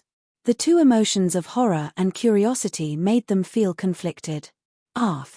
Stone men! Suddenly, horrified screams sounded like a tsunami from the pier and nearby streets. The fishing net was gradually pulled ashore. Inside were three grayish-blue figures that were entangled like lobsters. They struggled slowly. Stone men. Tyrion was standing by the pier. When he saw this scene, his heart turned cold. He bared his teeth and said, "Is this a world war? Everyone is willing to go to any lengths. But my sister will probably like this style. It's simple, practical, and economical." Dany lowered her head and glanced at him. She said calmly, "The dozens of men that were infected by you kept asking me to skin you alive." Dozens of men. Tyrion's ugly face contorted. After a while, he let out a long sigh of relief. He pointed at the 3 stone men that were pulled ashore and said, "Does this count as a reward for my crimes?" Dany nodded and said, "I will announce to the public that General Wildfire saw through the Alliance's plan due to his own experience of being infected with the grayscale disease and saved the millions of people in Slave Bay. He will be rewarded with a yellow mandarin jacket and the title of Wildfire Knight." This. Tyrion didn't show any joy. Instead, he said worriedly, "If I say this, will the Alliance hate me? When I was in Volantis, I heard about the butcher Count Klein's deeds. He was cursed and scolded by the Alliance just because he drove the Gith captives to break the pyramid. If it was me, when the whole city was closed for quarantine this morning, I had already told everyone the cause and effect. It was you, General Wildfire, who brought the grayscale disease to Astapor and spread the virus because of your improper behavior." Dany lowered her head and looked at his deformed head. She sneered and said, "More than 100,000 people in the city can't wait to eat your flesh and skin you. I gave you the yellow mandarin jacket to save you. Do you understand? So, I can only choose between Slave Bay and the Alliance. But I don't want to pick a side. I don't care about the slavery system. I'm a Westeros," the little devil said with a wooden face. "What's wrong with Westeros? I'm also a Westeros. Beristan, Cora, Clinton, Ymont, John Bolton, and so on are not Westeros. Also, you're already a General Wildfire. You don't think that slave owners like to bathe in the wild, do you?" Dany said with a faint smile. The little devil held his forehead and groaned. "So, I've already boarded the pirate ship." "No, you've already embarked on the path of glory. Look, you've also become a knight. An honorary knight personally conferred by the Archbishop.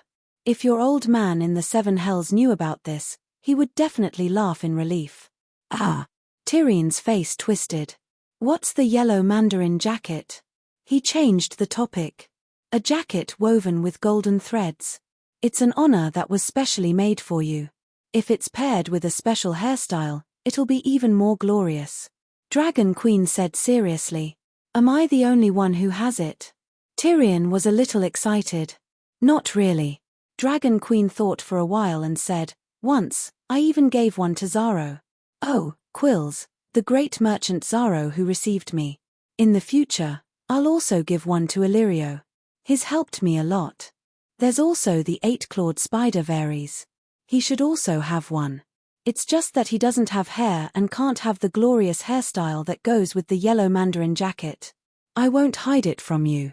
I really don't like that eunuch. But he really did save my eldest nephew. This is a great favor. Sigh, I'm a person. Not only do I keep my word, I also know how to repay kindness. If I don't repay it, I won't be at ease." She looked up at the sky and sighed. "Woo woo, no, no, pity, mercy, Queen, have mercy."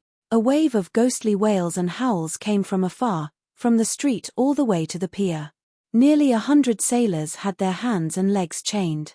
Under the Unsullied's crossbow-wielding Unsullied, they staggered towards the fishing net on the shore. They were all sailors from the Erudite and the Orsha blacksmith. With the help of 2 of his companions, the fisherman finally dragged the fishing net that trapped the 3 stone men ashore. Grey Worm threw down a bundle of oilcloth and said to the captured sailors, 10 people go over and wrap up the stone men in the net and carry them to the deck. Moving the stone men was such a dangerous job. Dany obviously wouldn't let her own people do it. Chapter 455. The stone men were not transported into the city. The prisoners wrapped them in oiled paper and transported them to the ships. The ships immediately left the port and traveled 50 kilometers west, sending the stone men to a desolate rocky beach on the Astapor Peninsula. The Unsullied would quickly build a completely enclosed courtyard with bricks and wood. The Grayscale Disease Quarantine Area. After that, she also built a virus research center in the pyramid, and Dany herself was the researcher. But before she began her research, she had to observe the virus habits and make sure that it could be killed by high temperatures. More accurately, she had to make sure that she was not afraid of being infected. After handing the docks over to Grey Worm, Dany immediately rode Greenie to Cayuan and Meereen, and personally ordered the docks to be sealed. Cayuan had close to 20,000 wings of liberty, and Meereen had 15,000 guards. They were fully capable of quickly carrying out Dragon Queen's orders. Under her orders, the soldiers put on leather gloves, helmets, and masks, and strictly searched every ship. She also announced that Slavers Bay was closed, and that sea trade would be suspended from today. Slavers Bay's industrial and craft production do not have to stop. I will buy all the goods, Dany announced to the citizens of the 2 cities. Even if the gold was used to buy food, she was not short of money. Not to mention the millions of gold royals that the Count of Shattered Shackles had confiscated during the trial of the Son of the Harpy, there were still mountains of silver and jewelry in Dany's Great Pyramid. As for the copper coins, Dragon Queen had the right to issue currency, and Slavers Bay had the world's largest copper mine, so she had as many copper coins as she wanted. Meereen and Cayuan's trade was not as prosperous as Astapor's, and all the quarantine work was completed by evening. After the surprise search, no stone men were found on the docks and merchant ships. But this did not mean that Cayuan and Meereen were safe, because according to Hatter's interrogation, the spies arranged by the Alliance did not set off at the same time. The heartache of the Rhone River was the home of the stone men. It was said that the world did not have the grayscale disease. 2,000 years ago, after the battle between Valeglia's 300 Megalosaurus and Loina's army of 150,000, Mother Loin unleashed a great flood, drowning the Loina's most luxurious and prosperous city and drowning all Valeglia in the city. It was not certain whether the Megalosaurus had drowned or not, but Valeglia also had a large number of cavalry units, and all of them were wiped out. Since then, the city of festivals had become a sorrowful place shrouded in a layer of grey fog all day long. The forbidden magic of the Mother Stream had brought the water curse to the world, grayscale disease. Grayscale disease is relatively infective. Every year, every month, or even every day, patients with the grayscale disease were discovered in the villages on the plains of the Rhone River. It was just like the deformed demons born in the land of long summer after the cataclysm. Those patients were either burned to death, or their loved ones couldn't bear it and sent the patients to the sad area. Every year, the people of Valeglia would arrange a fleet to transport large amounts of food to the sorrowful territory upstream. Well, before being completely petrified, the patient also needed to eat. For example, Tyrion and Clinton ate a lot of food every day. Because of that, it was easy for the people of Valeglia to search for 30 stone men in the sad area. If there was a need, they could find more stone men. Hundreds and thousands. The captured stone men were loaded onto the ships and secretly transported to Volantis along the river. They did not dock, but took advantage of the night to divide the stone men into 3, stuffed them into the ships full of goods, and then went to Slavers Bay separately. The ships were divided into 3, and the spies who accepted the mission did not even know who their companions were or which ship the stone men were on. They only knew their mission, to bring the stone men to Meereen, Cayuan, and Astapor. In other words, The Dragon Queen could not confirm whether the spies of Myrine and Kaiyuan had completed their mission. Perhaps, the stone men had been thrown into the city's public well, and the spies had fled long ago. Perhaps, the spies' ships were still floating on the sea, on their way to Myrine and Kaiyuan. Of course, Danny hoped that it was the latter, but, after checking the docks, it was already evening. But Danny did not rest, and continued to work through the night. She arranged for the soldiers to search the city. Fortunately, Kaiyuan did not find a single person with the grayscale disease. In Myrine's commercial street, 87 infected people were found. According to the census, the infection rate was close to 3%. Some of the patients had even found out about their symptoms 3 days ago, but they all hid it, afraid of being burned to death. And this was not the final data. It could be foreseen that in the next few days, more residents would show symptoms of the grayscale disease, and the infection rate would increase further. Without a doubt, Myrine had been infected. The funny thing was, because the Count of Shattered Shackles caught 80,000 people and threw them into the labor camp outside the city, it caused the people in Myrine to panic and the businesses to wither. Although the number of patients was high, not many people were infected. Well, most of the infected were the Gith people, small merchants who migrated from Kaiyuan to Myrine.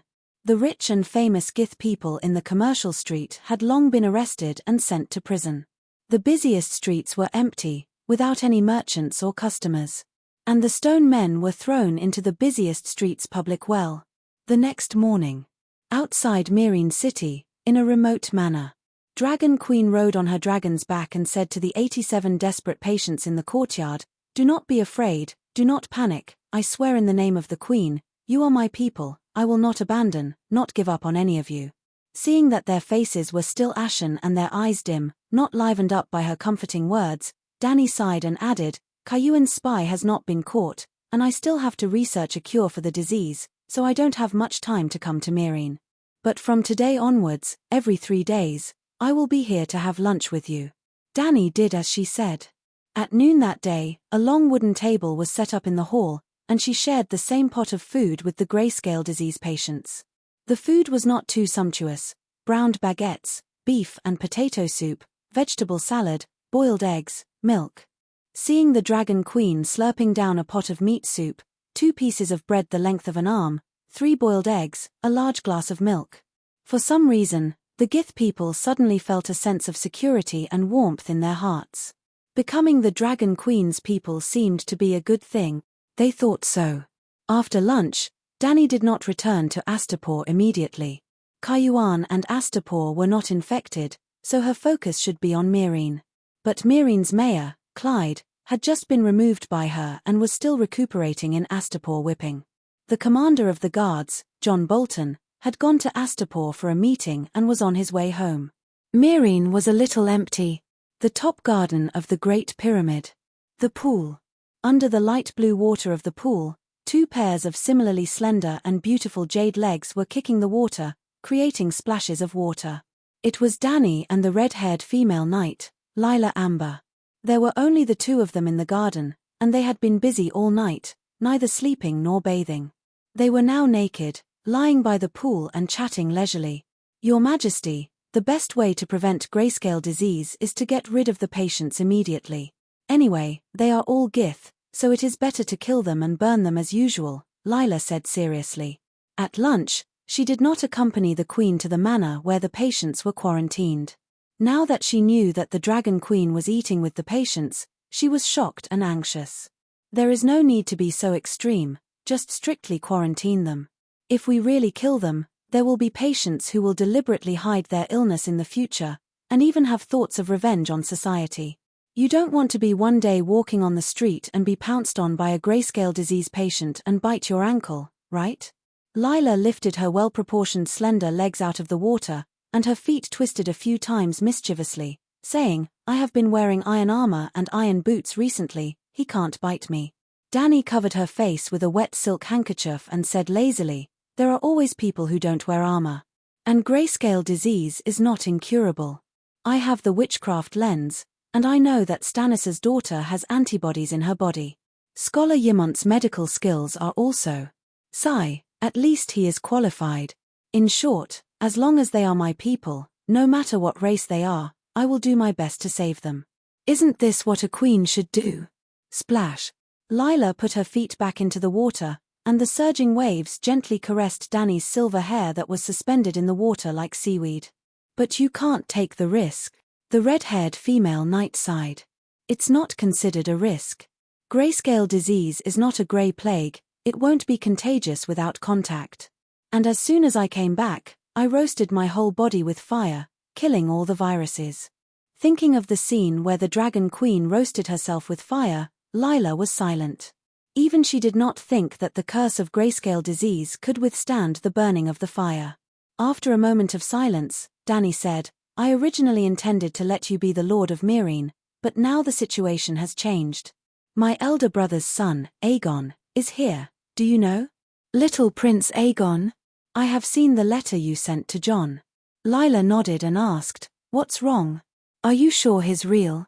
John and I both feel that the baby swap is too legendary, it sounds fake. All the evidence proves that his identity is real. Danny's heart skipped a beat. Maybe I can use the witch lens to do a blood test for him. Lila understood the meaning behind the Dragon Queen's words, and said in surprise, you intend to let the little prince be the Lord of Myrene? We haven't found all the grayscale disease patients in the city, and the 10 stone men have not been found, and Myrene will be a battlefield in the future, won't it be too dangerous? It depends on whether he has the courage, I won't force him. He still wants to fight for the Iron Throne, Myrene is safer than the Westeros, isn't it? Danny said indifferently. You really intend to give up the throne? The little prince's identity is unknown. Even if we take a step back, he is only your nephew, not your son. Lila frowned. Ending the long night as king, this will not change, so the Iron Throne may not be mine. If Aegon was really brave and dared to go to the Great Wall to fight the other ghosts, so what if Aunt Dany gave him the priority to fight the other Ghost King? As long as Aegon defeated the Night King, she would really help him ascend the Iron Throne. The Iron Throne was devalued to a pile of dung, she was not willing to fight for it. To be honest, the most valuable thing in the Westeros now was the Church of the Seven Gods. Dany had a vague idea a long time ago, the Seven Gods were fake, but the faith of the Seven Gods was real, and the demigods could use the power of faith. Hay could definitely become a demigod dragon. In fact, he already was, so could Hay take over the Magpie's Nest? If this plan worked, she would benefit greatly. If her guess failed. The Great Sparrow was over 60 years old now, could he survive her? Even if he escaped the evil hands of the Sex Queen and died a normal death, at most 20 years, wouldn't the Church of the Seven Gods be hers? Dany stood up, water droplets rolling down her white, curvy body. As she dried her hair, she said, Lila, close all the public wells in the city. If the residents need to fetch water, they can go to the nearby pyramids. I have to go back to Astapor and see if my nephew can escape. There were exclusive wells in the pyramids, and there were guards outside the pyramids, so spies could not sneak into poison. Chapter 456. It was a pity. Little Aegon had fallen into a trap. Sob sob sob, I don't feel anything anymore. Why am I so unlucky? So many people and little demons. They're all fine. I just, sob sob sob. I don't want to live anymore. Instead of waiting for death in humiliation, I might as well end it now. Dragon Queen rode on green and descended from the sky in the golden sunset. As soon as she jumped off the back of the Megalosaurus, she saw nephew Gu crying and rushing to the wall, wanting to commit suicide. Old Aemon pulled at his sleeve, but was dragged forward unsteadily. The old man hurriedly persuaded, Child, don't be rash. Your aunt is back. She knows magic, maybe, let him jump. Dany took the towel from Ji-Chi and wiped her face while sneering, he won't die from jumping the pyramid. At most, he'll be crippled. If he wants to jump, let him jump. If he breaks his leg, he'll naturally be obedient. Old Yemont's face darkened. But after thinking about it, Dany was right. The pyramid had a total of 33 steps and a total height of 105 meters. Each step was only 3 meters high. He wouldn't die even if he fell head first. 7 gods above, why am I so miserable? Little Aegon didn't jump anymore. He squatted on the ground and cried while covering his face. Look at you. Where's the demeanor of the child of prophecy? Danny's aunt mocked without sympathy. Yasuo Yahai wouldn't be able to accept this. General Wildfire, who was drinking by the side, said helplessly, the knife is bleeding, but he doesn't feel anything. Any man would be unable to accept this. The female dwarf who was pouring wine for the little demon looked up and carefully glanced at Dragon Queen. She comforted her gently, don't be discouraged. The queen is omnipotent. She'll definitely be able to cure you. The female dwarf wasn't flattering. After coming to Slave Bay and seeing the noble, beautiful, amiable, and domineering Dragon Queen, she became her little fangirl. Fenny, how have you been in the literary troupe? Danny asked casually. Fenni was a comic performer. She rode a pig and a dog with her dwarf brother. They pretended to be knights and competed with each other. They used funny actions and parody lines to win the audience's laughter. Because Cersei had placed a high bounty on Tyrion, Fennis' gnome brother was implicated. The mercenaries had taken the gnome brother's head as Tyrion's and went to the King's Landing in exchange for the bounty from Cersei. According to the original fate, Tyrion was supposed to replace the dwarf brother and form a comical pair with Fenni. But although Dragon Queen didn't like Tyrion, she didn't like the ending of Game of Thrones, she didn't want to humiliate him and make him a clown. Tyrion would most likely be more willing to be the queen's jester and perform comical acts with Fenny than become the Wildfire General. There was also a suitable place for Fenny in Slave Bay, the militia literary and arts troupe. She had been adapting to her new life in the literary and arts troupe.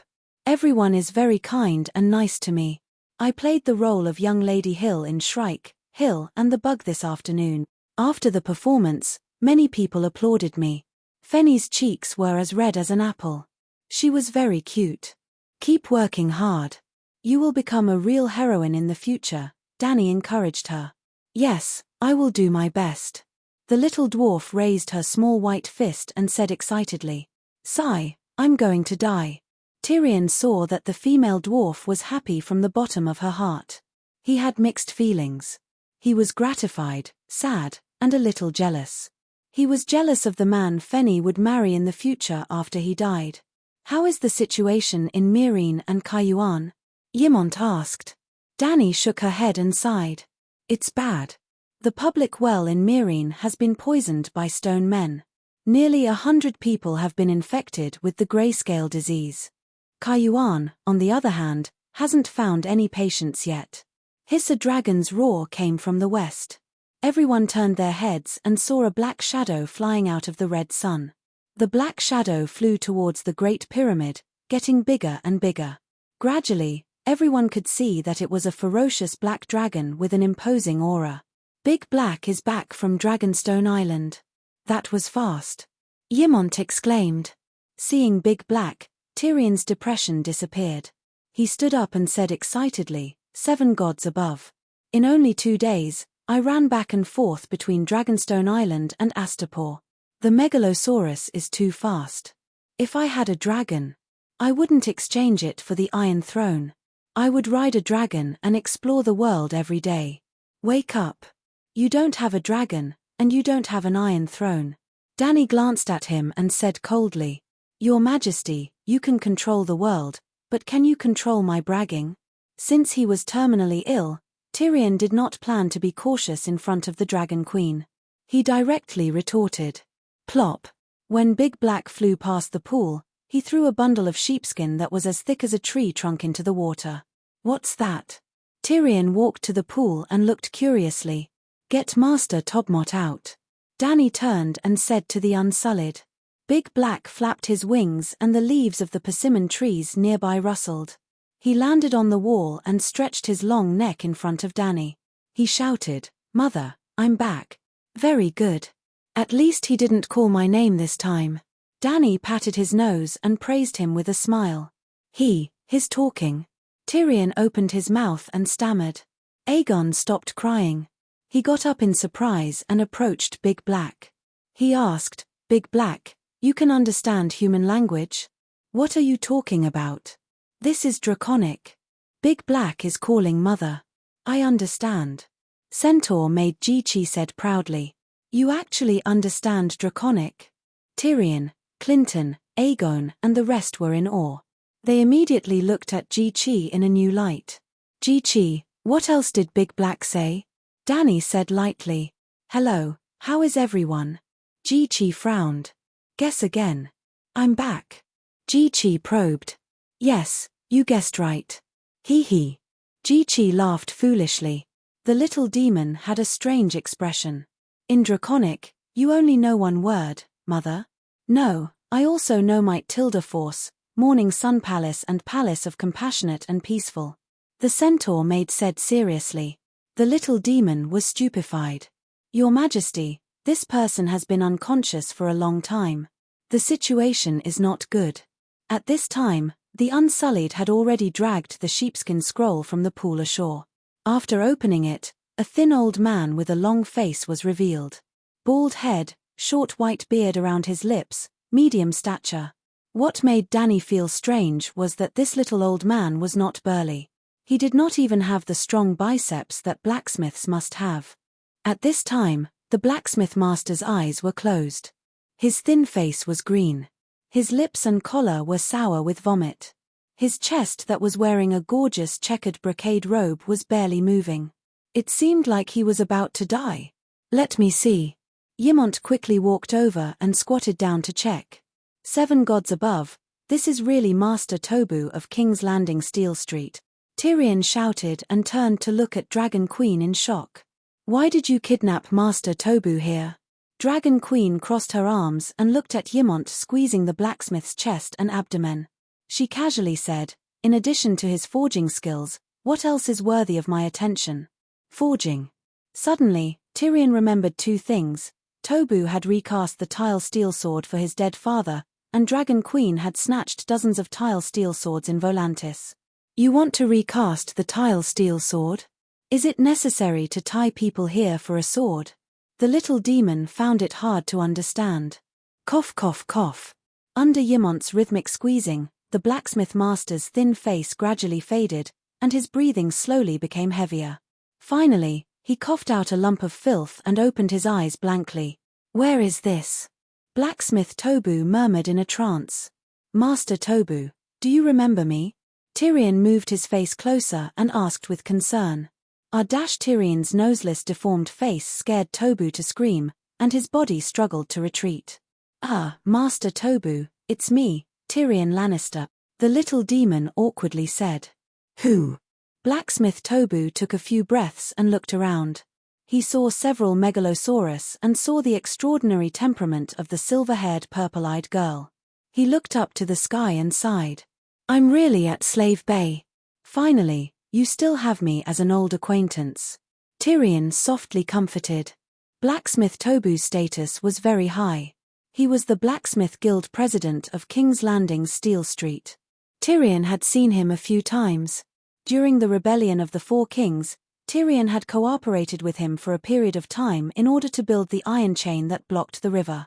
The 2 of them had a little friendship. Oh, you suddenly came over. I thought I fell into the 7 layers of hell and saw the devil devouring the living. I'm sorry. Tobu explained with a bitter face. Am I that ugly? Tyrion was a little unhappy. People's natural reaction is the most realistic. Dany laughed, then put on a straight face and said to the blacksmith, You know who I am, and why I brought you here, don't you? Tobu sat on the ground and did not move. He only tilted his head slightly and looked at Dragon Queen from the corner of his eyes. His thin face showed a cold arrogance. If you let me ride a dragon, instead of grabbing me like a bundle of straw, maybe we can talk. Very good. Dany slightly nodded and turned to the Unsullied. Send him to Hattar. Yes. Immediately 2 Unsullied walked over, one on the left and one on the right of the sneering blacksmith grandmaster, and walked towards the stairs. Humph, you want me to surrender? Impossible. Tobu turned to look at Dragon Queen and said with a firm face. Ah, Master Tobu, don't be stubborn. That Hattar is known as the Devil's Tail. He is very scary. Tyrion looked anxious. He looked at his old friend and then looked at Dragon Queen. Your Majesty, if you have something to say, we can talk. The Grandmaster has just been kidnapped, so it is reasonable for him to have some resentment in his heart. You give him to me, I will slowly persuade him, and he will naturally be willing to join us. I am now busy dealing with the epidemic. I don't have the mood to accompany you and him." Dany waved her hand and let the Unsullied take the blacksmith away quickly. "Isn't that steel sword of yours called Clear Sky very useful? Why do you have to go through so much trouble?" Tyrion sighed. "I want steel armor. After the steel sword in my hand is distributed to my generals, it is not enough to smelt into armor. So, I need Tobu's secret technique," Dany said. "Tobu can only recast steel, he can't forge steel," Tyrion said. "I know, but if I know the incantation, maybe I can derive the secret technique to forge steel." Tyrion suddenly remembered something and said with a strange expression, "You want steel? I know a place with dozens or hundreds of tons of steel. It is enough for you to forge 5,000 sets of steel armor." Chapter 457. 100 tons of tile steel? Where? Dany looked at the little devil suspiciously. "What, you don't believe me?" Tyrion looked smug as he raised his eyebrows and asked. "There are only 3,000 tile steel weapons in the entire world, which adds up to less than 30 tons. Now you're telling me that there's 100 tons of tile steel hidden somewhere. Can I believe it?" Dany said calmly. "No, no, no." Tyrion waved his finger and smiled. "It's not hidden. It's on both sides of the road. Hundreds of people pass by it every day. At least 1 million people know of its existence." This time Dany was a little shocked. The little devil didn't seem to be lying. Then, I know," Clinton and Aegon exclaimed at the same time. "There are indeed hundreds of tons. That Valeglia statue is huge." "Statue? Where is it?" Dany asked quickly. "In Jido Dohi," Clinton said. After leaving Pentus, they walked along Valeglia Avenue towards the east for about 500 kilometers to the banks of the Little Lawn River. There were the ruins of an ancient city of Loina. The ruins of the former Jido Dohi. "Have you all seen the tile steel statue?" Dany asked again. "We've been living in seclusion upstream of the Little Lawn River for 10 years. Every time we passed by Jido Dohi, we saw the Sphinx statue by Valeglia Avenue." "Ah, I remember now." Cora clapped his hands and said, "When I was a mercenary for Myr and Bravosi, I passed by that statue a few times. The body of a dragon, the head of a woman, the Sphinx statue was lying on the ground. Its base was half the width of a double bed and 3 to 4 meters tall.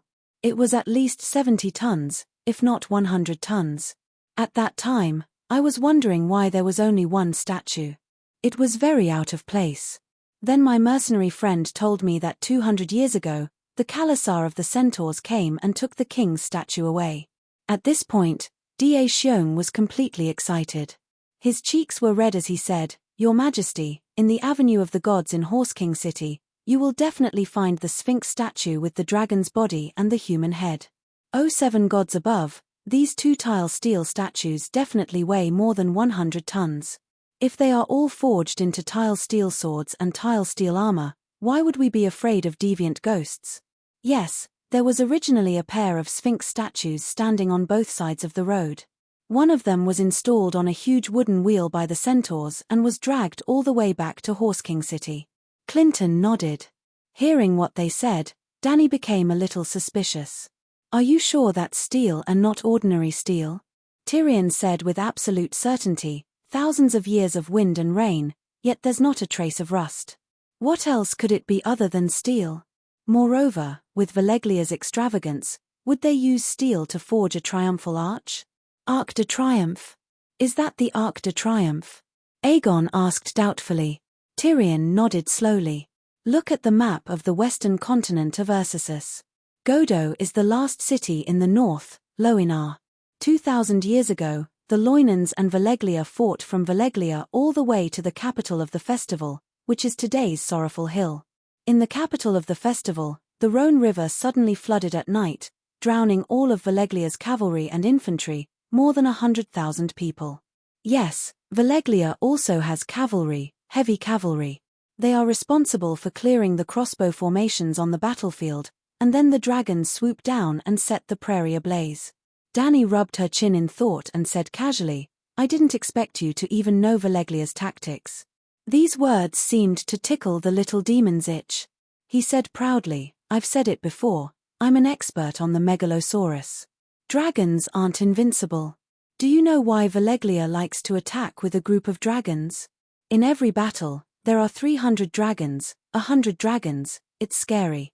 It's to scare people." Tyrion said proudly, "This is Valeglia's tactic.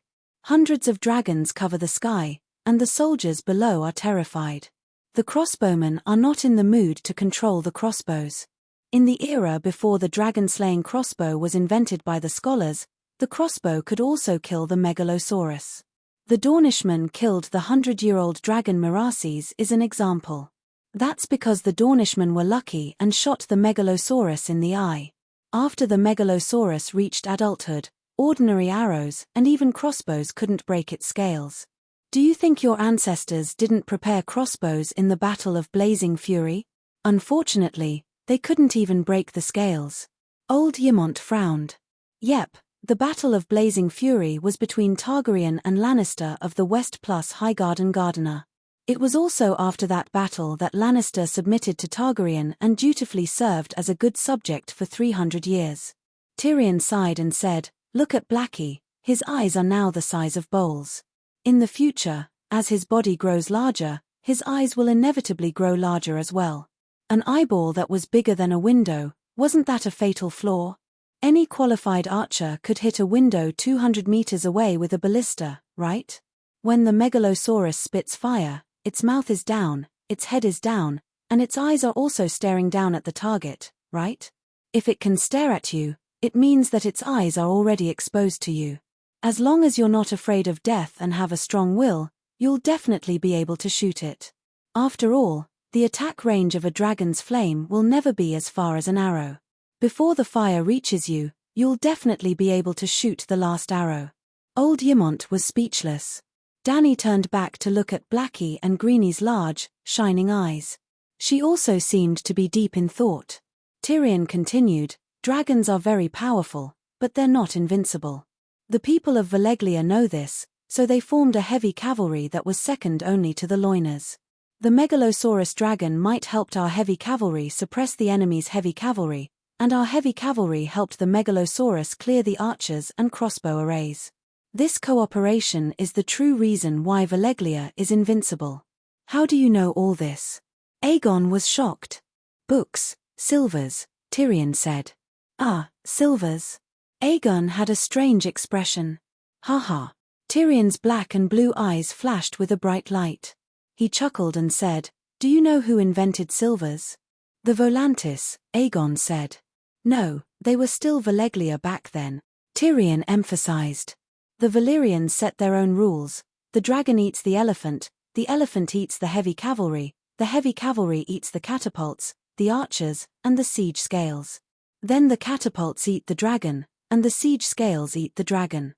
The fact that the people of Valeglia set such a rule means that in their countless wars of conquering the world, they must have encountered situations where the catapults threw stones to shatter the Megalosaurus's skull, and steel crossbow arrows pierced through the Megalosaurus's vitals." Seeing that silence was listening to everyone, Tyrion smiled proudly. He turned to Aegon and said, "So, do you know why I can easily beat you every time I play chess? It's because I know the rules. Dragons can never be too far away from heavy cavalry. Knowing this, you'll definitely win more than you lose when you play silvers. The reason why you lose is because your opponent also knows this rule and does it better than you." This time, even Dani could not help but look at the dwarf in a new light. This guy is really smart, he can easily see the core truth behind the problem. Tyrion understood the look in the Dragon Queen's eyes, which made him very happy. Involuntarily, he winked and smiled at the Queen. Dani's face was wooden, and a basin of cold water was poured on him. "So, you're about to die, why are you showing off?" Sigh. The smug look on Tyrion's face froze, cracked, and peeled away, revealing the bitterness of despair beneath. He sighed and said, "I know, it's too late to say anything now. I just want to complain, Queen, you shouldn't have made me the Wildfire General, the Megalosaurus General is more suitable for me." "Alright, Stop talking nonsense, explain to me about the Arc of Triumph. Dany waved her hand and said in a bad mood. Tyrion said weakly, the flood that drowned 100,000 Valeglia in the city of the festival came from Motherlon's revenge. Then Valeglia also began to take revenge on Loina. Hundreds of Dragon King rode the magic dragons up the river, from south to north, burning every village and city on the way, and Gedorf was the last castle on the Little Lon. Burning Gedorf to ruins meant that the war between Valeglia and Loina officially ended, and Valeglia won. That's why they built the Sphinx statue outside of Gedorf. That's Valeglia's Arc of Triumph, a monument to the destruction of a great people. That makes sense. Dragon Queen's beautiful eyes sparkled. The statue might really be made of steel, 200 tons. Valeglia is too extravagant. Old Ymont exclaimed. I don't think they're extravagant enough, Dany said excitedly. Hee. Tyrion laughed in a low voice. Your Majesty, have you thought about it? If the statue could be melted, why would Cole let it go? Even the centaurs could use huge wooden wheels to transport the statue to Horse King City. Why couldn't Cole of Blacksmith City do it? Why? Do you know the reason? Dany calmed down and asked. I don't know the exact reason, but I'm sure that all the blacksmiths in Cole couldn't melt it. Tyrion said with certainty. Tap, tap, tap. While they were talking, Hattar walked up the stairs with heavy steps. He bowed respectfully and said, Your Majesty, I didn't disappoint you, the old man confessed. So fast. Tyrion was surprised. Sigh, he only took a dragonfly skimming the water from me, and he was scared. Hattar's melon-like face showed some loneliness. He sighed and said, At this time, I'm actually looking forward to meeting another faceless one. I have dragon slaying skills, but in front of me is only a group of snakes, insects, rats, and ants. It's too lonely. Tyrion shuddered and his vision blurred. The tall, burly man seemed to have transformed into a tall hat and a wide belt, with long hair and a long beard, a lonely, peerless swordsman. Under the full moon, he stood proudly on the peak of a lonely mountain, his long hair and robe swaying in the wind. He held his sword and looked down at the mountains alone. All right, bring the blacksmith here, I have something to ask him. Dragon Queen's impatient scolding pulled Tyrion back to reality. He looked again. The boar was still the boar, vulgar and ugly. Together with the butcher count, they were called the Slave Bay's twin devils. 10 minutes later, two unsullied came back with the blacksmith, Tobu. The old blacksmith's face was pale, and his eyes were a little absent-minded, but there was not much change. His checkered robe was not stained with blood, and there were no traces of being whipped. Dragon Queen greeted him with a smile and said politely, Bring a chair for Master Tobu. The master is an important guest, how can we let him stand? Jitchi, make a pot of black tea for the master. Seeing the Dragon Queen's sweet smile, the muscles on the blacksmith master's thin face twitched a few times. He forced out a humble maid-like smile and said, Your Majesty, what do you want to know? I will tell you everything I know. Chapter 458. Master Tobu's behavior surprised Tyrion and the others. Just an hour ago, the man was acting like a brave martyr. But in just an hour, after taking a stroll around the dungeon below, he was behaving like a pug. Dragon Queen deliberately put the blacksmith's chair next to her and whispered, Master, the night is coming. In order to save the world, my means are a bit fierce and a bit rough. I hope you can understand. The blacksmith master nodded again and again. I understand, I completely understand. I am willing to contribute to the fight against the demons. I am willing to tell you all the spells to recast the steel weapons. Don't worry, Dany waved her hand and asked with a soft smile, Master, do you know Gedo, which is 500 miles east of Pentus? I know, my ancestral home is Koa. In recent decades, I have settled in King's Landing. I often take the road Pentus, Novos, Koa in Valeglia. Tobu said. Gedo has 2 Sphinx statues made by the people of Valeglia. Are they made of steel? Dany asked again. Tobu's thin face gradually showed a look of understanding. He sighed, I understand what you mean. The statues are indeed made of steel. In fact, we Koa people had the idea of making them. But the size of the statues is too big to be put into the furnace. Can't you make a bigger furnace? Tyrion curiously asked. After a few words, Tobu gradually recovered from the fear of the demon's tale. His look and bearing revealed a bit of master's style. He said in a deep voice, "It is not an ordinary furnace. Recasting steel requires magic spells and blood sacrifice." "Is the legend true?" Yimont was shocked and murmured. "What legend?" Tobu asked. "There was a scholar from the City of Knowledge who disguised himself and went to Koa to explore the secrets of steel. When he came back, he left a record. Koa blacksmiths sacrificed slaves on a large scale to forge steel through blood magic." Yimont said. "Well, scholar." Tobu coldly snorted and did not hide the disdain on his face. "That's right, we need a living person as a blood sacrifice, because we don't have enough magic power." He told the Dragon Queen honestly. Tyrion's eyes flashed, and he said coldly, "How many people did you kill when you helped my father reforge the ice in the House of Stark?" Tobu noticed that Dragon Queen's flower-like smile had been replaced by an unapproachable flower. His heart jumped as he whispered, "Less than 100 people." "Less than 100 people?" Tyrion grinned. "Looks like we'll have a chance to reunite as father and son in the 7th level of hell." "Master, I don't think you're as tall and sturdy as a blacksmith," Dany said. Tobu looked at his bamboo-like arm and sighed. If a blacksmith master is 60 years old and still needs to lift the hammer to forge iron, then he must not have accepted apprentices. "In other words, if I learn your spell, I can also become a Grandmaster blacksmith." Dany smiled. Tobu wryly smiled. "Your Majesty, you can look down on me, but please respect the profession of blacksmith. Smelting is a profound knowledge. The spell to reforge iron is just one of the most dazzling pearls on the crown." Dany was startled. After a while, she solemnly said, "You're right, I'm too arrogant."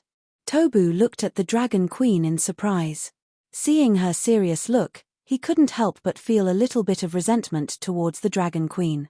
His heart was filled with resentment towards the Dragon Queen.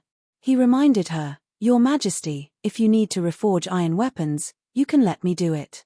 The spell is not of much use to you, but it's the reverse scale of the Coal Blacksmith Guild. If they know that I told you the spell, of course, I'll die, you." Speaking of this, he looked around and seemed to feel that there were too many eyes around.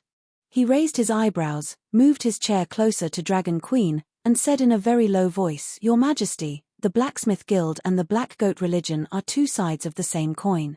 The Black Goat priests are proficient in the blood curse technique. I'm not sure how strong the Black Goat god is, but you should know how overbearing the Red God Church is, right? Just a year ago, because your dragon brought magic to the world, the Red God priests recovered their extraordinary power. And the believers of Kol Lalo were not willing to be oppressed. Under the leadership of dozens of Red God priests, they attacked the Black Goat Temple and tried to burn the statue of the Black Goat God. In the end..." Tobu Mart stopped here, tilting his head to look at the group of people who had almost put their heads in front of him, his expression stupefied. When he whispered to Dragon Queen, Tyrion, Clinton, Old Yimont and others unconsciously leaned over.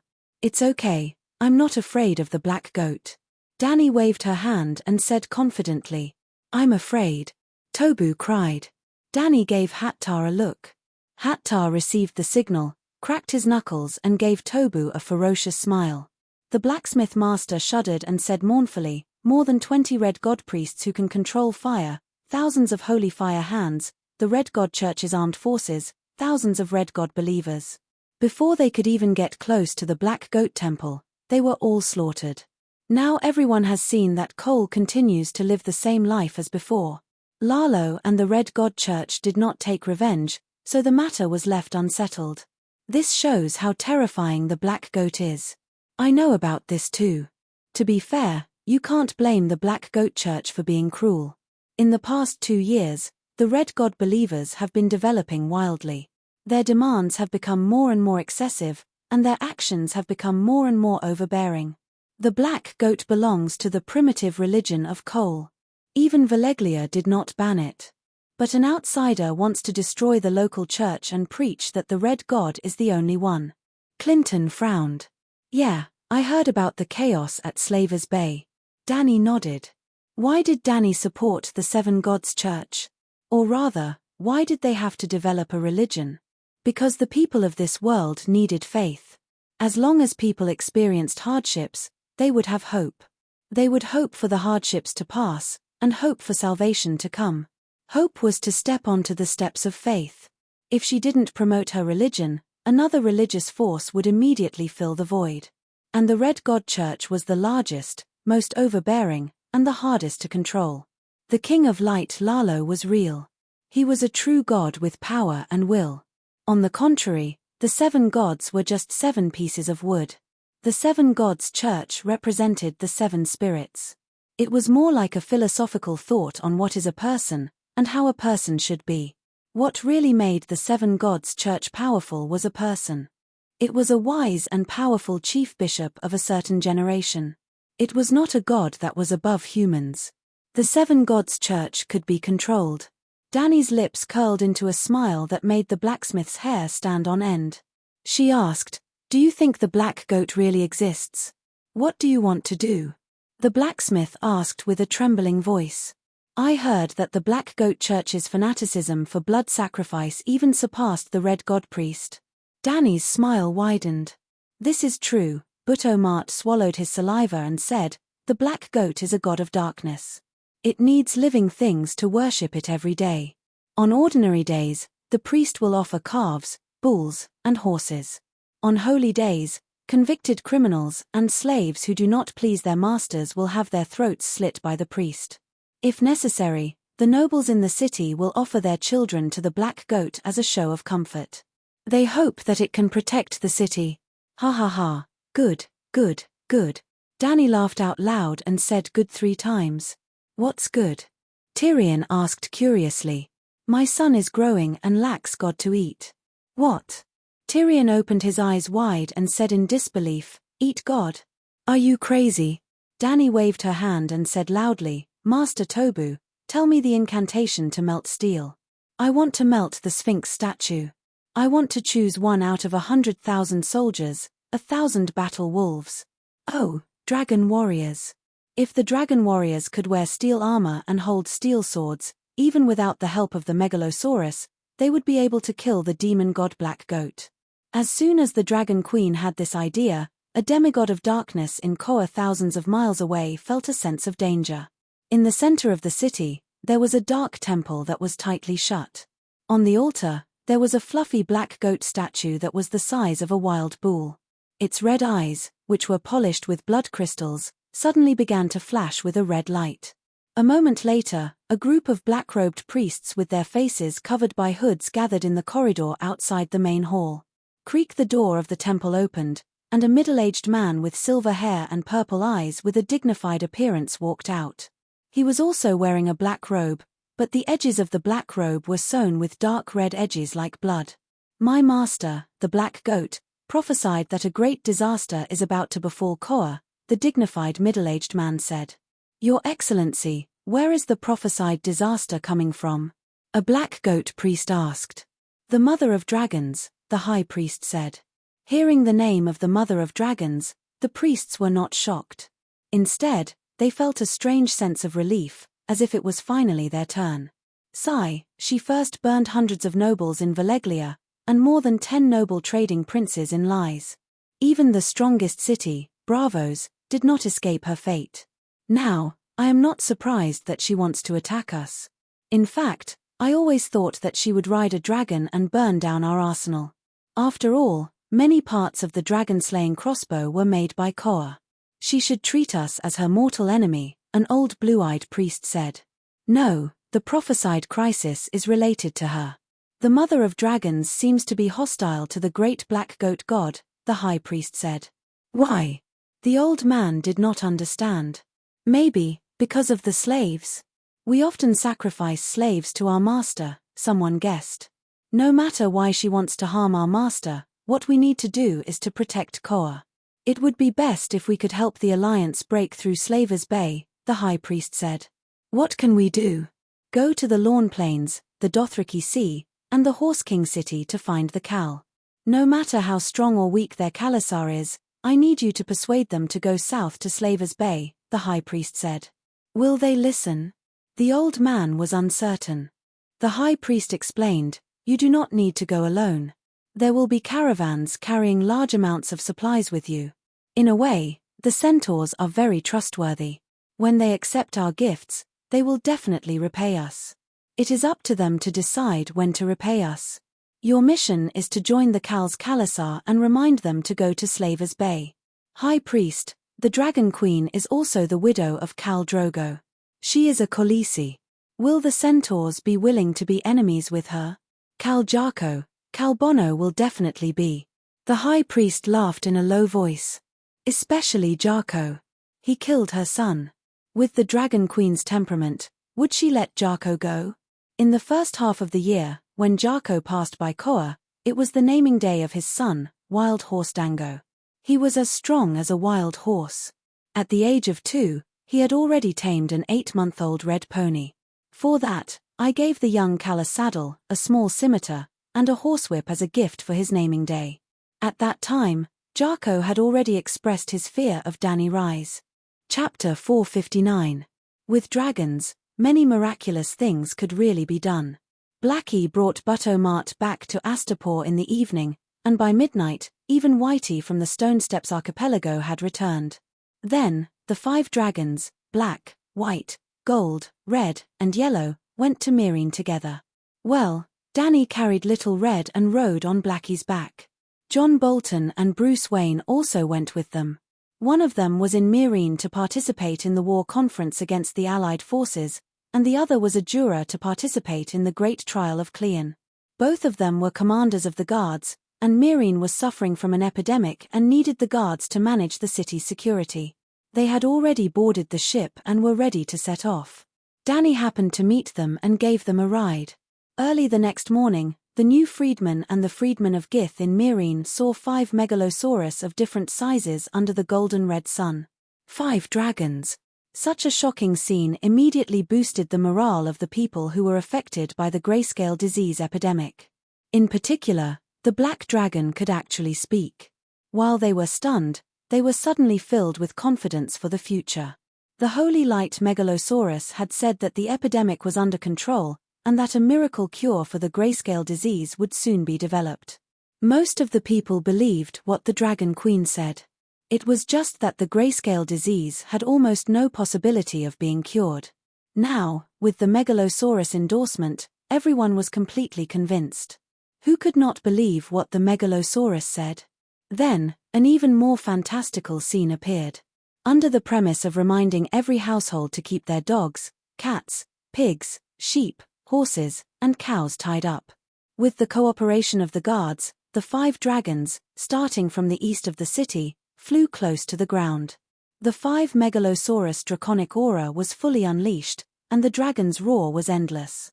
Squeak squeak squeak countless rats, weasels, hedgehogs, cockroaches, and other small animals and insects came out from the corners.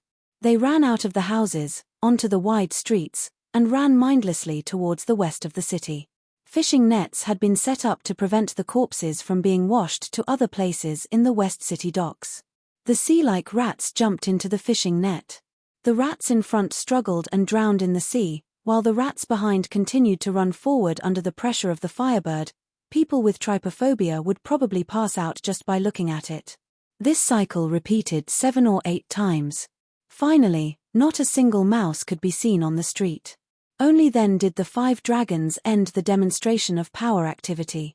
At this moment, the azure sea surface was actually filled with floating corpses, causing one's scalp to go numb.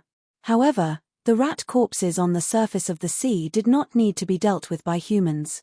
Boom! The 5 dragons spat out dragon flames at the same time. The rolling pillars of fire almost boiled the surface of the sea. I should eliminate Little Red. He was just here to be a bystander. The chopstick-thick dragon flames and the cat-like dragon roars were completely useless.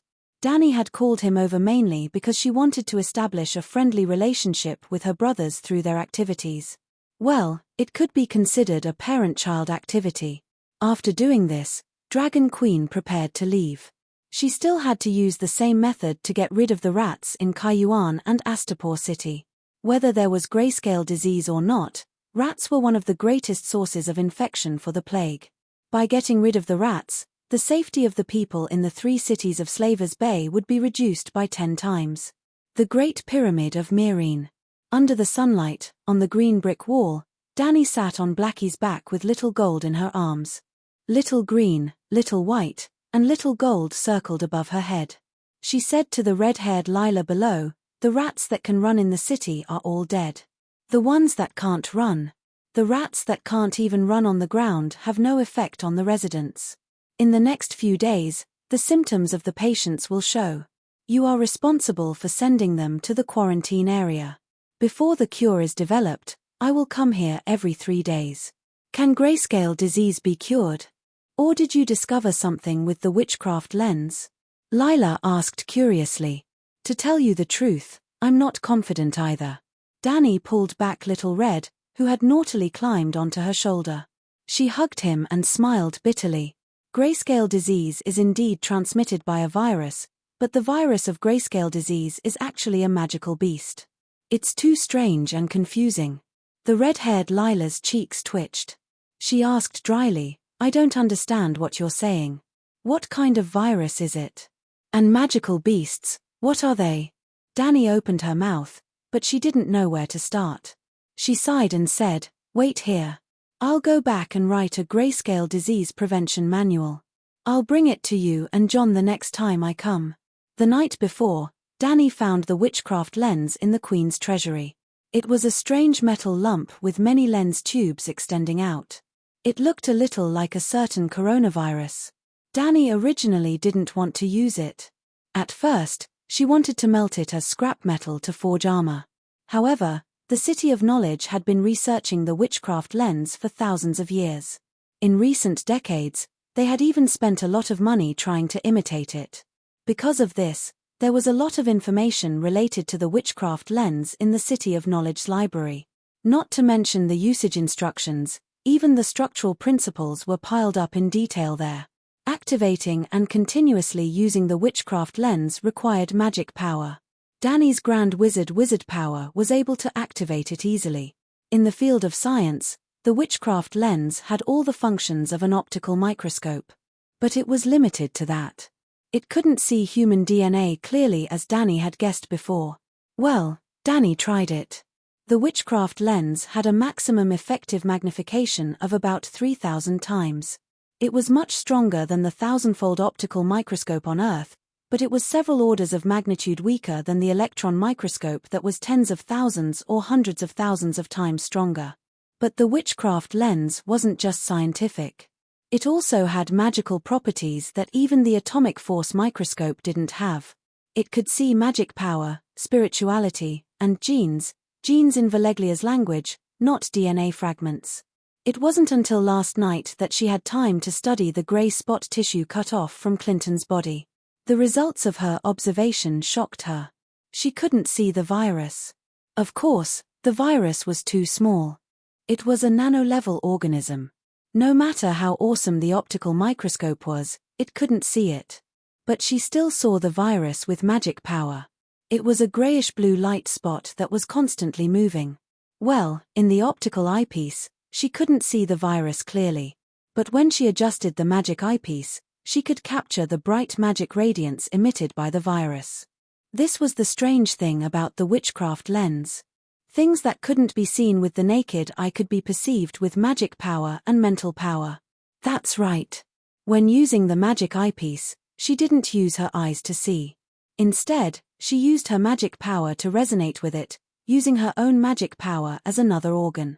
This magic organ could see the magic nature, shape, and other attributes of the sample on the glass slide. This was very buggy. It also made Danny feel that Valeglia was the Atlantis of this world. The development of their civilization was too advanced. Well, it could also be said that the development of other civilizations was too slow. For example, the Westeros, with tens of thousands of years of history, the level of technology had been stagnant. But the grayscale virus had magic power. What did that mean? Although the virus was small, it was still a single organism. Wasn't a creature with magic power a magical beast? After driving away most of the rats in Cayuan and Myrine, it was almost 8 o'clock in the evening. After dinner and taking a shower, Danny went to the laboratory opened on the second floor of the Great Pyramid, next door to Tyrion's bedroom. She summoned Kuei Shi, together with old Yimont, and the three of them began to study the virus again. Well, Kuei Shi came over as a friendly support. After discovering the grayscale disease, Danny contacted her. After all, Kuei Shi was a rare big shot in the magic world. In terms of knowledge and experience, Danny was far inferior to her. But in the face of Danny's request for help, Kuei Shi was helpless. Aisha and Edie didn't have a good way to deal with the grayscale disease. In the major cities of the Jade Sea, quarantine and incineration were still the best ways to deal with the grayscale disease patients. But Kuei Shi promised to come over and study the magic medicine together. If it could cure the grayscale disease, then it must be a magic medicine. The two sides agreed that as long as Danny gave her a true dragon roar, Kuei Shi would project her image. The wizard lens is worthy of its reputation. There are 15 kinds of lenses that can observe spiritual quality. The Edie's imitations only have 2 sets of spiritual quality lenses, no magic lenses or optical lenses. After seeing the dim spiritual quality of the grayscale disease with her own eyes, Kuei Shi was filled with emotion and gently stroked the wizard lens with a look of awe. They actually let you use the Edie lens? It seems that the title of number 1 of the young generation in the East is really famous, Danny said in surprise. I told you, don't mention number 1 to me. Kuei Shi's face darkened. Well, this time Kuei Shi didn't wear a mask. She had a small and delicate oval face, long brown hair tied behind her head, big blue eyes under her willowy eyebrows, and a tall nose. She was very beautiful. But Danny also had to admit that ordinary people wouldn't think that Kuei Shi was beautiful. Her skin was as pale as a dead person's, and her thin and transparent lips made her less lively and less lively. She didn't have the sickly beauty of the Lollidragon. Instead, Kuei Shi looked a bit like a zombie. After seeing Kuei Shi, old Yimont asked Danny with concern, "Will Jon Snow look like your friend in the future?" There was no need to think about the future. At this moment, Jon on the Great Wall was as pale as a dead person, and because he was afraid of the light, he was wearing a helmet. Jon didn't wear a wooden mask, as that would make him look too different. But he also had a way. The Westeros knights were used to wearing iron armor and helmets all day long. Jon only took off his leather armor and put on a set of stainless steel armor. He also asked the blacksmith, Tanner, to help him make a babuta helmet with a visor. It was also a T-shaped iron helmet. Only his nose, mouth, and eyes were exposed. He pulled down the visor with breathing holes, and even his nose and mouth were tightly covered. Also, Jon had an advantage that Kuei Shi didn't have. He was a man, and he had a long beard. He was born with a lush beard. Now, he didn't shave anymore. When the hairy beard covered his entire face, he wouldn't have to worry about the light even if he took off his iron helmet. "Does Aisha have potions?" Danny asked. Kuei Shi said, "Many wizards can concoct herbs, such as aphrodisiac, hallucinogenic, moon tea, and so on." "What kind of potion is that?" "Only the knowledge of quantitative and qualitative analysis of substances and forming a theory can be considered proper potion," Danny said with disdain. "What theory do you want? Isn't it enough to treat patients and effectively achieve the goal?" Kuei Shi said calmly. "Sigh, if there's a basic theory of the 5 elements, we can at least find a cure for new diseases through mutual promotion and suppression, such as grayscale disease." "I don't know how to test drugs at all," Danny said helplessly. "What's the theory of the 5 elements?" Old Yimont asked curiously. Chapter 460. What kind of theory is the 5 elements theory? Yimont asked curiously. Danny was a doctor in her previous life, but she was a modern surgeon.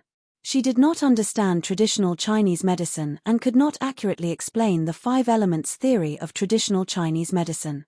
But since she had already bragged, she did not want to admit defeat so easily. Anyway, there was no real traditional Chinese medicine expert here.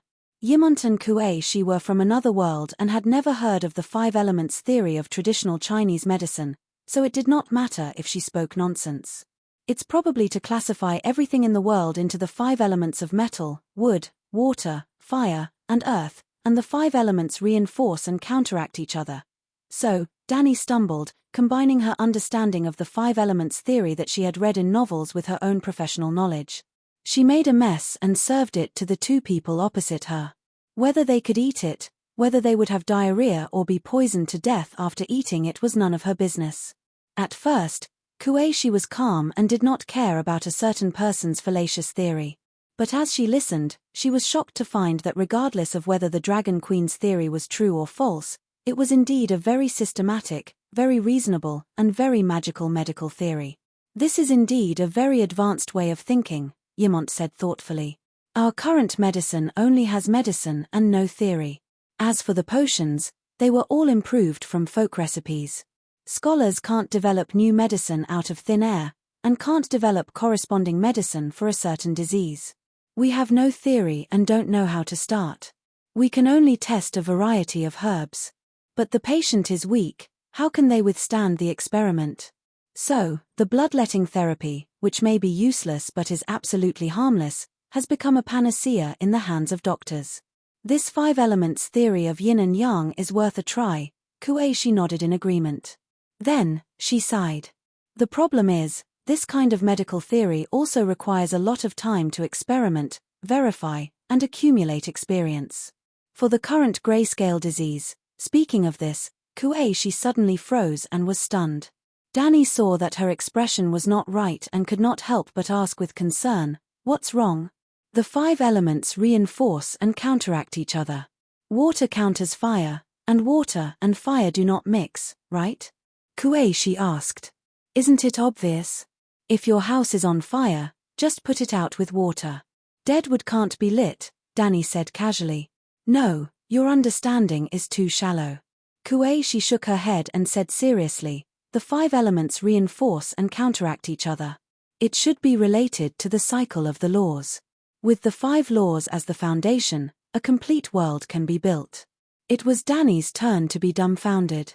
She asked blankly, "What are you trying to say?" Kueishi opened her mouth and wanted to explain, but she had just come into contact with the theory of the five elements, and it was Dragon Queen's second hand that was full of mistakes.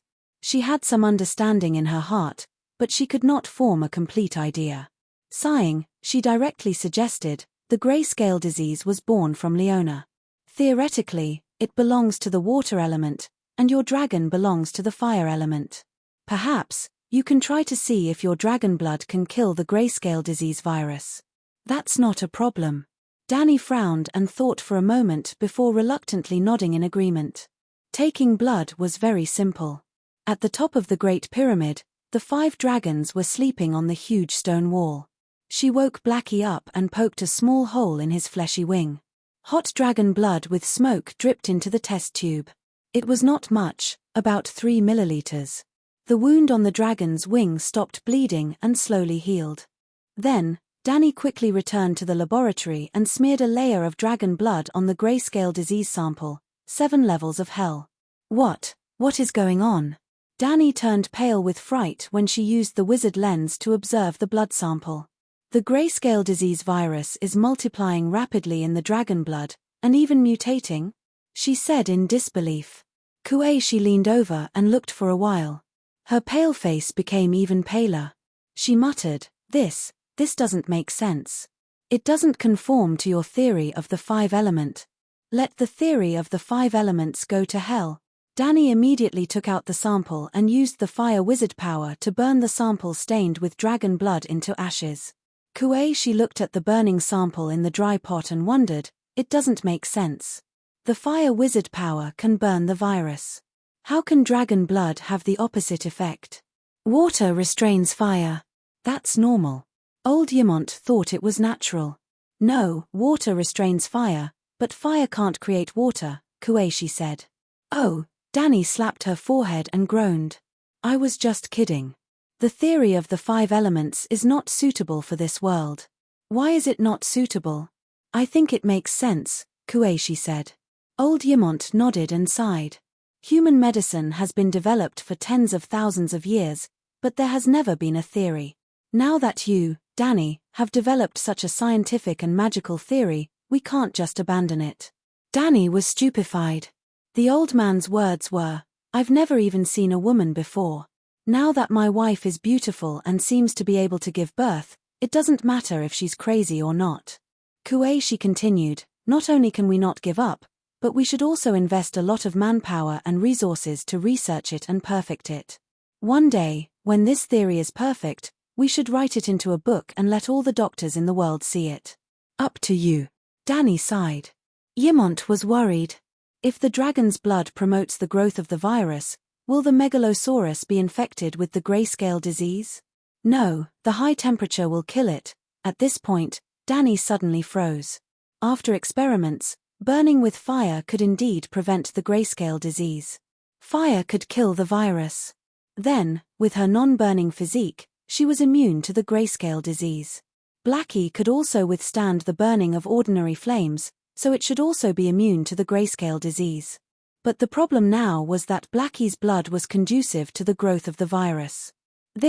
Try it with my blood, Danny said. What? I want to see if my blood has antibodies. Well, let's see if the blood can kill the virus. As she spoke, Danny took out a dagger and cut her little finger. A drop of blood fell on the sample. 3 minutes later. Looking at the virus growing wildly in the blood, Danny felt a chill run down her spine. This doesn't make sense, she said hoarsely. Kuei leaned over and looked for a while. She was also puzzled. Try it with my blood, Yimont suddenly said. What? Danny was confused. Your blood and that of the megalosaurus have magic, but I don't know magic, Yimont explained. Danny was shocked and immediately began the experiment. Then, she let out a long sigh of relief. Old Yimont guessed right. His blood did not have any effect on accelerating the growth of the virus.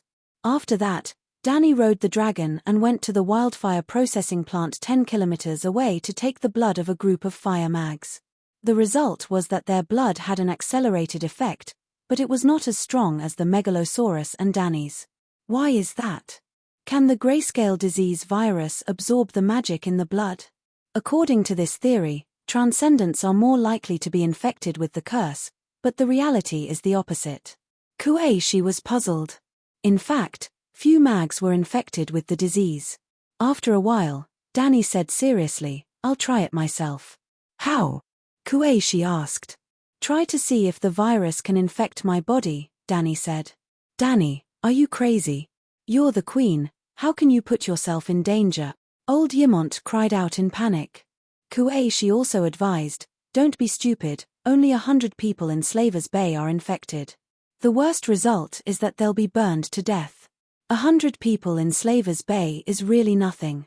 Plagues are not uncommon in the major cities, especially in the coastal ports.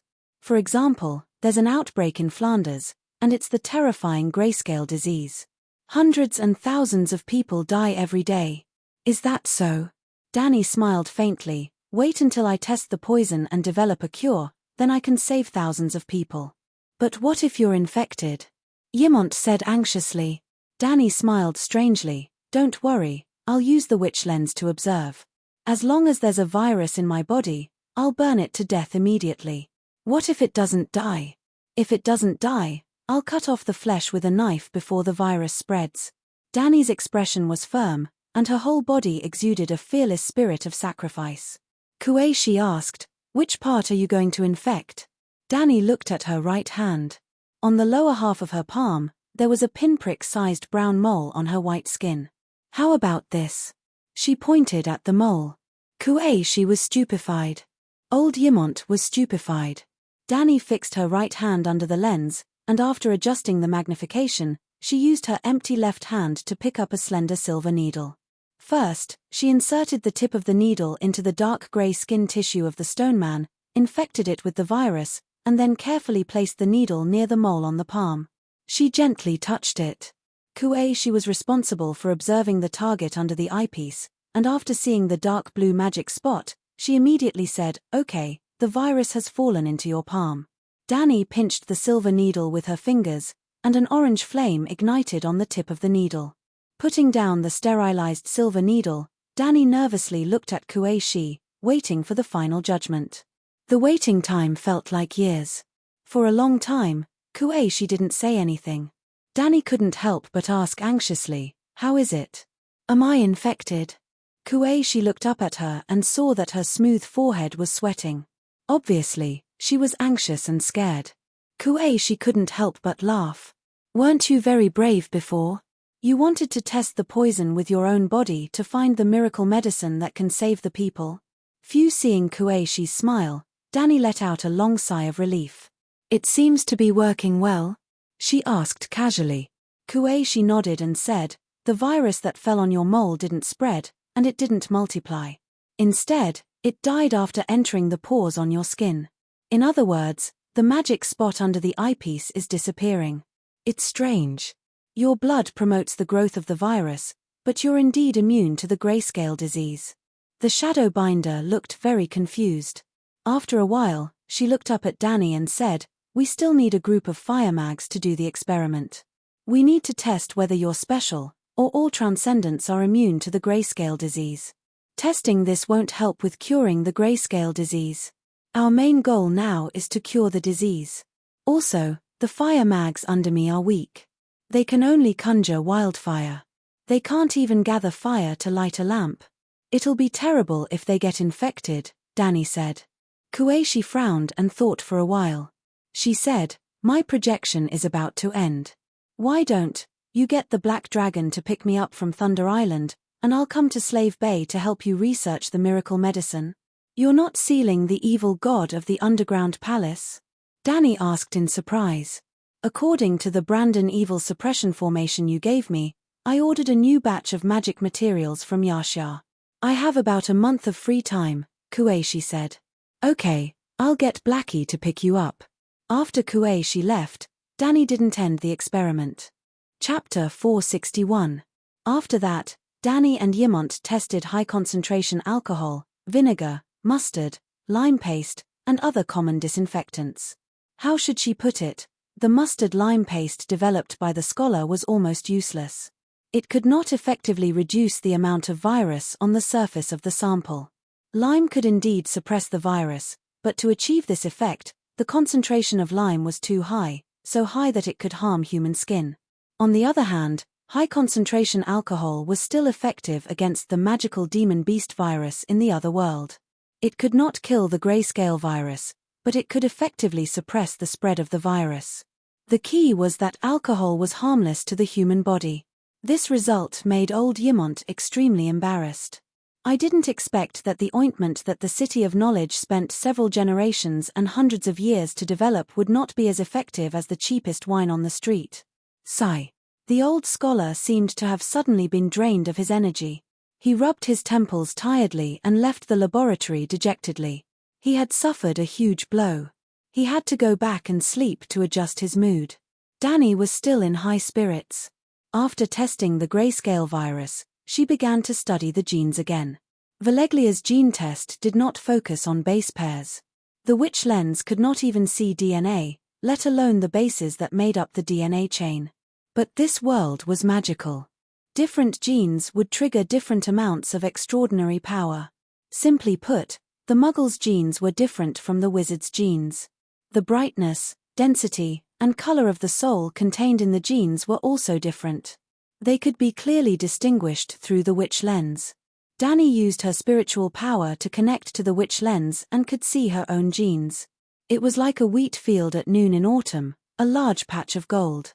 Then, she used her own genes as a comparison and observed little Aegon's genes. There was a thin layer of gold among the colorful spots of light. Every spot of light, no matter if it was gold, green, red, or blue, they all had a kind of fluctuation that could be sensed through the witch lens. Through the witch lens, she carefully sensed the fluctuations from the golden spots of light. Danny had a strange realization. The golden spots of light represented a mysterious power, representing the purity of the Targaryen, Valeglia, true dragon bloodline. Danny began to compare the extremely thin golden spots of light on Aegon's genes with her own. Firstly, the two of them had the same golden light spots. This meant that the two of them were indeed connected by blood. Secondly, she had all the golden light spots that Aegon had, but she lacked a lot of the golden light spots in her genes. This meant that Aegon's transcendent genes were far inferior to Danny's, and Aegon's true dragon bloodline was not as pure as Danny's. To prove that the fluctuating golden light belonged to the Targaryens, Dany also used the remaining blood samples Old Ymont and the Pyramincer's blood to observe the genes of the others. Everyone had the golden spiritual substance that appeared in their genes. It was just that everyone's fluctuation information was different. Only Old Ymont and Aegon's golden light spots had the same fluctuations as Dany's. It was certain that Aegon was 100% a relative of Dany's. But Old Ymont's golden light spot was several times higher than Aegon's. Even if Aegon's mother was the Dornish princess, Ymont's mother was not a Targaryen. Well, Ymont and Ashara were relatives.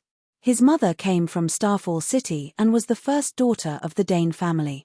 Considering that the Long family was almost wiped out, considering Varys's plan, and considering Clinton and Ashara, Dany reluctantly acknowledged Aegon's identity as Rhaegar's son. If Aegon was not Rhaegar's son, then who could he be? That was what Dany thought after seeing the comparison data. But soon, her thoughts changed again. Because she observed Tyrion's blood. Tyrion was the Poison King who infected dozens of people in Astapor. Of course, there was a sample of his blood in the laboratory. But Tyrion's blood was also golden, and it was even richer than Ymont's. What made Dany even more dumbfounded was that Tyrion's golden light spot had the same fluctuations as hers. This, knock knock knock, in the middle of the night, Old Ymont's bedroom door was knocked loudly. "Who is it?" After a while, Ymont's voice could be heard waking up. "It's me." Dany suppressed her excitement and said softly, "Something big has happened." Creak the door opened, and the sleepy Ymont yawned and said, "Dany, what happened in the middle of the night?" Dany turned sideways and slid into Ymont's bedroom through the gap in the door like a loach. She said to the puzzled old man, "Tyrion has Targaryen's true dragon bloodline." "What?" Ymont was a little confused. "The witchcraft lens can detect genes." "Old master, you know that, right?" "Yes. Unfortunately, I don't have magic power, so I can't release my spirit power. I can't sense the fluctuations in the genes."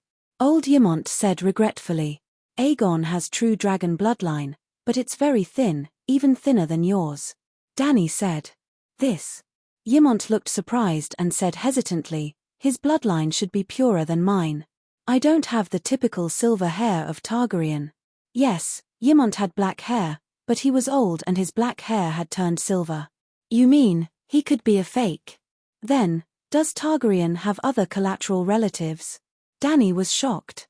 "Your great-grandfather and I have two younger sisters, Dany and Lae. Their bloodline still exists, but it's 5 or 6 generations away, so they can't be considered collateral relatives. Also, Varys doesn't need to use collateral relatives to exchange for direct relatives. It's meaningless." Ymont said. Dany had thought the same before. Maybe Aegon has poor talent. Just like how your talent is stronger than your ancestors, but he's unlucky and his bloodline density is lower. Ymont guessed. "Sigh, the point isn't Aegon." Dany waved her hand, her face full of disbelief. "Old master, Tyrion also has true dragon bloodline. You must be mistaken. Our Targaryen doesn't have a princess to marry Lannister, and Tyrion's parents are cousins." Ymont shook his head. "I'm not mistaken. Genes don't lie. His bloodline density is very high. In terms of bloodline, he seems to be closer to me than you or Aegon." Dany said with certainty. "This." Ymont was completely stunned. He hugged his head and paced back and forth in the spacious bedroom a few times. Suddenly, the old man paused and said, "Dany, quickly contact Sir Barristan. He's your father's Kingsguard, so he must know about Eris and Joanna." Dany didn't act immediately. Instead, she asked in surprise, "Joanna is Tyrion's mother? She had an affair with Eris? There's a rumor that when your grandfather was crowned, Joanna came to the Red Castle, and your father. After that, she was your father's lover for a few years before marrying Tywin."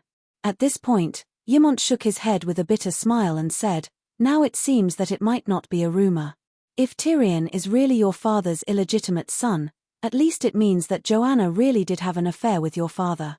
It was bad enough that the wise, mighty, cold, and arrogant old lion had died in the toilet, and now there was a sea of Dothraki grass looming over his head. Could it be that she had been wrong all along, and the most miserable person in the game of power was actually the elder lion? Dany's expression was conflicted for a while before she let out a long sigh of relief and sighed. This explains why Ching Tywin is so cruel to Eris, and why Ching Tywin is biased in the matter of the purple wedding. Go and ask Beristan, before Tyrion was born, did Eris and Joanna have an affair? Ymont urged. All right. The Dragon Queen's bedroom was just opposite Ymont's. Dany returned to the bedroom, took out the glass candle, and began to contact the White Knight. Yes, it was noon in Astapor, and around 4 in the afternoon at the Narrow Sea, thousands of miles away. On the mirror-like sea of Myr, a long string of flat-bottomed cargo ships with the white tower flag came from the east. Beristan stood on the bridge, looking at the ships in the distance with a pair of binoculars in his hand, and his heart was filled with emotions. After today, the story of him leading the royal fleet to rob merchant ships would spread across the Narrow Sea, and he wondered if anyone would call him a pirate. Thinking of this, he quickly turned around and looked at the flag on the main mast. Then, the old knight flew into a rage. Sweet potato Kent, I told you to hang the 3-headed dragon flag of the Targaryen, what is wrong with you? The White Knight pointed at the skeleton pirate flag on the mast and roared at the first mate on the deck. The short man who looked like a sweet potato shouted, Sir, we are now the Targaryen Royal Navy. You said that we have to cherish the honor of the Royal Navy. Isn't hanging the true dragon flag during a robbery a disgrace to the Queen and the Royal Navy? Kent was originally a pirate captain under the command of the Lord of Dimensional Waters, and also the captain of Cersei's Royal Navy. In other words, Sweet Potato Kent was born in the royal territory, and came from the King's Landing. Therefore, Kent was no stranger to Sir Beristan and the Dragon Queen. In fact, the thousands of pirate lackeys of Orridwake were mostly from the royal territory, and the Targaryens were to them what Stark was to the people of the Northern Territory. Perhaps both were eliminated. They were more loyal to the Dragon Queen than to Cersei. The people of the royal territory were not loyal to Lannister, or else they would not have been instigated by the Lord of Dimensional Waters to betray the Iron Throne. There is more to this matter. We need to spread the news of the Queen robbing the Hyder family's food. Beristan pulled Kent to his side and whispered into his ear, Hyder has joined the Queen. This is just a show. Oh. Sweet Potato Kent was enlightened. Keep your mouth shut, and don't tell anyone else, Beristan warned. I understand. Kent nodded and left the bridge, instructing his men to change the flag. You can't hide it. Suddenly, a clear female voice rang in Beristan's ears. The old knight was shocked and turned to look. It was indeed the Queen. She was holding her hand in front of her forehead, her figure twisting and changing under the sun, as if smoke was coming out of it. The sun is scorching, go inside the ship. After saying this, Dany's figure disappeared again. Beristan looked around, and seeing that no one was looking at the bridge, he heaved a sigh of relief and quickly retreated into the cabin. He ran all the way to the captain's room and closed the door, only then did he see the Dragon Queen suddenly appear again. Your Majesty, is there an urgent matter? Beristan asked. What is the relationship between my father and Joanna Lannister? Dany asked directly. Why are you asking this? The old knight looked hesitant. Did you hear some bad rumors? Words are like the wind, they have been dead for so many years, there is no need to be too concerned about any rumors. Hehe, if there were only rumors, I would not be in such a hurry to find you. Dany's lips curled into a mocking smile. Unfortunately, the things they left behind will not disappear with the wind. Beristan's blue pupils shrank, and he said with a trembling voice, What do you mean? Chapter 462. Dany looked at the old knight's panicked and incredulous face and sighed. As you thought, Eris and Joanna had an illegitimate child. Have you guessed who it is? His pupils contracted and he muttered, Tyrion? Tell me, why isn't it Cersei and Jaime? I heard that Joanna not only gave her virginity to Eris, but also was his mistress for a few years before asking Tywin to take over, Dany said. Take over, the mistress? The White Knight didn't understand the word, but he didn't spend too much energy on the unfamiliar word. More important things occupied his attention. It's a rumor, Beristan said with certainty. There's only pure love between Joanna and King Eris. Are you sure? Dany looked at the old knight suspiciously and reminded him, in front of me, you don't have to worry about damaging Eris' reputation. We all know that he doesn't have that at all. No, Your Majesty, you misunderstood. Beristan quickly shook his head and explained, in the beginning, when Miss Joanna came to the Red Castle to serve as Princess Lei's maid, she and Duke Tywin weren't lovers. On the contrary, Eris, who was still a prince, fell in love with Joanna at first sight and they truly loved each other. Seeing that he stopped and looked at her nervously, Dany was eager to continue eating and urged, "Continue? You're not angry?" The White Knight looked at her carefully and asked, "Angry about what?" "Layla is your mother." The old Beristan mumbled. "I was having a good time eating, Layla. If you didn't remind me, I would have almost forgotten." Dany rolled her eyes and said bluntly, "Eris is my father. This is too bad, too melodramatic. I don't want to be involved at all." "Okay," the White Knight nodded and relaxed and continued, "Your Majesty, you have to understand one thing. Prince Eris was generous and selfless in his youth, handsome and courageous. Wait." Dany raised her hand to interrupt him and complained, "I only want to hear about Eris and Joanna's love history. You don't have to worry about his identity as the king and my father. Don't flatter him." "Flattery?" Beristan suddenly raised his voice, widened his eyes, and shouted, "I have always adhered to the path of honesty. Why would I flatter the king?" "All right, I've poked the old knight's sore spot." The Dragon Queen immediately nodded and admitted her mistake. "I said the wrong thing. You were just protecting the honor of the Emperor." "Sigh, Your Majesty, I'm telling the truth." Beristan panicked. He, old B.A., had been wearing a white robe for dozens of years. He had experienced 1 king, 2 kings, 3 kings, 5 or 6 kings. When had he not been upright and outspoken and sincerely admonished? Even if it was for the glory of the king, he would at most remain silent. Why would he deliberately flatter the king? But Dany frowned. "The young talent you mentioned has nothing to do with the Mad King. Prince Aerys in his youth is not the same as in his old age," the old knight emphasized. "Old? He was only 40 years old when he passed away, right?" King Aerys has changed, quite a bit." Beristan scratched his head. When the Mad King was in his 30s, he was tormented by madness until he looked like a 70-year-old man. He looked haggard, his long hair tangled, his beard unkempt, and his foot-long, twisted nails. He was younger than himself, but in Beristan's impression, the Mad King had always been an old man. When he was young, the prince had a bad temper and was temperamental, but it was all under control. In fact, Prince Aerys was widely acknowledged to be very charming. Noble girls adored him, and talented young men from the 7 kingdoms liked to befriend him. Prince Aerys, Duke Tywin, and Robert's father, Duke Steve, were the most outstanding young nobles of the Westeros. They were also the best of friends. They grew up together and participated in the Battle of the 9 Copper Coin Kings.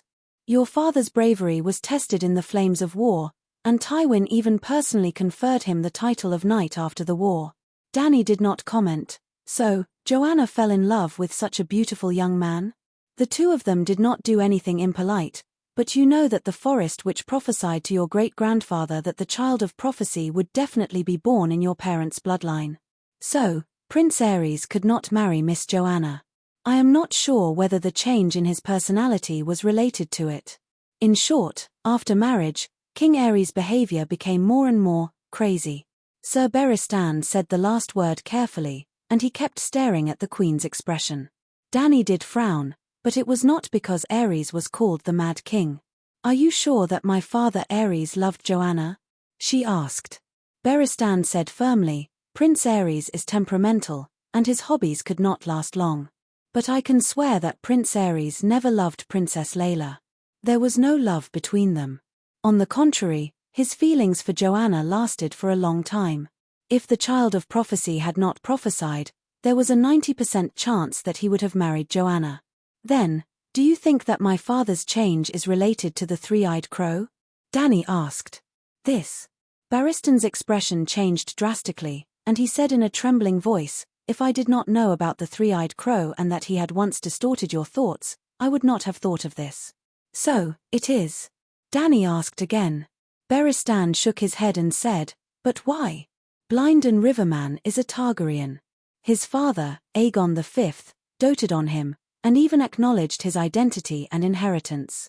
Later, his elder brother, Dylan II, also trusted him and appointed him as prime minister. I really cannot find a reason for him to destroy the Targaryen dynasty. Without a doubt, driving your father crazy is the same as destroying the Westeros and the Targaryen family. Maybe, Dany's gaze was gloomy, the director needed him to follow the plot according to the script. Otherwise, how could the child of prophecy be born? Who? Prince Aegon is the child of prophecy? Beristan frowned and said, he has never been to the Great Wall or fought against deviant ghosts. He is just a child in summer. The long night is coming soon. Can he grow into a savior in an instant? Stop guessing. Only deviant ghosts know the three-eyed crow's thoughts. When I master my divine skills and place my steel sword on Blinden's neck, we can interrogate him in detail. He waved his hand and ended the topic. Dany changed the topic and asked, how did Tyrion come about? Joanna has been staying in Casterly Rock City since her marriage. How could she have the chance to give birth to Tyrion? No, there was a chance. 10 years after King Aerys's coronation, there was a tournament held at the King's Landing. Joanna brought Jaime and Cersei over. Joanna gave birth to Tyrion the next year and died in childbirth. I only know that they had, one time, but I didn't know that Tyrion was an illegitimate child. Beristan stuttered and spoke with great difficulty. Does Tywin know? Dany asked strangely. I don't know. Beristan shook his head repeatedly. It was very likely that the elder lion knew about this. As expected, everyone in Game of Thrones lived in hell. At this moment, the sound of a sailor calling for Beristan came from outside the door. It seemed that the Royal Megalosaurus fleet had encountered the Hythar family's grain transport fleet. Your Majesty, is there anything else? Beristan asked uneasily. The Alliance's spies secretly transported the grayscale stone men to Slavers Bay and planned to throw them into the city's well. 7 gods above, are they crazy? Beristan exclaimed. They have already succeeded in 1/3 of their plan, Dany said. Aren't the Alliance afraid that you will use the same method to take revenge on them? Do you think I should do that? Dany sized up the White Knight with a strange gaze. Could it be that she was mistaken? Did this noble and righteous White Knight have a heart made of white chocolate just like her? Fine, even she had never thought of giving him a taste of his own medicine. Other than venting her anger, she could not achieve the effect of taking revenge on the enemy. In the slave cities, the ratio of slaves to free citizens was generally higher than 3:1. The ratio of nobles was even lower, 1:1:1:1. However, the nobles' hygienic environment and medical conditions were the best. Just like a certain beacon of civilization country, the epidemic in the country was so serious that tens of thousands of people died. But upon closer inspection, the dead were all poor people. No. Afraid of being misunderstood by the Queen, the White Knight waved his hand and said anxiously, "You are the liberator, the one who broke the shackles, the Misha that countless slaves look forward to. You must not do that. You said to do it." "I didn't," Dany said. "I didn't."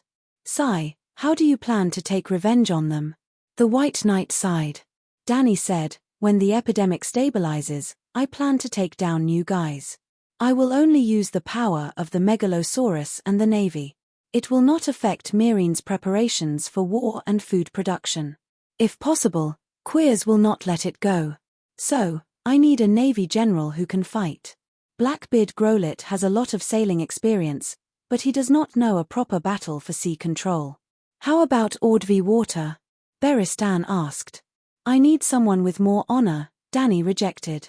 With a long sigh, the White Knight said in a tone that said, "When I hand over the Royal Navy to Ordvi Water, you can ask Whitey to pick me up."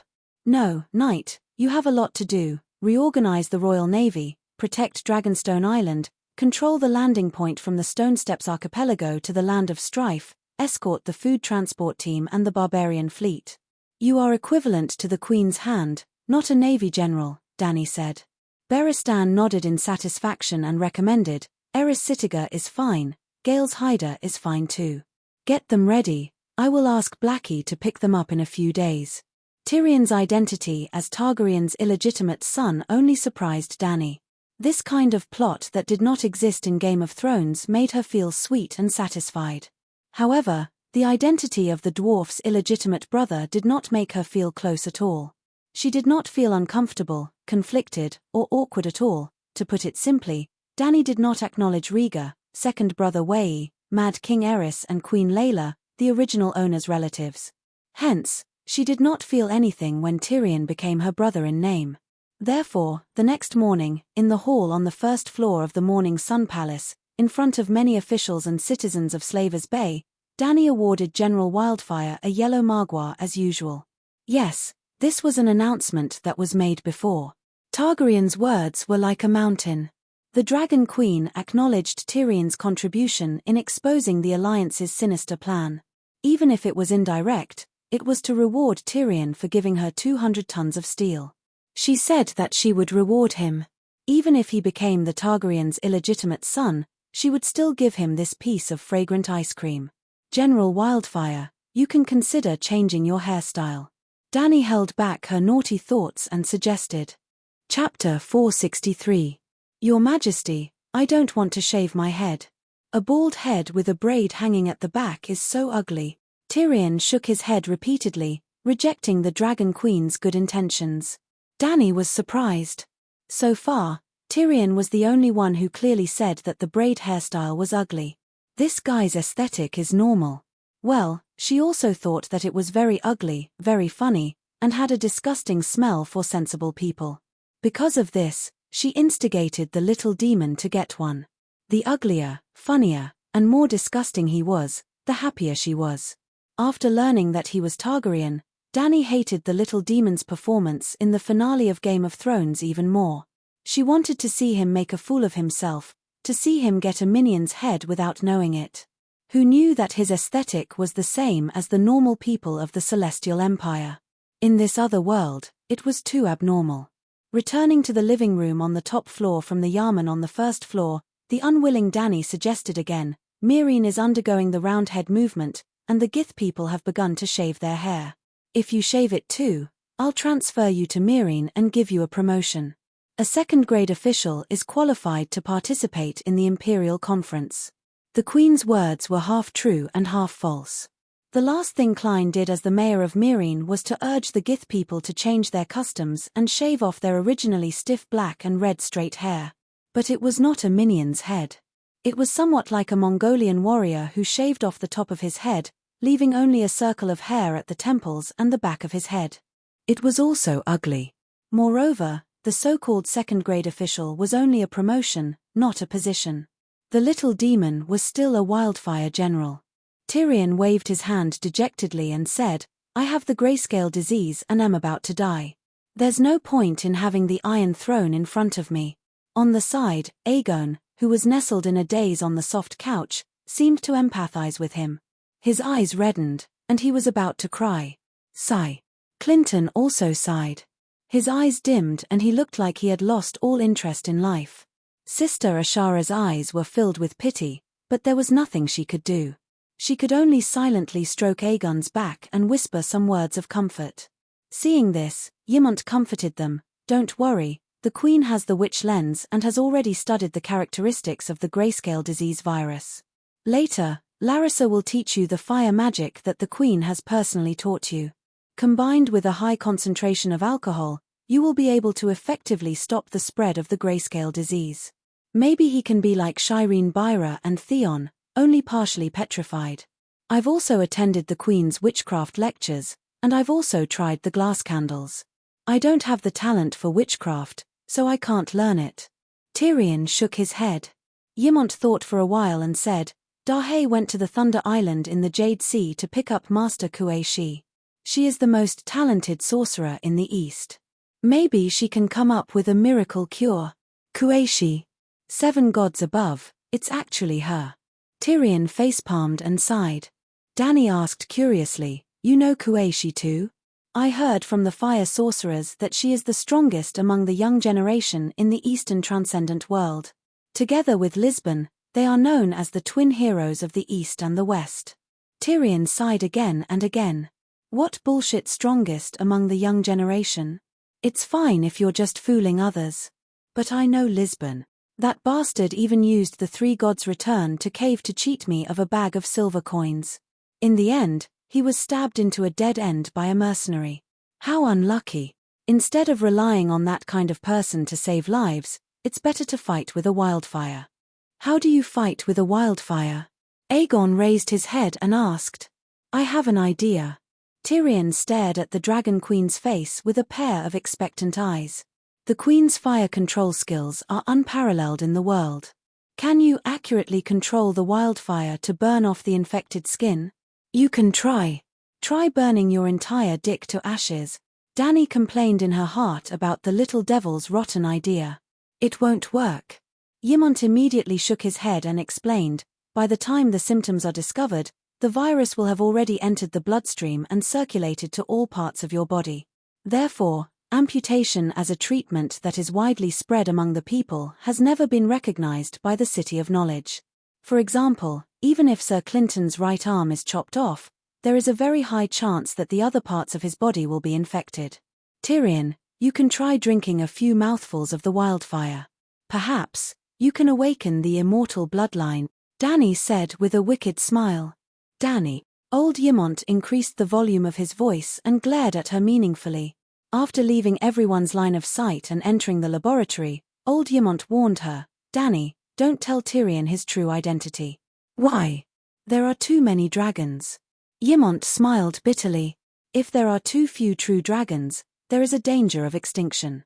If there are too many true dragons, there will be bloody infighting. Including Jon, there are already 3 adult Targaryens. You don't care about the Iron Throne, but they might fall out over this. Jon Snow's identity is still uncertain, even if he is Rhaegar and Lyanna's son. He is also an illegitimate child like Tyrion. Illegitimate children have no right to inherit, Dany said. According to tradition, it is. But Aegon is different from you. You are 100% the daughter of Aerys and Layla, a true dragon. Everyone knows that. But Rhaegar's children died 16 years ago. This is also a fact that everyone knows. In the hearts of the nobles of the 7 kingdoms, a prince with a doubtful identity is not nobler than an illegitimate child whose identity is confirmed. I am sure that if there is a chance to convene a great council, Jon, Tyrion, and Aegon's appeal and inheritance will be equally divided, unless you are determined to support one of them. Ymont stared at Dany's eyes with a burning gaze, as if trying to see through her inner thoughts. Unfortunately, you don't like the 3 of them, do you? Dany was a little embarrassed. Her eyes drifted, and she said, Old Master, a relative suddenly popped out. Don't tell me you are so devoted to him. Old Ymont nodded seriously and said, When I was at the Great Wall, before I knew about Jon and Tyrion's identities, I already had an inexplicable good impression of them. What about Aegon? Aegon. Ymont was stunned and sighed. Maybe he appeared too suddenly, not so, Dany argued, I admit, I don't like them, but I have no ill intentions. Otherwise, why would I tell you about Jon and Tyrion's identities? Then what do you plan to do with them? Ymont asked. What do I do? I'm already too busy with my own matters. Let them fend for themselves. What can they think? Why don't you tell me what to do with your seniority? Dany threw the ball back again. Sigh. Jon has already put on black clothes and is destined to be a night watchman for the rest of his life. Tyrion, let him continue to be Lannister. Don't tell him his identity. In the future, you can help him become the Duke of Casterly Rock City. After all, Aegon is the son of Rhaegar. The Iron Throne will be given to him. Ymont looked at Dany and asked tentatively, how about this arrangement? Okay, as long as Aegon has the courage to participate in the Battle of the Long Night, as long as he can kill the strange Ghost King. Dany nodded in agreement without any pressure. At around 3 o'clock in the morning the next day, the sky was still a deep indigo color. Blackie passed through the dark sky like a ghost and landed on the torchlit walls of the Great Pyramid. Blackie had indeed never been to Thunder Island, but Dany's spiritual projection had been to the underground palace of Thunder Island many times. Blackie, who could communicate with Dany's dragon spirit, naturally knew the direction of Thunder Island. She was still dressed the same as when they first met, wearing a loose blue mage robe with a hood and a red wooden mask. She didn't come alone. There was a white-haired old man with her. In addition to the two of them, Blackie also carried a large canvas bag with 400 to 500 pounds of magic herbs in its claws. Blackie, Tyrion, and 4 or 5 unsullied holding torches were waiting on the pyramid. Her Majesty's apprentice, Larissa, greets President Bu Tien and Mage Kue Shi.